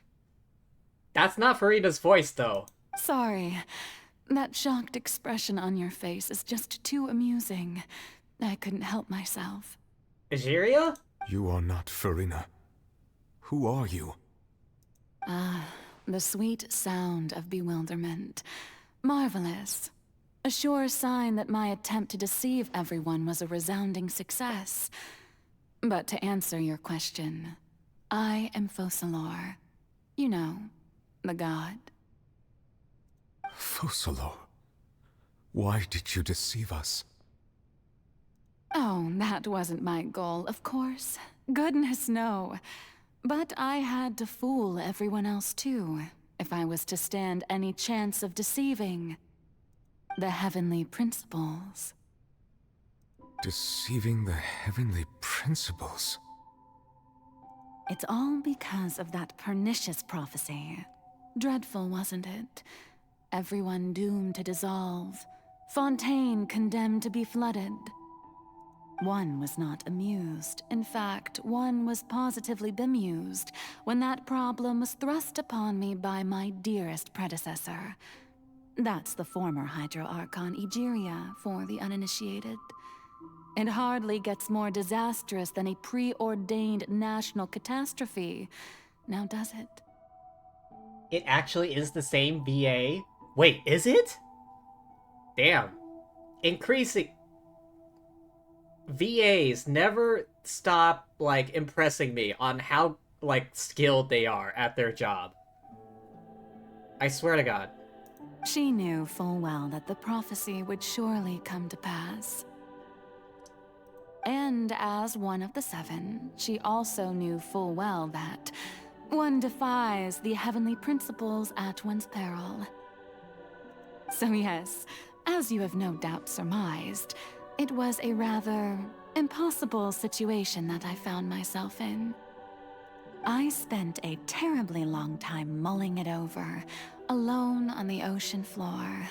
And I was almost growing barnacles by the time I finally realized there was only one possible solution to this confounding conundrum. I had to outwit the heavenly principles, allow the prophecy to be fulfilled, ostensibly at least, while saving everyone at the same time. I'm a genius, I know. I can only assume that's why Egeria chose me as her successor.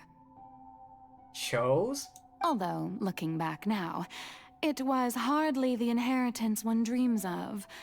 Between the task of saving the nation, the quotidian duties of the Hydro Archon, And not to mention the original sin of creating a new race of humans.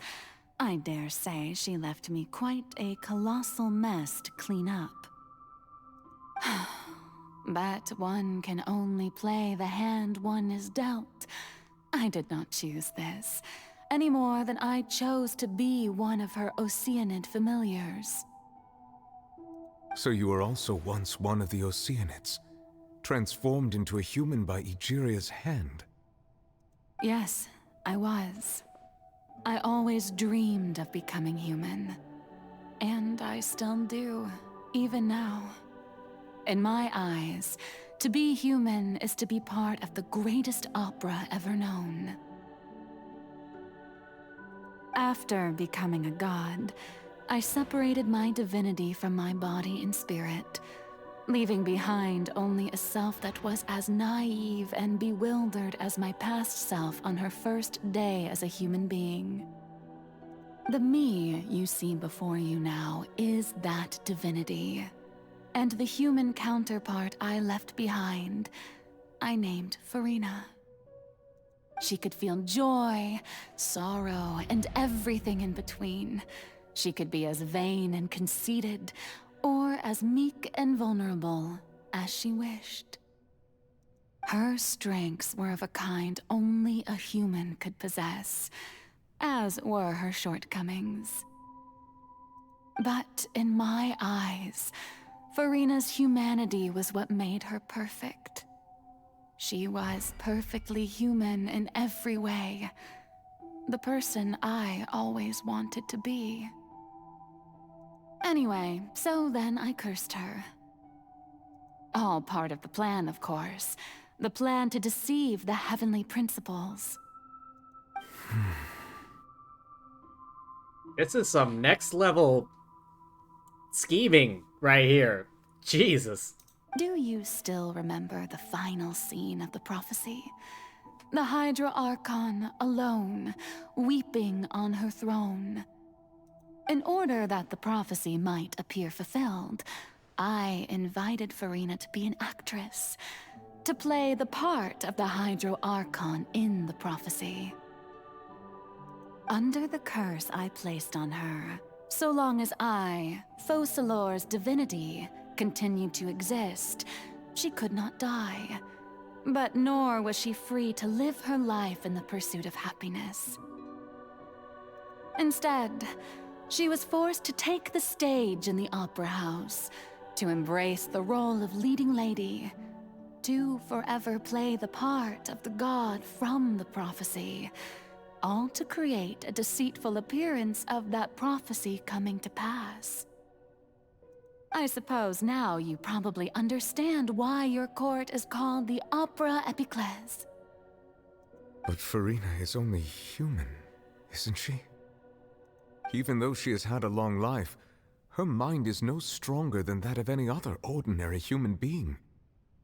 I cannot begin to fathom what she has had to endure.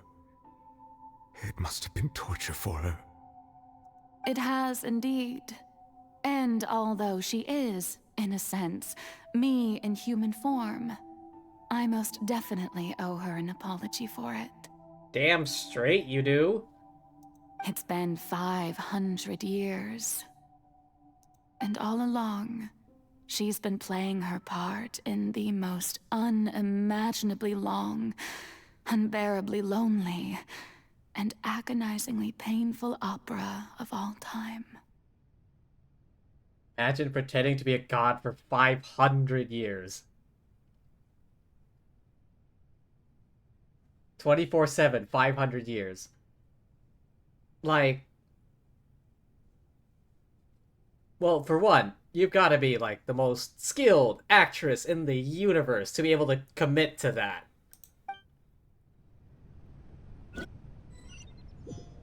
Okay. What's next? Lumine?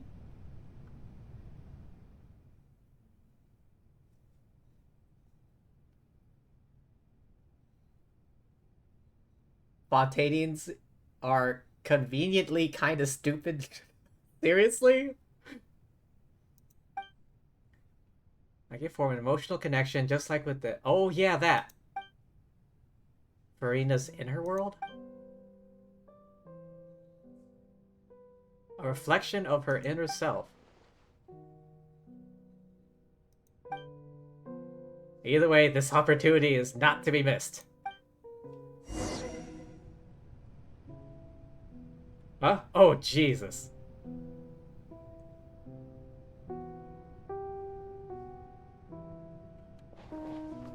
Okay, so... Oh. Cancel. Alright, we're going through with it. No Dragon Ball Z next time in the next episode thing. Oh, wait. It is I, your evil clone.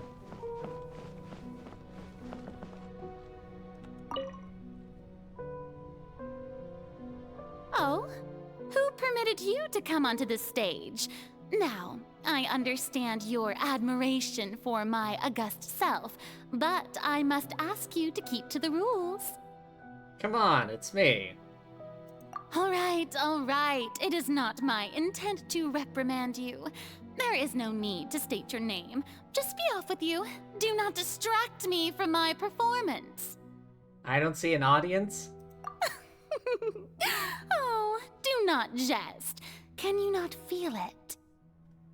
Just let the stage lights go off for 1 second.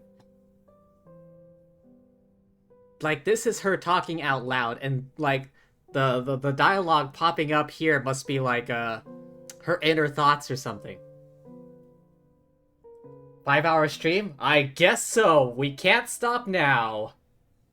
I am Focalor. The eyes of countless Fontainians are upon me. I must, at all times, display the utmost elegance and nobility. Even in her heart, she's still playing the role. Impenetrable defense. Have to find a way. The pain train never stops. Turn off all the spotlights. Raiden? Oh. I was just gonna smash it. Dear audience, the performance is experiencing a technical difficulty, but worry not. The guards shall resolve it soon enough. Come on, go. DPS.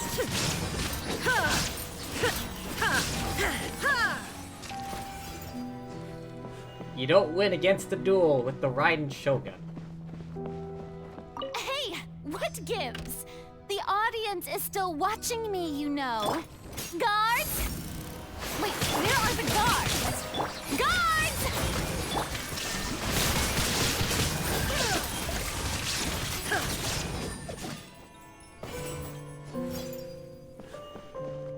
Ah, everyone's taking a lot of HP damage.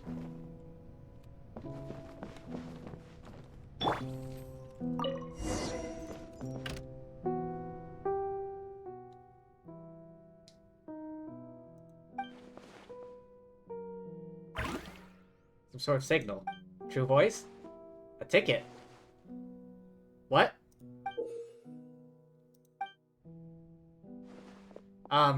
Sit down, I guess.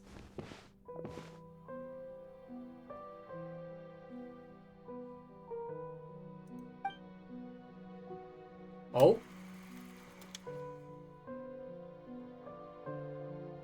Scene 1, before a mirror.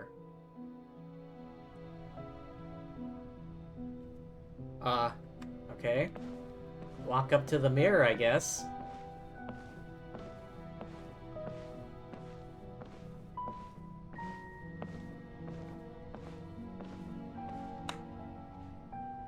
Furina.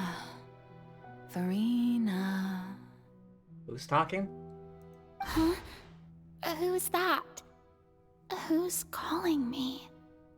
Where are you? Be not nervous. Be not afraid. I am before you. Wait a moment. You're mirror me? How can this be? Mirror you, huh? You know what? That's not bad. Let's go with that. Mirror me. What do you wish to say? The prophecy. Have you heard of it? Who hasn't?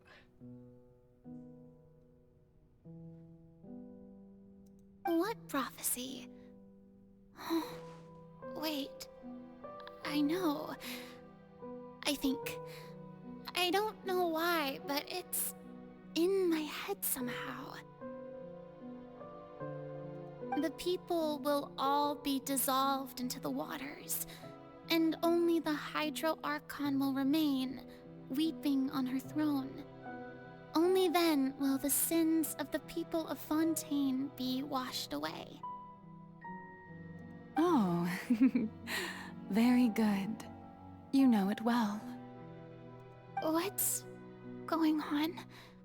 I can't seem to remember anything clearly. The only thing I know for sure is this prophecy. Will it really come to pass? Yes, it will. And that is why I've come to you.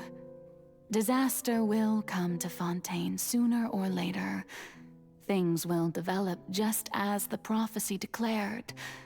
There is no escaping it. But doesn't that mean everyone will die? I'm a Fontainian just like them. Will I dissolve too? Oh, don't worry. Magical meetings exist in this world precisely to give people a chance to turn things around. It is the reason why you met me today. I will tell you how to save everyone, but you may have to suffer somewhat. Oh, so there's still hope after all. Goodness, you frightened me. You spoke so much and with so much certainty. As for the suffering, well, I will admit that the first thing that came to mind was, why do I have to be the one to suffer? But if the prophecy will come true, I'll also die anyway, right? So if I've already met you as my magical meeting in this world, if there were scales, with all the people of Fontaine on one side, and my pain on the other, is it not obvious where the scales should tilt? You truly are the perfect human, my ideal. I suppose this would also be the justice that belongs to you. Huh? Don't worry, it's nothing. Listen well. Fontaine has just lost its Hydro Archon. I need you to play a role, that of the new Archon. Play as a god? That's right. You must begin a never-ending masquerade. You must never let anyone suspect your identity. If you can keep it up, then I shall have my way of defying this prophecy. But should your identity be revealed, then all hope will be lost. But how will I do this? A human assuming the role of a god without being exposed. Don't worry. What you must do is not to turn yourself into a real god. You simply need to play the role of a god as humans imagine them to be. Being a human yourself, I'm sure you already know what such an entity would be like. Remember, your true challenge will not be pursuing divinity, but contending against humanity. I'm still not sure I understand, but I'll try. I'll try to do this. You want to play with her hair antenna? So, how long am I going to have to play this role? To accomplish this mission, you will have to stay on the stage for many, many years. You will endure and not grow old until your task ends. But I promise you, all will eventually end in a magnificent and dramatic trial, and everyone will be saved. A trial, huh? How exciting. I'll be looking forward to it. Oh, okay. Scene 2, a session speech.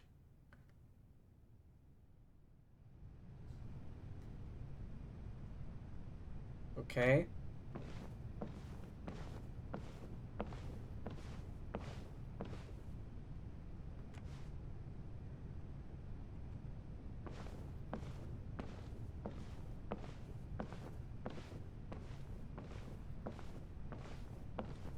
Since I have to walk, I'll have to go up the stairs.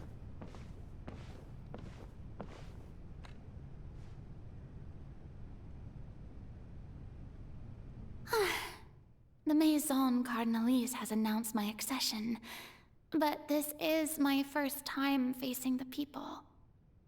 What should I say to most appear like a god? To be honest, I still don't know. Perhaps I should first try to act natural. Summon courage. Ladies and gentlemen, good evening, and welcome to the Opera Epiclese.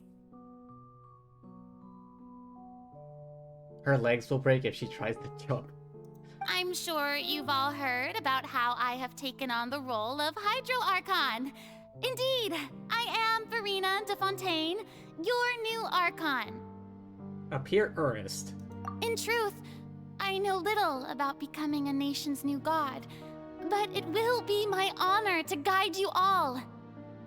As the god Focalor, the god of justice, I shall do all within my power to lead you into an age of fairness and justice. Close politely. Once again, thank you all for coming. If you should have any questions or suggestions, please send them to the Maison Cardinalise. The future of Fontaine will require us to work together, after all. This should do it. I thought I might stammer, but thankfully, I was able to convey my thoughts just fine. Okay, and next. That's the new Hydro Archon. Is this some kind of joke by the Maison? I would have thought that a being that surpasses humanity would be a bit more assertive. Oh, questioning audience members. Hey, did you hear that? She even told us to send her suggestions there at the end. Shouldn't gods be all-powerful? She's being so modest. What's the difference between her and an ordinary person, then? Hey, you could say the same thing about Nahida, but she was great. If you ask me, perhaps the succession didn't actually happen. She might just be a Maison-back puppet. Wait, what's going on? Why is everyone suspecting me of being a fake? Oh, this is bad. If I get exposed here, there'll be no saving the people from the prophecy. Fontainians continue to be the worst. Right. Mirmi said that I just need to play the role of a god as humans imagine them to be. Calm down, Verena. Think. What do the people want? How would they imagine a god to speak and act? Assertive, with a strong sense of presence. One who can dispel all doubt. That is the character I'm fated to play.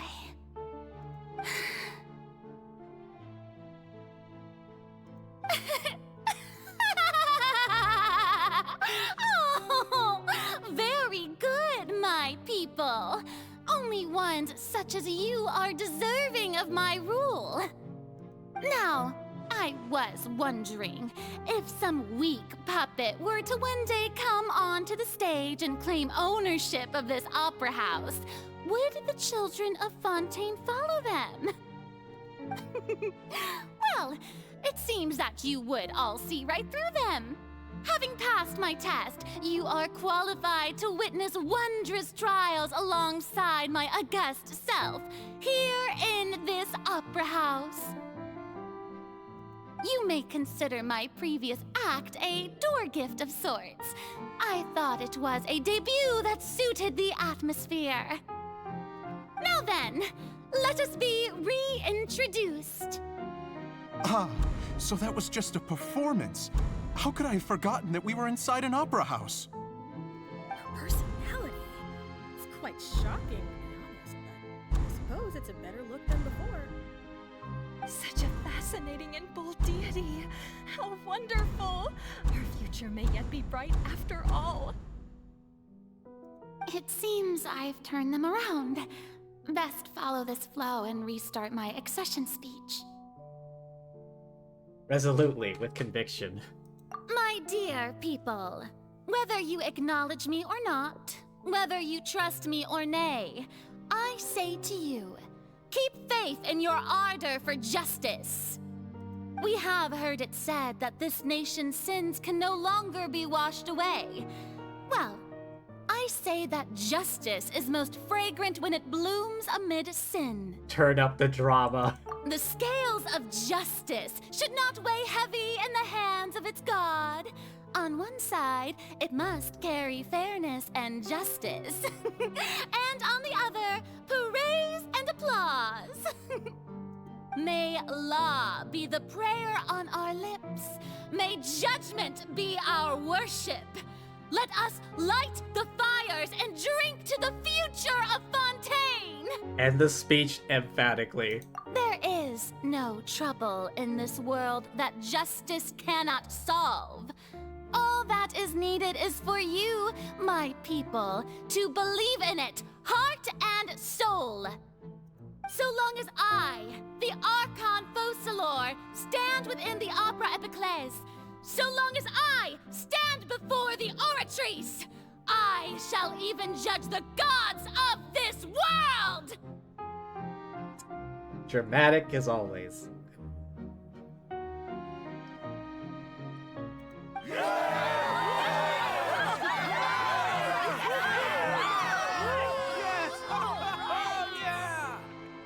She knows how to rile up the crowd, if nothing else. It's like her superpower. Scene 3, Opera House.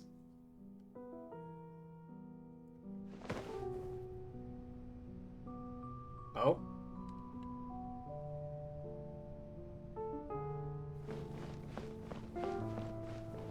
Oh, they don't make me walk this time.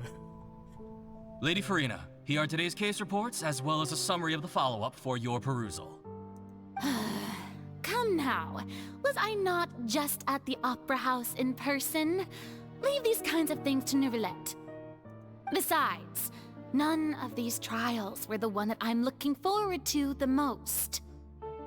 If I may be so impertinent, what kind of trial are you truly looking forward to?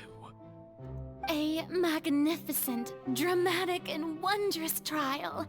A trial to end all things. How could you hope to understand? That's true. I fear I lack the ability to grasp your divine thought, Lady Archon. No need for fright, and do not take what I said before too seriously. Go now, do your duties. The trial I await. It will come one day. Oh, okay.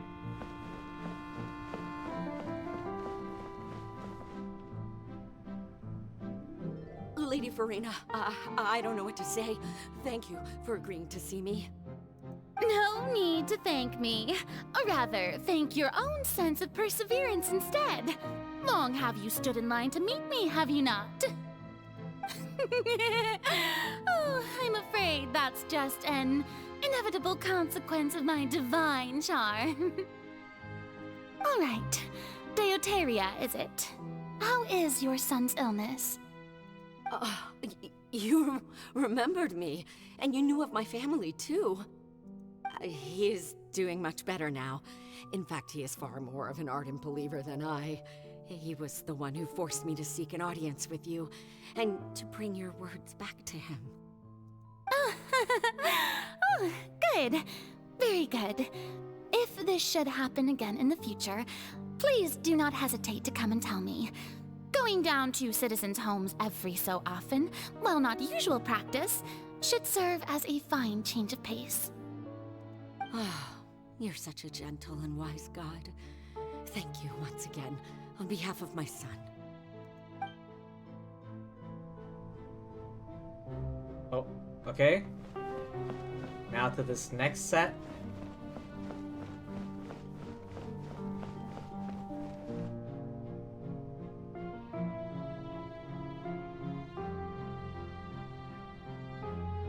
Lady Farina, here are the latest hydrological reports.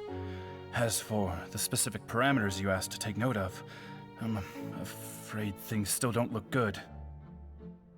I see. It's as I thought, then.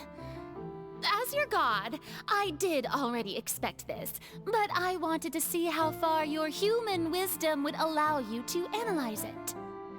All manner of signs indicate that the prophecy will still come to pass.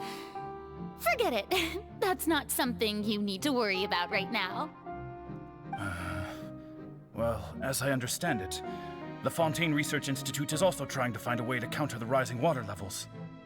Really? Have they found anything? I'm afraid that they haven't found any effective solution thus far. Oh, is that so? Well, no wonder. This issue has reached the realm of the gods, after all. Still, their spirit is praiseworthy.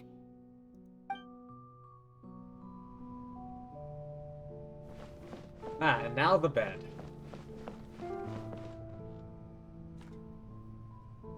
The day is finally over. I haven't had a moment to breathe this whole time.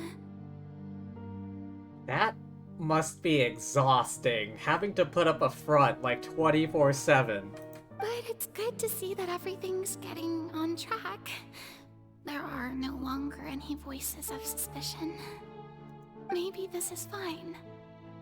I just need to keep going, and everyone will be saved. Alright, Farina, don't think too hard about this. You need rest. Tomorrow's a new day.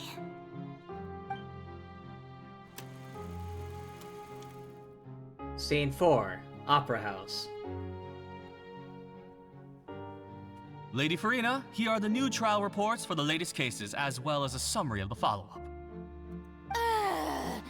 There'll be no need for that. I've seen them already.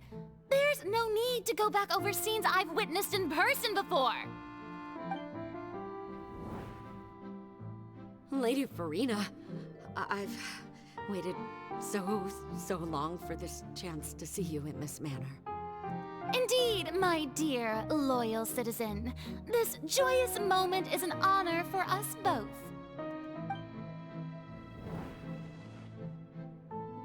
Lady Farina, we're detecting significant hydrological anomalies near Poisson. Understood. Keep monitoring. Keep me informed should anything come up at the Institute.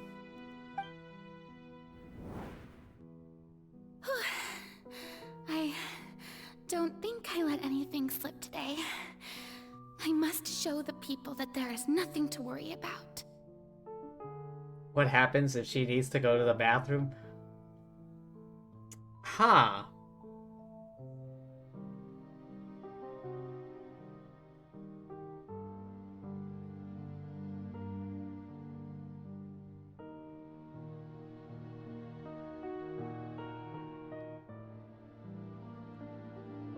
Interesting question.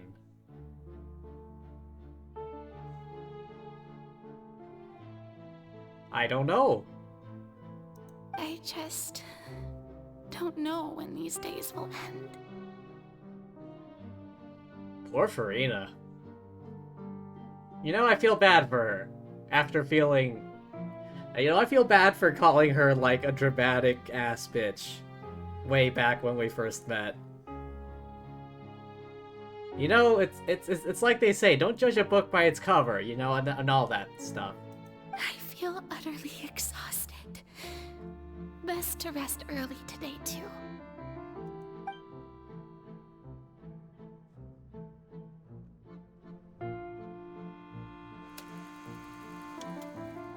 Scene 5, Opera House. How many scenes are there? It's just a loop of the same thing over and over and over again.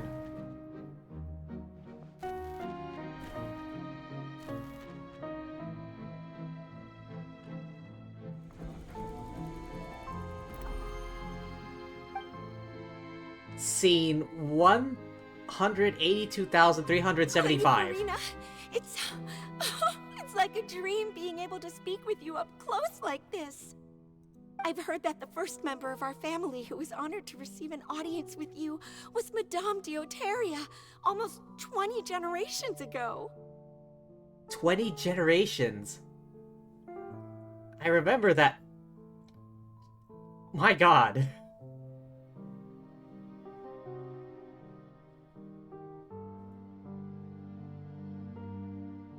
You hated her at first too? Plot twist? And what a fine family yours is indeed. It brings me great joy to meet such a faithful believer. A descendant of a line most ardent. Why is it hiding her face? Surely you exaggerate, Lady Farina. My lady? What is it, good citizen? Oh, she's crying.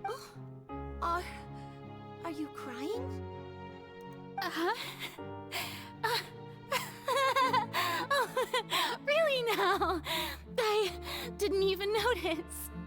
This Jollibee shit rings. Come on. At a moment like this, come on. This must be the overflow of hydro from my person. Well, can't quite help being the god whose dominion is the waters, can I? No wonder. No wonder. A manifestation of your power, then.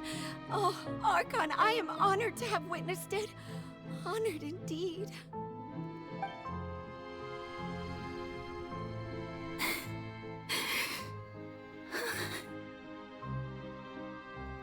So interminable. So lonely. Just how much longer? Hundreds of years must have passed by now. Perhaps the show must go on for hundreds more. I never imagined that it would hurt so much.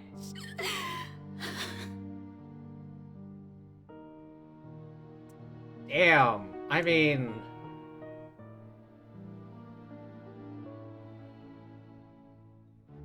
Have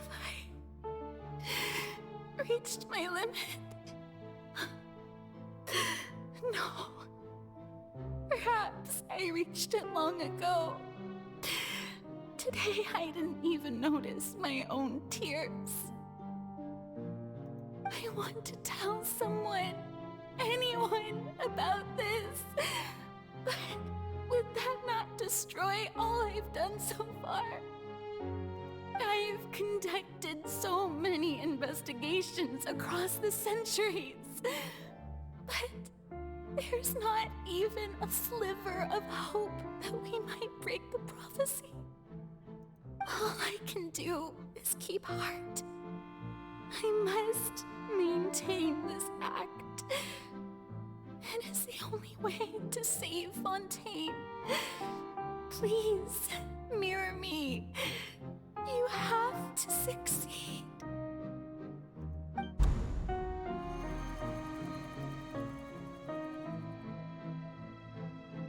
One 82376.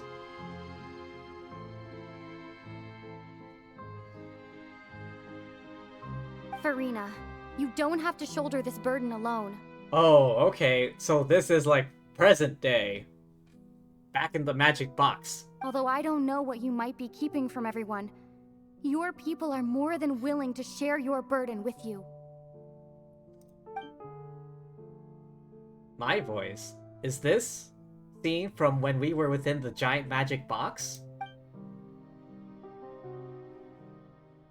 Surely I'll find out what she wanted to tell me this time. Share my burden. That's impossible. It was fated right from the start that this would be my duty alone. But even if your burden doesn't need to be shared, you can still choose to confide in someone. Just share it with me. I'm what you'd call a witness. A witness? Yes, I've heard that you came to Tevat from beyond the stars, yes. In other words, you never belonged here. And if Tevat is, in its entirety, a show on a stage, then you're just a spectator, aren't you?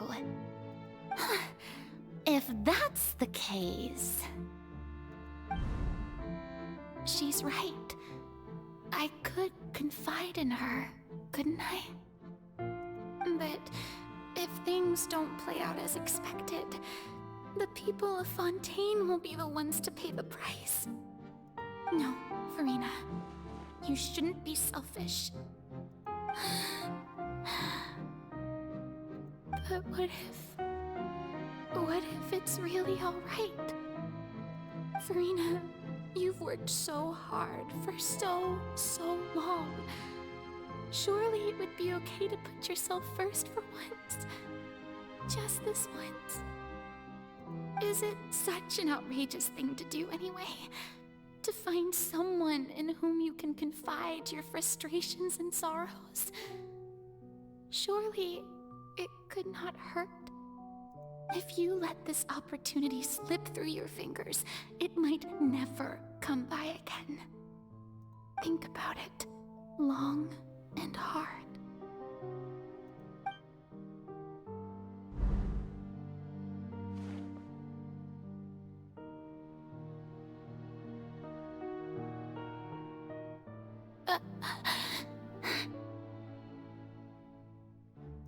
No, I have nothing to say.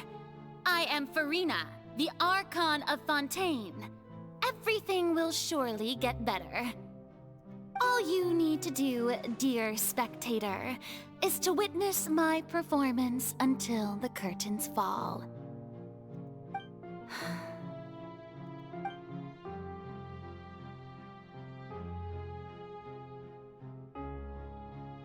Fine.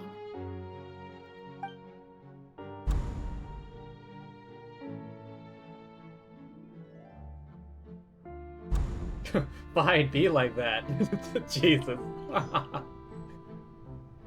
So even Farina doesn't know the truth? You've never once let her in on the full plan? Yes, it had to be done. To deceive the heavenly principles, you must first deceive yourself.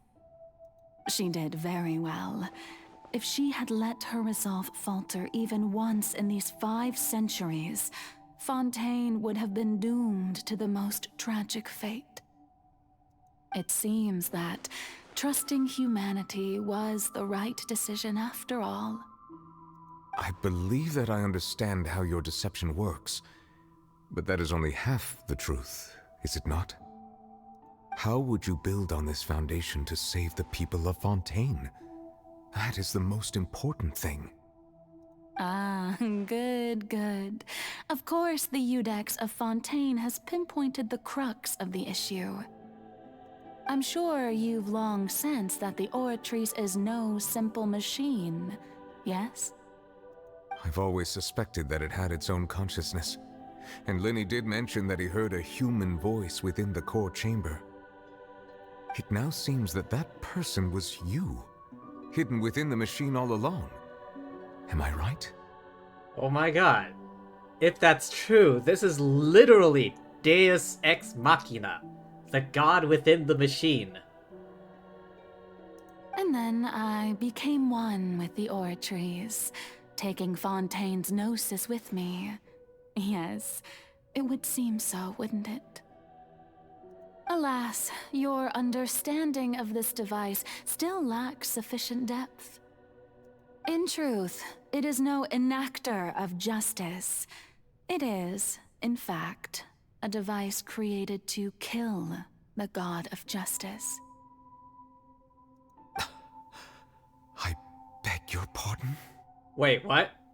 What? Hang on, what? Oh, you have it.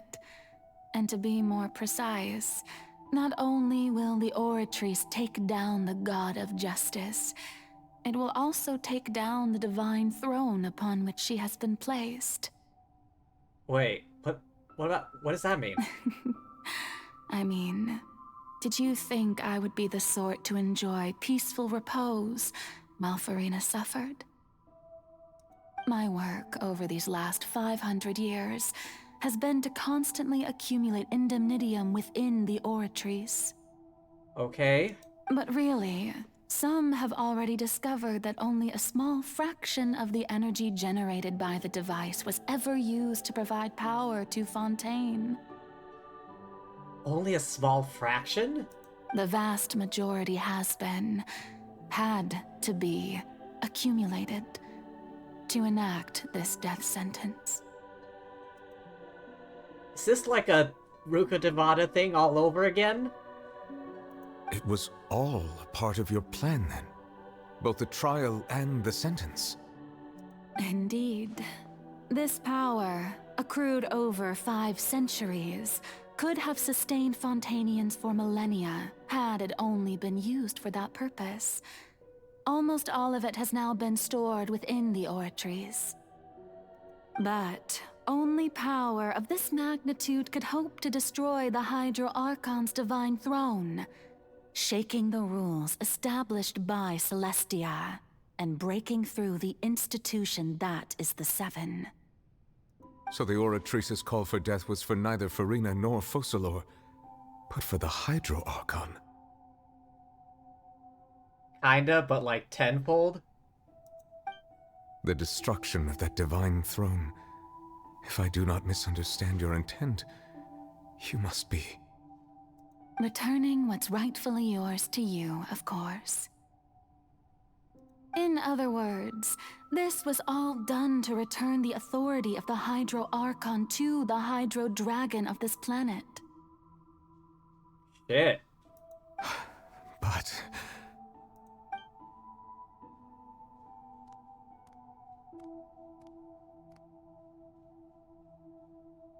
Oh, what?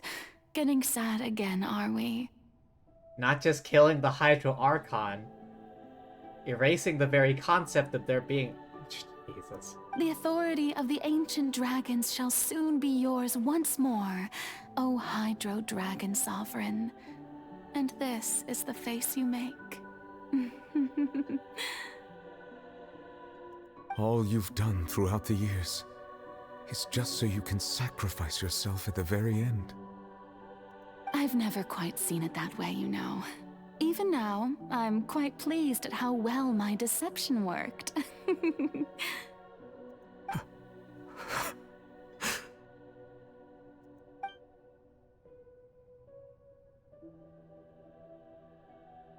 Hydro Dragon, don't cry. I must say, had it been within my rights, I would have loved to judge the heavenly principles themselves. Were they not guilty of essentially the same crime? Egeria stole the power of the primordial sea, and the heavenly principles stole the power you ancient dragons possessed. I, for my part, am the god of justice. And is it not just that your original powers should be returned to you? Speaking of justice, I have always believed that justice lies in the process of pursuing human existence itself. So, if the theft of the primordial sea's might was Fontaine's original sin, then, leaving matters of procedural right and wrong aside, the descent of the Fontainians as humans and their right to exist in this world would be Fontaine's original justice. In other words, existence was Egeria's justice, and to me, justice is the continuation of that existence. Defying the prophecy and ensuring that Fontaine's people shall live on, that should be the justice enthroned over all others. At this point, we, whether it be myself or all other Fontainians, have shouldered the burden of this sin for far too long. Iudex Neuvillette, the highest judge in our land, when you regain your full power as an elemental sovereign, what verdict shall you pass upon us? So when I was invited to the court of Fontaine to serve as Iudex, I see now that that was your idea too. At last, I now understand the true purpose behind this position. In the beginning, I was uninterested in human existence. But these 5 centuries of living alongside them have gradually brought about mutual understanding between us. And I have even attempted to feel as they feel. You are a devious one, Focalors. Things being as they are, surely you know that I could never declare them to be guilty.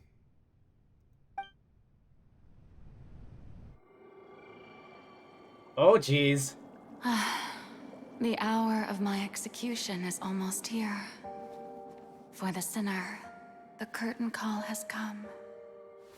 I know I may not sound it, but faced with death, I find myself a little afraid. Perhaps this is one thing both gods and humans have in common.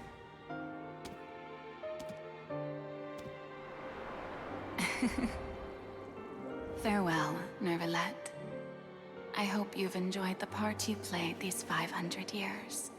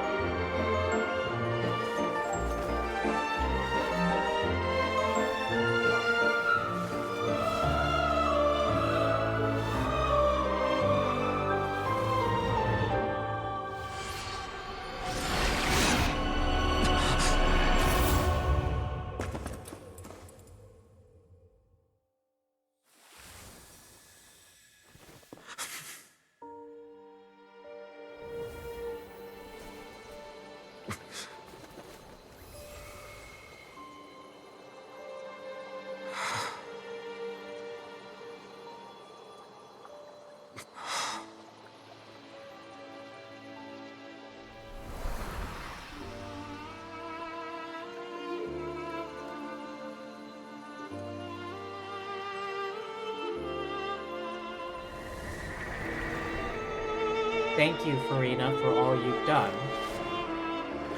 From this moment on, please live happily as a human, just as I wished we could.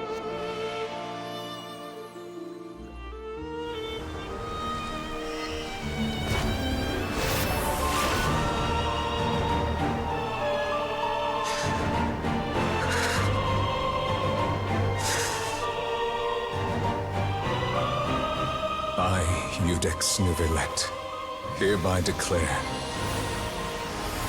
people of Fontaine, your sins are forgiven.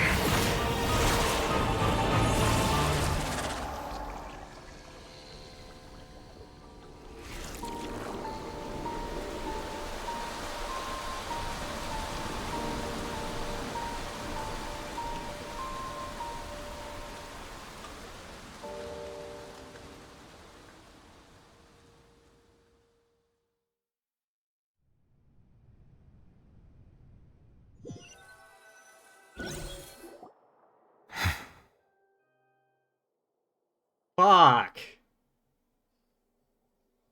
That all just happened, didn't it?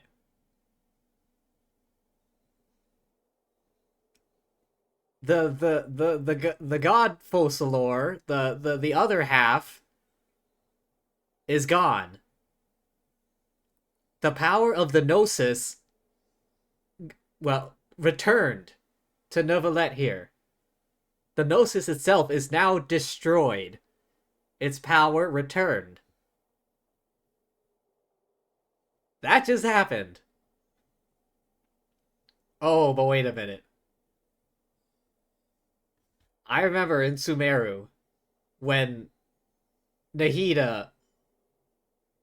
Neuvillette is now the true leader of Fontaine. I guess he is now. But Nahida, back when she was confronting Dottore, at the end of the Archon quest, she said that, you know, the destruction of a Gnosis might trigger a response from Celestia. So now that since that has come to pass, what's gonna happen next?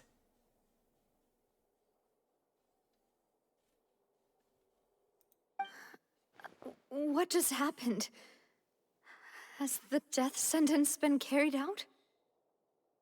Was that bright light some sort of misdirection? I have a feeling that something huge just happened. Yeah, you're not wrong there, buddy.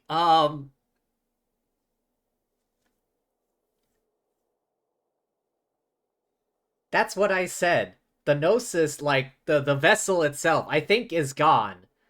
But the power it held, she said, was returned to Neuvillette. The power within all the Gnosis were originally derived from the dragons.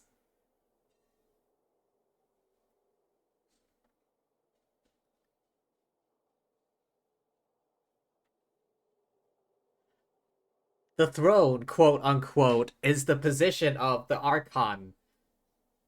Not like... That's how I'm interpreting this right now, okay? Can't say anything because spoilers. Wait. Am I misunderstanding something here?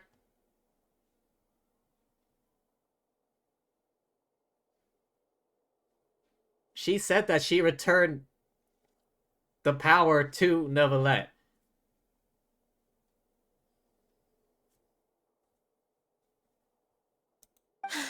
But since we're all still alive and haven't been dissolved, I assume whatever happened was good for us. It's time to end this. We must mete out punishment to that beast. But didn't you say just a moment ago that it can't be defeated? I have gained the strength sufficient to deal with it. Through certain means, I now have the ability to separate the power of the Primordial Sea from that creature. We should seize the opportunity to pursue our quarry. Just now? Traveler, now that the oratories can no longer function, I require an executor to help me mete out justice. Me? The root of the calamities befalling Fontaine. The beast that enacts the prophecy. Its name is the all-devouring Narwhal. Come with me, traveler. The hour of execution has come. Given the action replay codebook? Oh god, the action replay.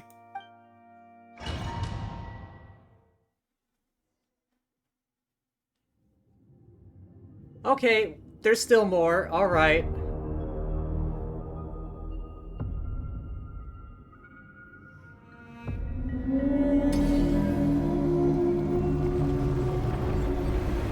I thought I would get a break, but apparently I was wrong. Oh, Jesus! But how are we going to do that? It's huge! I have already done my best to separate the power of the Primordial Sea from the way. Go right in! Hit it! Hit it! I cannot reach the power source. Unless we can find a way to attack it from within. I shall share the heart of the ancient dragon. I shall look for an opening. Hit it! Hit it! Hit it! Turning into hostility.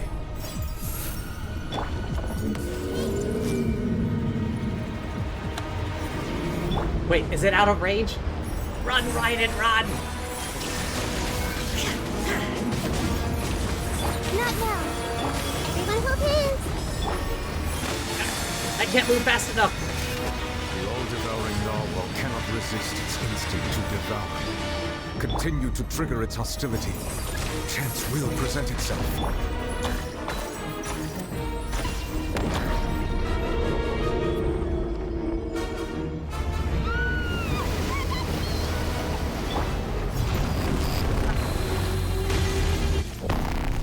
Oh hell, what's happening now? What kind of a hole are you giving me over there? It looks really scary. I gotta break through a shield? One second. Illusion shattered. I have granted you my protection. Do not fear. Seize the moment and use my power. What happened?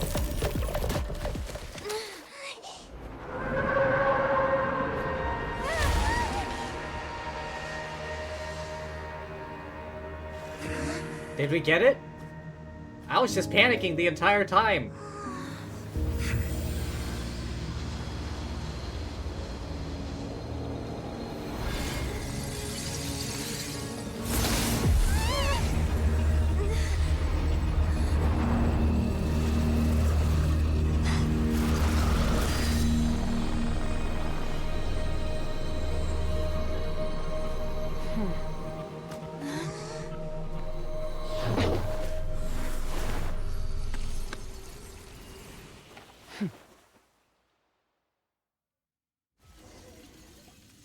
Thanks for helping with the cleanup.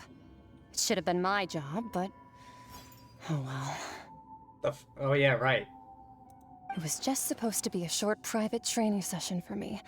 I didn't think that my disciple and my master's pet would start brawling in the meantime. My disciple and my master's pet. Hang on, what?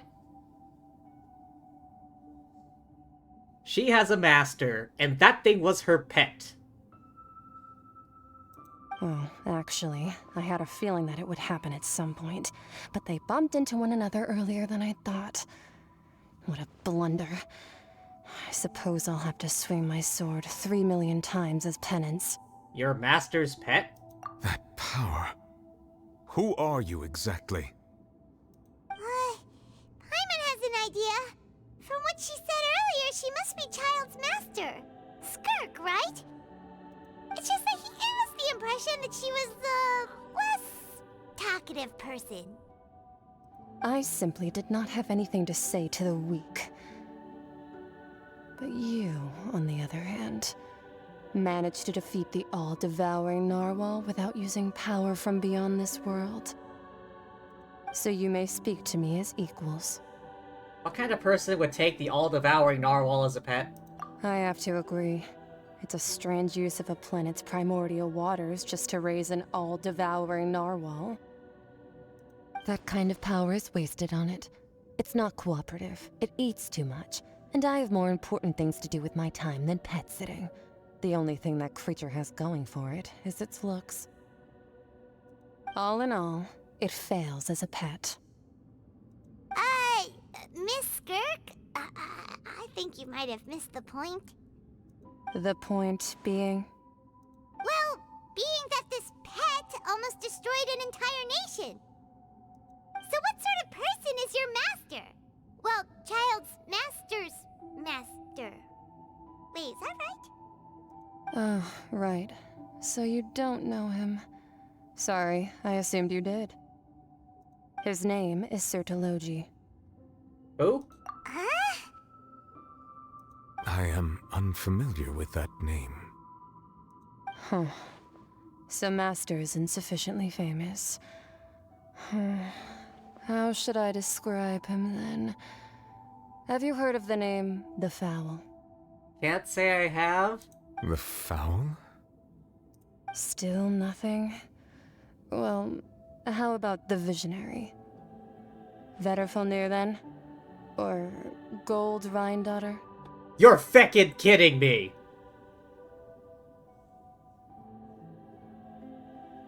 You're feckin' kidding me.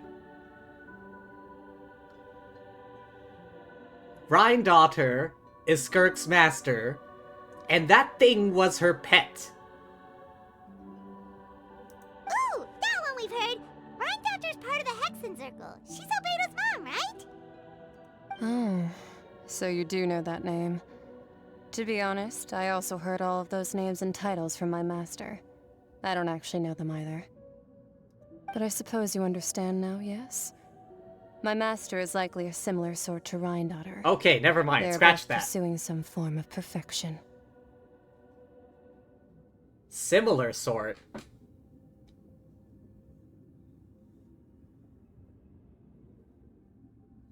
Hang on, am I misunderstanding something again?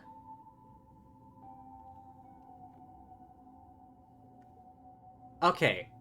So, scratch my previous surprise. Am I wrong or am I right? Is she using Rhine-Daughter as an example, or is she actually talking about Rhine-Daughter? Wait, didn't you also mention a visionary person? Paimon didn't quite catch their name. Actually, never mind that. I believe it expedient to inform you that the all-devouring narwhal used up nearly all its strength fighting you. Such roiling hydro energies will prove difficult for the planet's deep seas to digest. As such, the Fontaine back on the surface has most likely been thrown into chaos. You think Rhine-Daughter is an example? Okay. In other words, the prophecy that you've been fretting over should now be in full swing. What? There's little to be surprised about, Paimon. Prophecy will surely come true. We knew this and accepted it. However... Not to worry. Focalor has already managed to deceive the heavenly principles.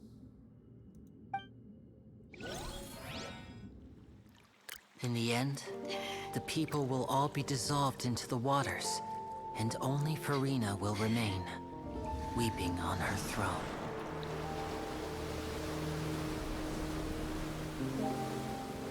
Oh. Shit. Only then will the sins of the people of Fontaine be washed away. Wait, what?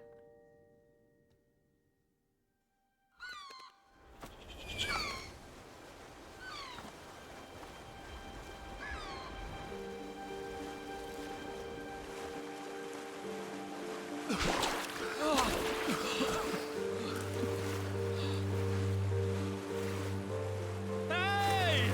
Help! Over here!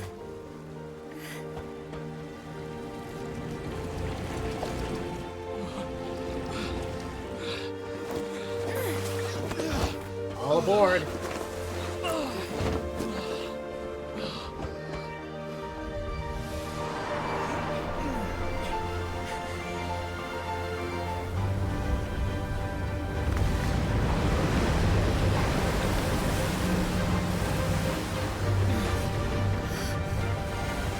Oh, that's right. Ridesley was building a ship down there. All hands, initiate emergency rescue!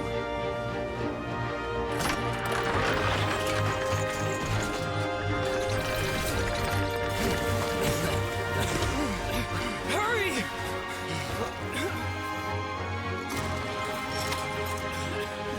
Hey, lend a hand!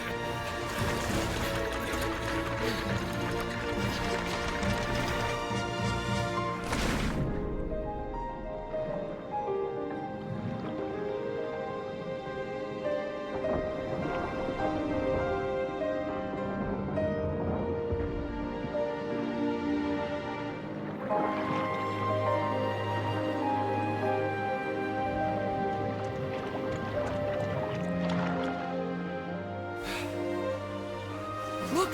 The water's receding!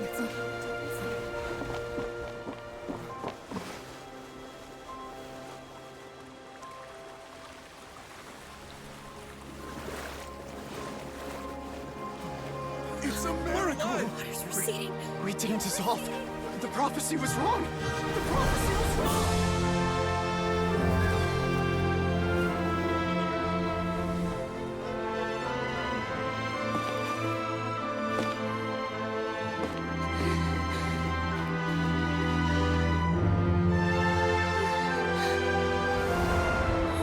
Are you right? We're saved. The prophecy was wrong.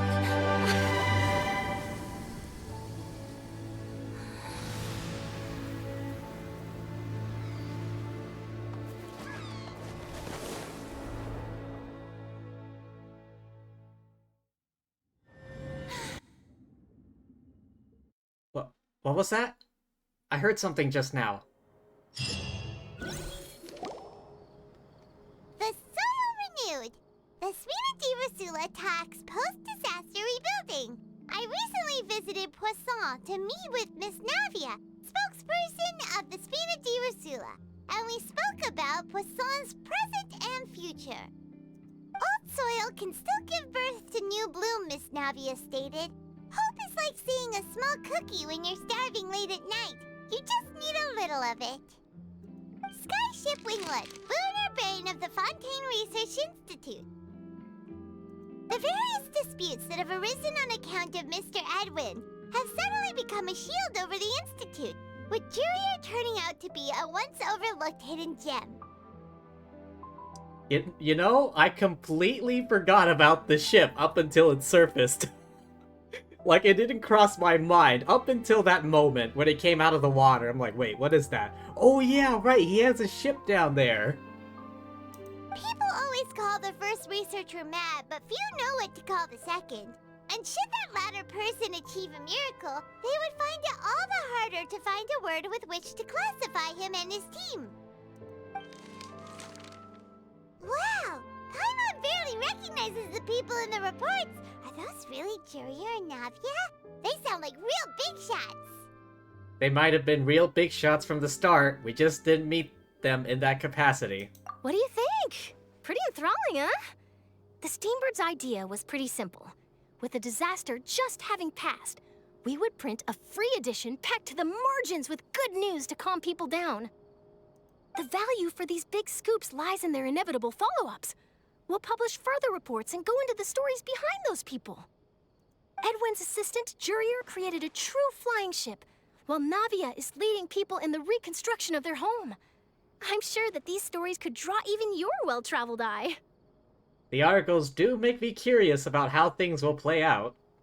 Paimon's curious too! Wait a minute. Didn't we watch everything happen from start to finish? What's there to be curious about? And that's exactly why I'd like you to come conduct interviews with me. You're the best incubators of news, if you haven't noticed. And also, with you around, I'm sure I'll get to see that Duke. Are you sure? Hasn't he turned you down several times already? Oh, this time will be different. Come on, let's head to Poisson first, and then make a trip to the fortress. There are some things you'll only know when you get there. Alright. Please tell me I can stop now. Thank you! Oh my god. I can finally stop. I went for 2 hours longer than I planned to.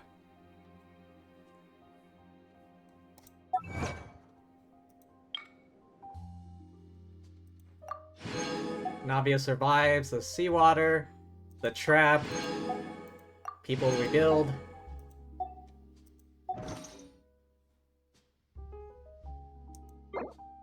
Yes, yes, get me the hell out.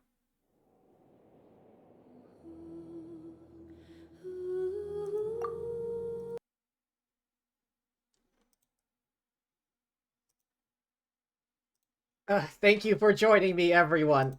I hope you all had fun. I know I did. My god.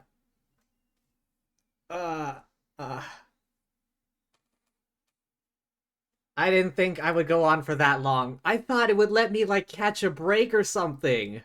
No, I went all the way through that. That is a lot to unpack. Neuvillette returning to full power. Skirk's master being someone similar to Rhine-Daughter. And probably power as well.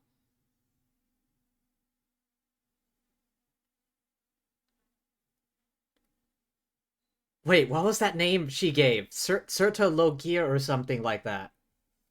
Oh god, The Foul Legacy. Sertologi, I think? Yeah, that's what it was. That's what it was. But yeah, thanks for stopping by. I'm gonna go raid now. I'm getting I gotta go to the bathroom. And I'm getting kinda hungry. Alright, let's go say hi to let's go say hi to Rune, I guess.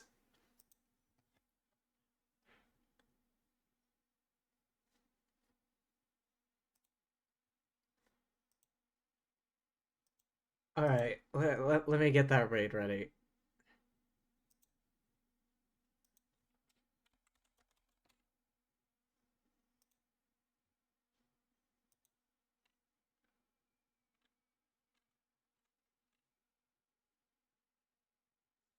Alright.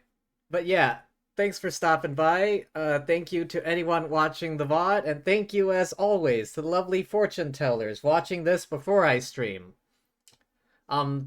Tomorrow, I think we're gonna finish off that quest, and then start on Farina's story quest. Because I'm pretty sure that's been also released. Alright. Yeah. Alright. Thanks. Peace out.